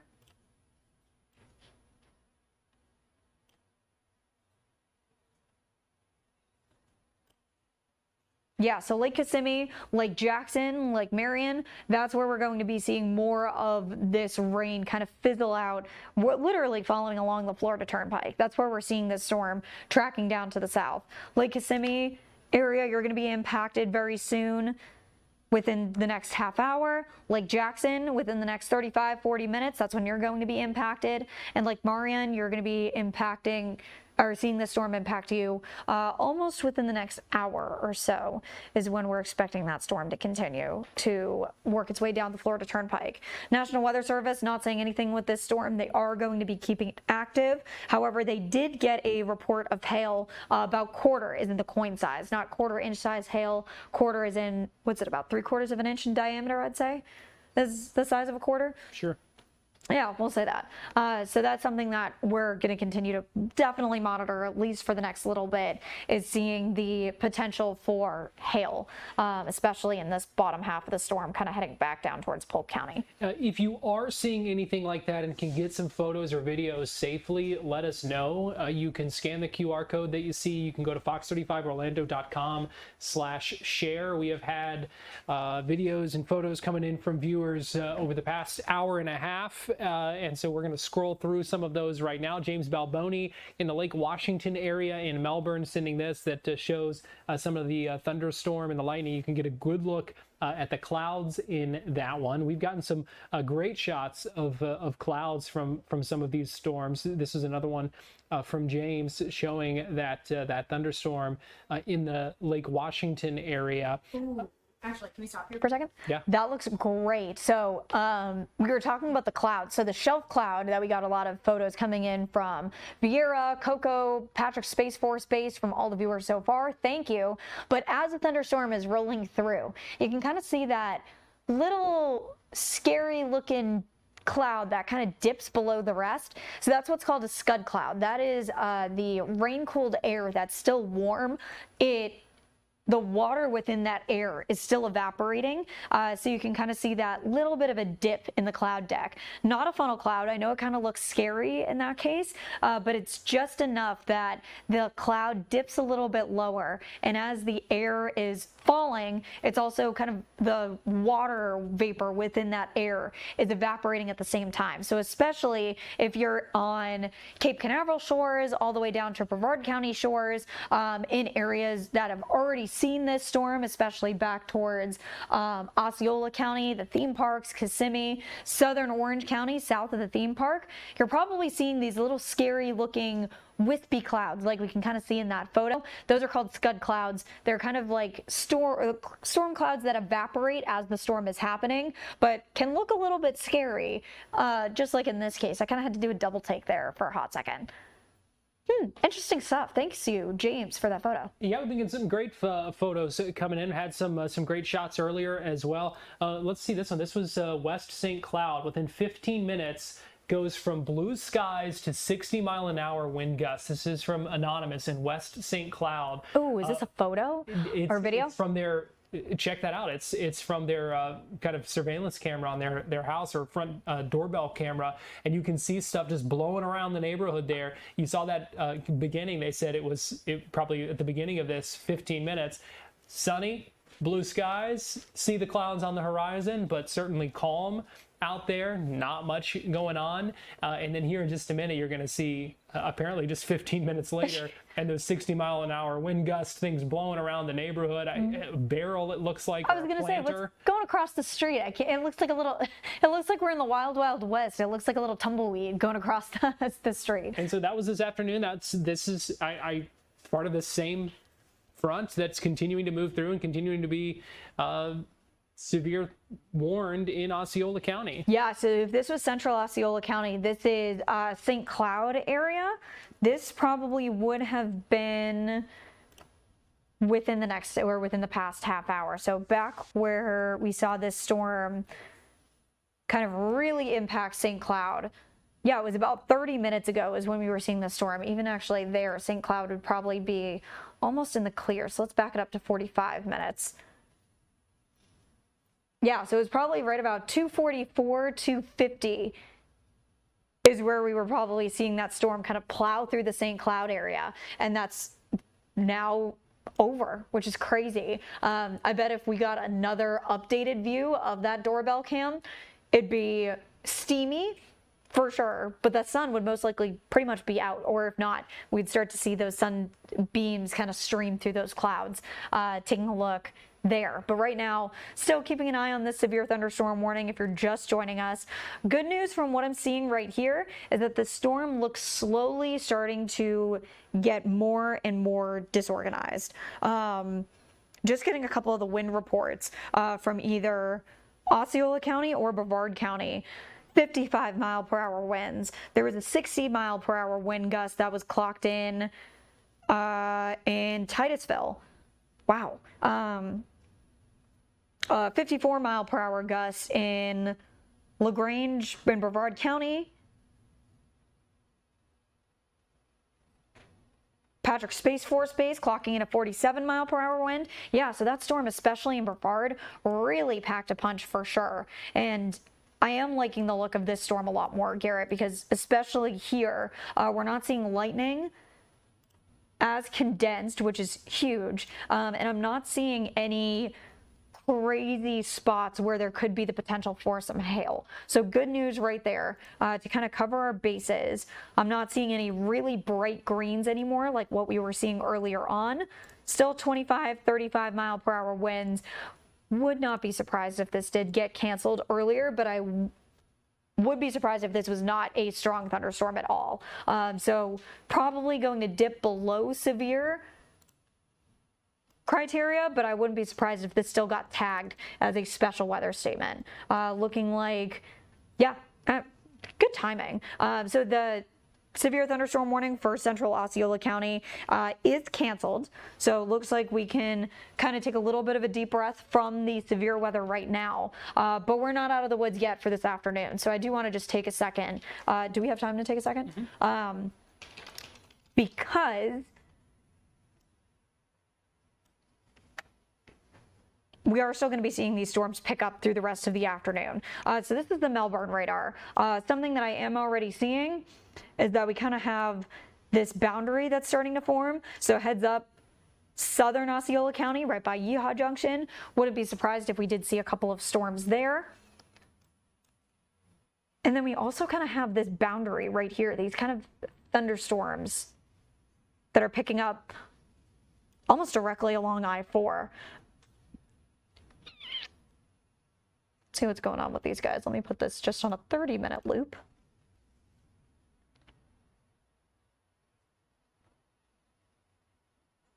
Okay, it kind of does look like these storms are like dissipating, but kind of popcorny storms picking up right across the I-4 corridor right now. But as you can see, we're kind of not over yet, because if we take a look over down by the Villages, Sumter County area, right along I-75, does look like there's a thunderstorm picking up there. So let me give a quick check to our Tampa radar.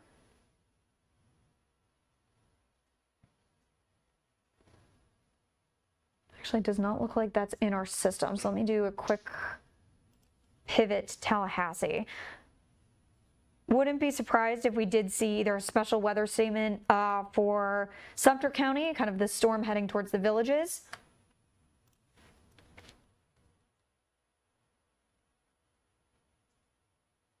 Let's see if MCO has a good view of this storm. I might just be a little bit too far out of the range. It does look like it is strengthening. So heads up, especially areas across Sumter County. Bushnell heading up towards the Villages. Let's give a quick track of this storm. Kind of working its way down towards Bushnell. Let's see if there's a special weather statement on this guy. Nope, doesn't look like it yet. Wouldn't be surprised if this did get a little bit on the stronger side, especially right along I-75. Let me take this off here.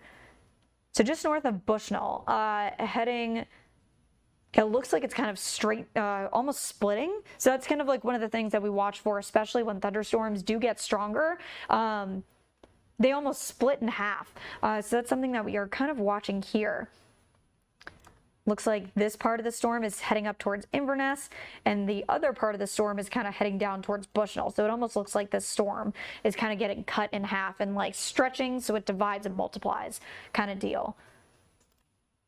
But watching Sumter County, because that is in our viewing area, it does look like there's a little bit of a cluster of lightning. Something might try to be going on there. But through the rest of the evening, nonetheless, we're going to be watching for the potential for more storms to pick up. One thing that is catching my eye, and this might have been from earlier.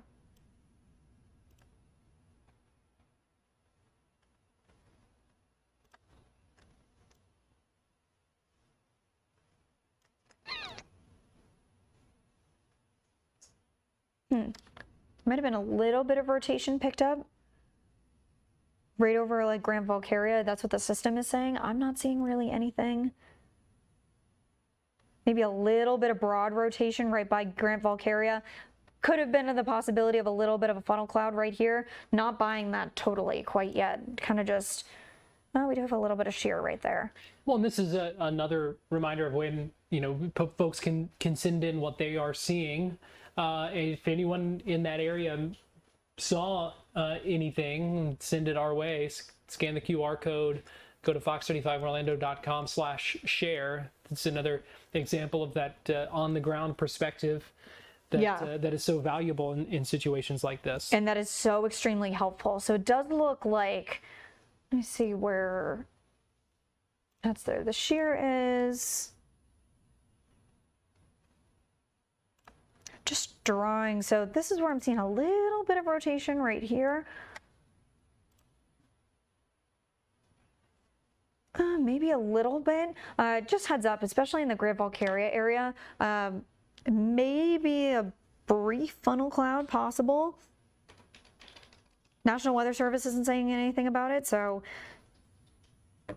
But just keep an eye on that. Maybe keeping a very close eye, a little bit of a closer eye on southern Brevard County. But this is what we normally see, especially with Brevard County storms. Because they're so close to the sea breeze, we see that little bit of a boundary create just enough, especially rotation at the surface, that it influences the cloud to create that little bit of a funnel. And it's just enough to make the report. So that's something that we're kind of watching right there. But it looks like, as we take a look at the storms that we have been watching pretty much all afternoon, looks like this storm is working its way down towards the southeast. Miko, this storm that's just to the north of you, going to be working its way offshore. But again, keeping a very close eye, especially on the rest of the afternoon, because again, day's not over yet. And so right now, National Weather Service and Storm Prediction Center still has us under a level 1 out of 5 for severe weather. And then also taking a look at our Monday storm threats, or at our, what's today? Wednesday. It's my Monday. There we go.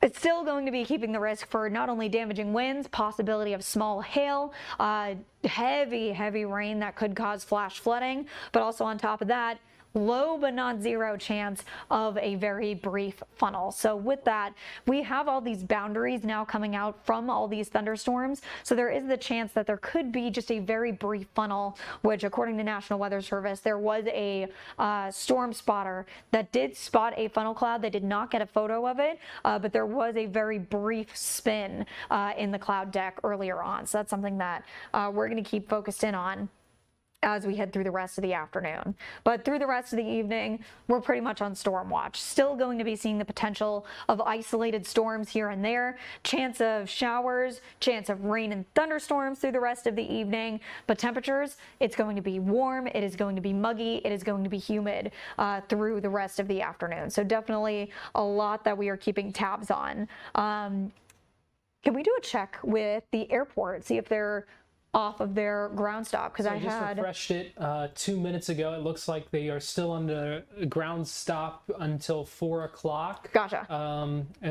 As of the latest, just refreshed it again here, so we will see if they make any changes before then. But right now, it shows they will still be on a ground stop until 4 o'clock. And if that holds, that will be almost 2 hours. Yeah. Just under 2 hours that they will have been in a ground stop. That first ground stop, FAA put that into effect at 2:01 p.m. And so if that goes to 4 o'clock, then that's going to be 2 hours, and that's going to be some major headaches and some major delays for folks at MCO. I know, that's the tough thing about living in Florida. I feel like these thunderstorms quite literally force you to stop everything, and then it's just like, okay, we get back into it, but it's definitely a headache, especially when it comes to the airport. But yeah, that is typical Florida summer there for you. We see these storms pick up quite a bit, look mean, look menacing, and then an hour later, it's like, oh yeah, let me give you a nice sun. Yeah, sunny spot. It does look a whole lot nicer there at Port Canaveral, where just a little bit ago we were seeing the strong winds, the heavy rains coming down, all of it, you name it. It was quite the scene there, and now beautiful, picturesque. You see some traces of those dark clouds, but certainly nothing like what we were seeing. Just to give you another look, this is from our camera on iDrive. You can still see some of those clouds in that area, but hopefully clearing up in the theme parks now, and hopefully we'll stay that way the rest of the evening. For everyone who's vacationing here, I hope so. I hope that is the case. Radar looking a lot clearer out there right now. Looks like another little rainstorm kind of just north in Ocoee, Montverde, right by the Winter Garden area. Still probably seeing a good amount of rain. Altamont Springs, you're going to be seeing a shower kind of work its way, because right now all these storms kind of popping up and dying down really quick, but they're all making this easterly track. So these storms are kind of continuing to work their way east-southeast, so even dipping down a little bit more towards Winter Park and Orlando, some of these storms.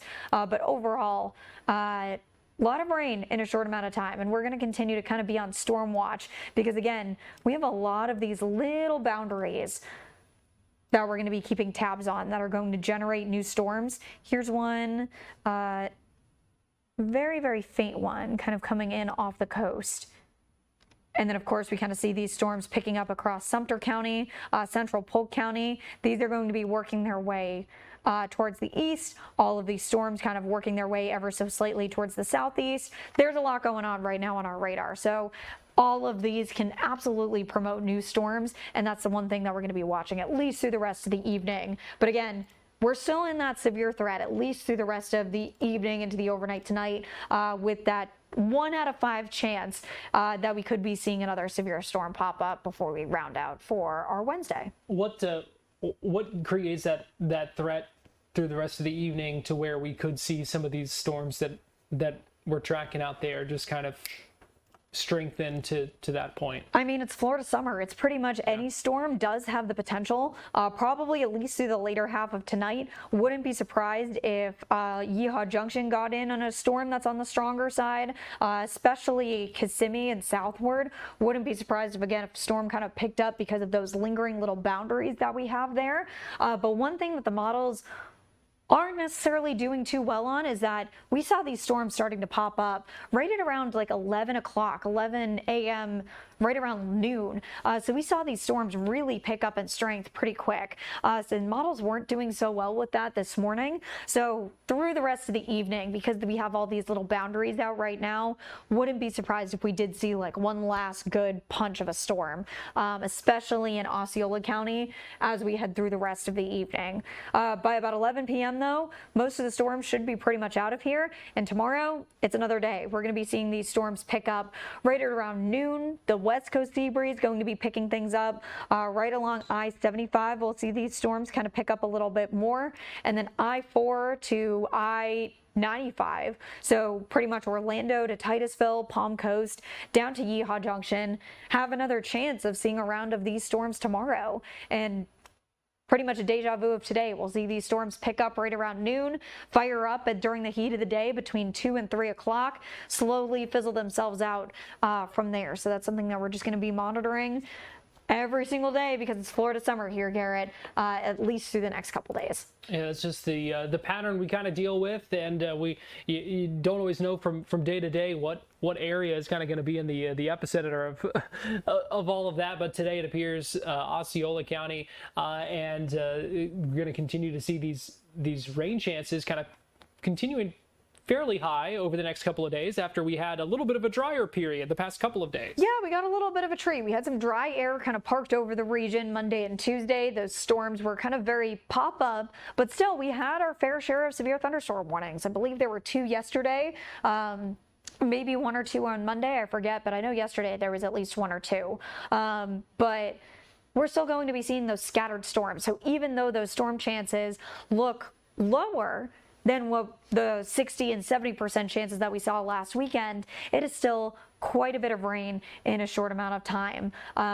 And with these storms, again, they can pick up in strength very quickly because those boundaries just collide in just the right way that we see those storms really pick up and then die down very quickly after that. So just kind of keeping our bases covered over the next couple of days, still seeing those storm chances, but again, still going to be seeing the potential of some severe weather as we take a look over the next 5 days as well. Now, that has been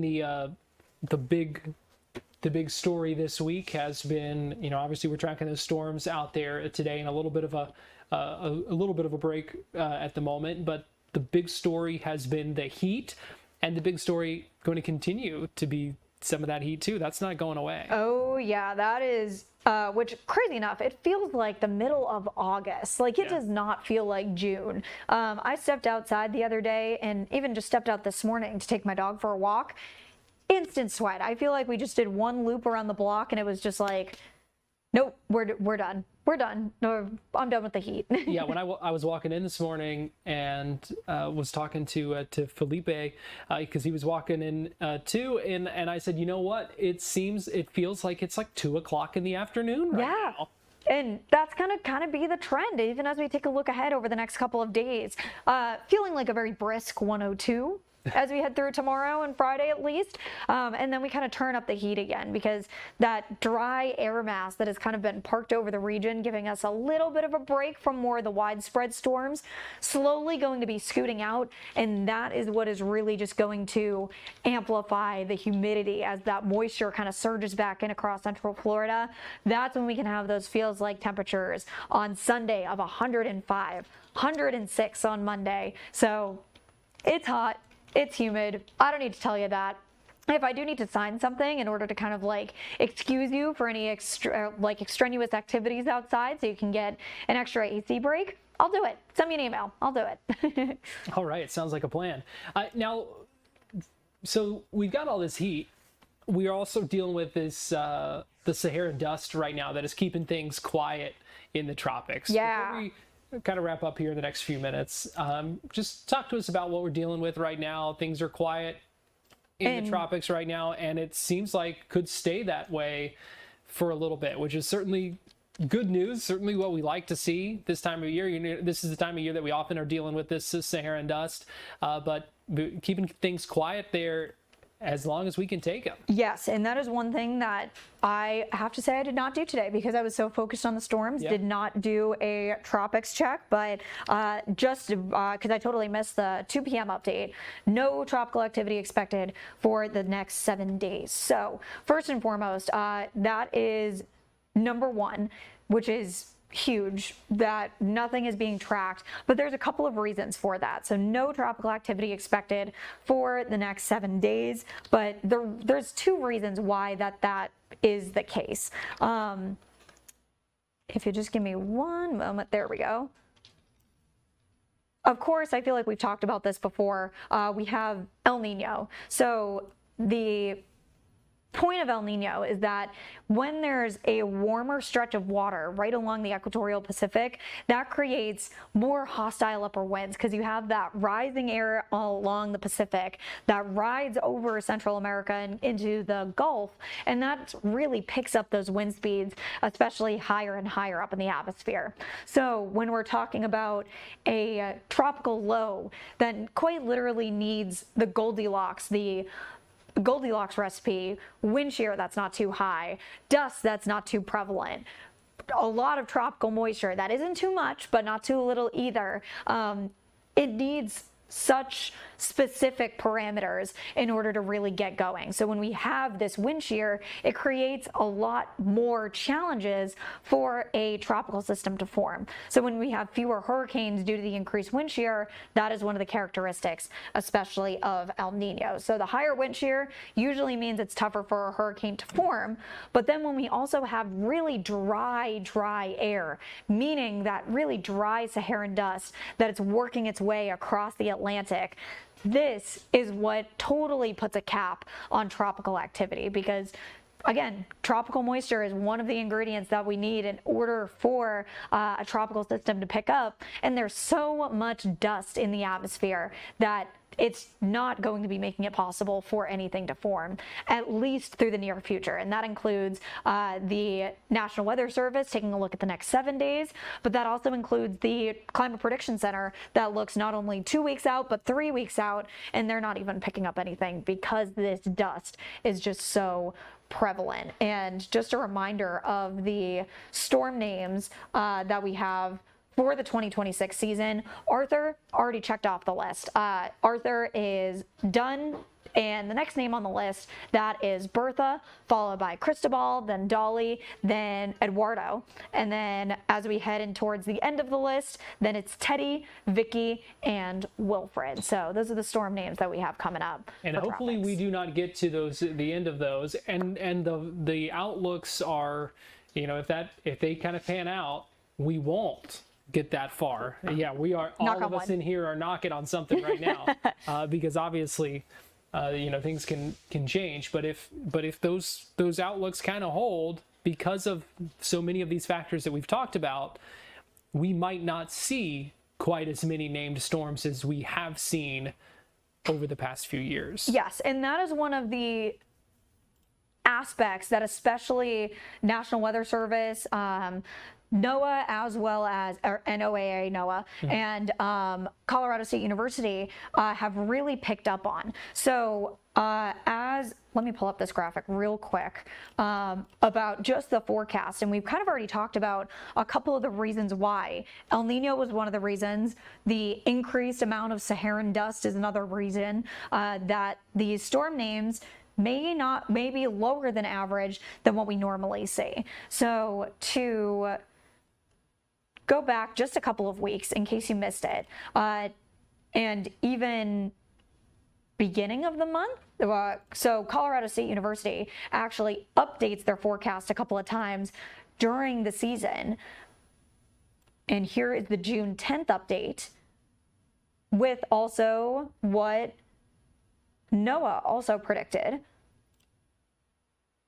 Here we go. I may need to adjust these numbers. Haven't looked at this graphic in a hot second. 1392, 1152. Here, let me update. Live updating this graphic for you. 11.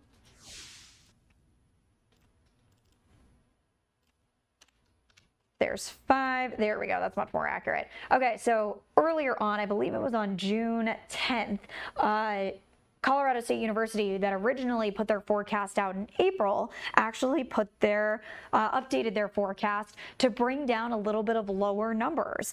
So as we do take a look, average is 14 named storms, 7 hurricanes, 3 major hurricanes is what the average is. NOAA put out a forecast predicting 8 to 14 named storms, 3 to 6 hurricanes, 1 to 3 major hurricanes, and then Colorado State University just put out on June 10th that they updated their forecast from April and actually brought down the numbers a little bit. I think originally it was 13 named storms, 9 hurricanes, 2 major hurricanes, and they brought that down quite a bit.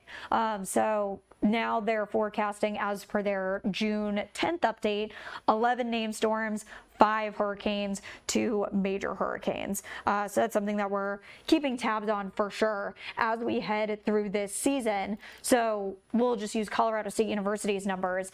If it did go through 11 storms, 1, 2, 3, 4, 5, 6, 7, 8, 9, 10, 11, possibly if storms did pan out the way that they did, maybe the last storm of the season would be Kyle, which if you remember from last year, last storm of the name, we got to M. So Melissa was the last storm of the 2025 season, and that was just at average. We were expecting a neutral year in that aspect, so everything actually fell very close to our average normal numbers. So the 14.73, is that what it is? Yeah, 14.73. So that's something that we're going to be focusing in on to see if El Nino is really going to have the impact of creating a less active season. So I got a question about the Saharan dust, because I know that's something that we often see this time of year, and then it kind of quiets down a little bit later in the year, and that's one of the reasons that things, the activity kind of picks up a little bit later in the hurricane season. Why is it that we do see so much of the Saharan dust now, earlier in the season, as opposed to later in the season, and what happens to kind of tamp that down later on? I love this question. Okay, so glad I did bring this up. So just like how we have a hurricane season and we have a rainy season here in Florida, the African coast has a really windy and rainy season as well. So taking you all the way to the African coastline, there is a lot of wind over the Saharan desert right now. All of that wind sweeps up that dust high up into the atmosphere, and that's what creates all this Saharan dust. And not exactly sure when the monsoon season, especially across Africa, ends, but usually we start to see the lowering of Saharan dust. What are we in, June? Probably middle of July, end of July. That's when we normally see the dust start to taper off. And when we see that dust a lot less active in the forecast. And usually, if I can find this graphic quick enough, activity. That's why we see we'll see if this is for the Atlantic season. This is an old graphic that I just kind of pulled out. Yeah, okay. So you'll notice that when we take a look at the hurricane season as a whole, things start off quiet. It's not until probably August we see things really start to ramp up, and that is because of the Saharan dust. So probably middle, end of July is when we start to see the Saharan dust slowly start to go away, and then it's pretty much open season for hurricanes when they don't have that dry pockets of air that a tropical system can kind of move into. That's when we see more of the potential for these tropical systems to really pick up off of these tropical air masses. And when it doesn't have these little dry pockets of dust anymore, much easier for a system to form. But again, that is just from talking about the dust. That doesn't even include the wind shear that's happening, how much tropical moisture is in the atmosphere. But you'll notice when we really start to see an uptick in these storms is probably right around August, and that's when we start to see that dust kind of settle out of the atmosphere.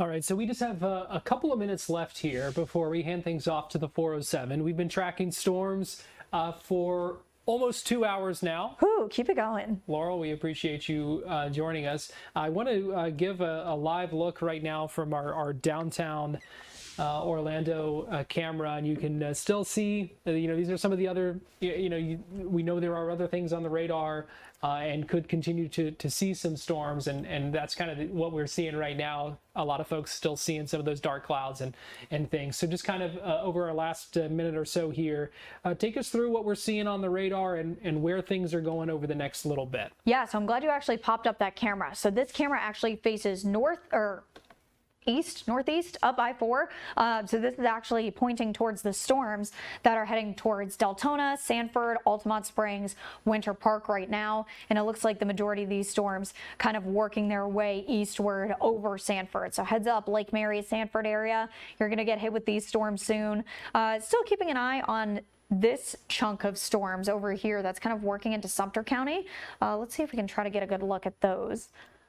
Doesn't look like any crazy lightning, not too concerned with these guys, but wouldn't be surprised if this did become a stronger storm as it worked its way in across the villages. Looks like this storm kind of working its way up towards the villages as we head through the next hour or so, and then lots of heavy, widespread rain as we take a look ahead back down towards Osceola County, where we were tracking these storms originally. Lots of just widespread rain continuing to fizzle out as we head through the rest of the evening. So lots of widespread rain on tap, Garrett, as we round out our Wednesday afternoon and evening. All right, it has been a busy afternoon, as it often is here when we are talking summertime here in Central Florida, but it just goes to show the importance of being weather aware and really staying up to date on Fox Local, having the weather app. The Fox 35 Storm Team weather app on your phone to get these alerts, to follow along our coverage streaming, which you can do anywhere thanks to the Fox Local app on your smart TV, on your phone, however you're watching us, YouTube, because of just how quickly these things can, really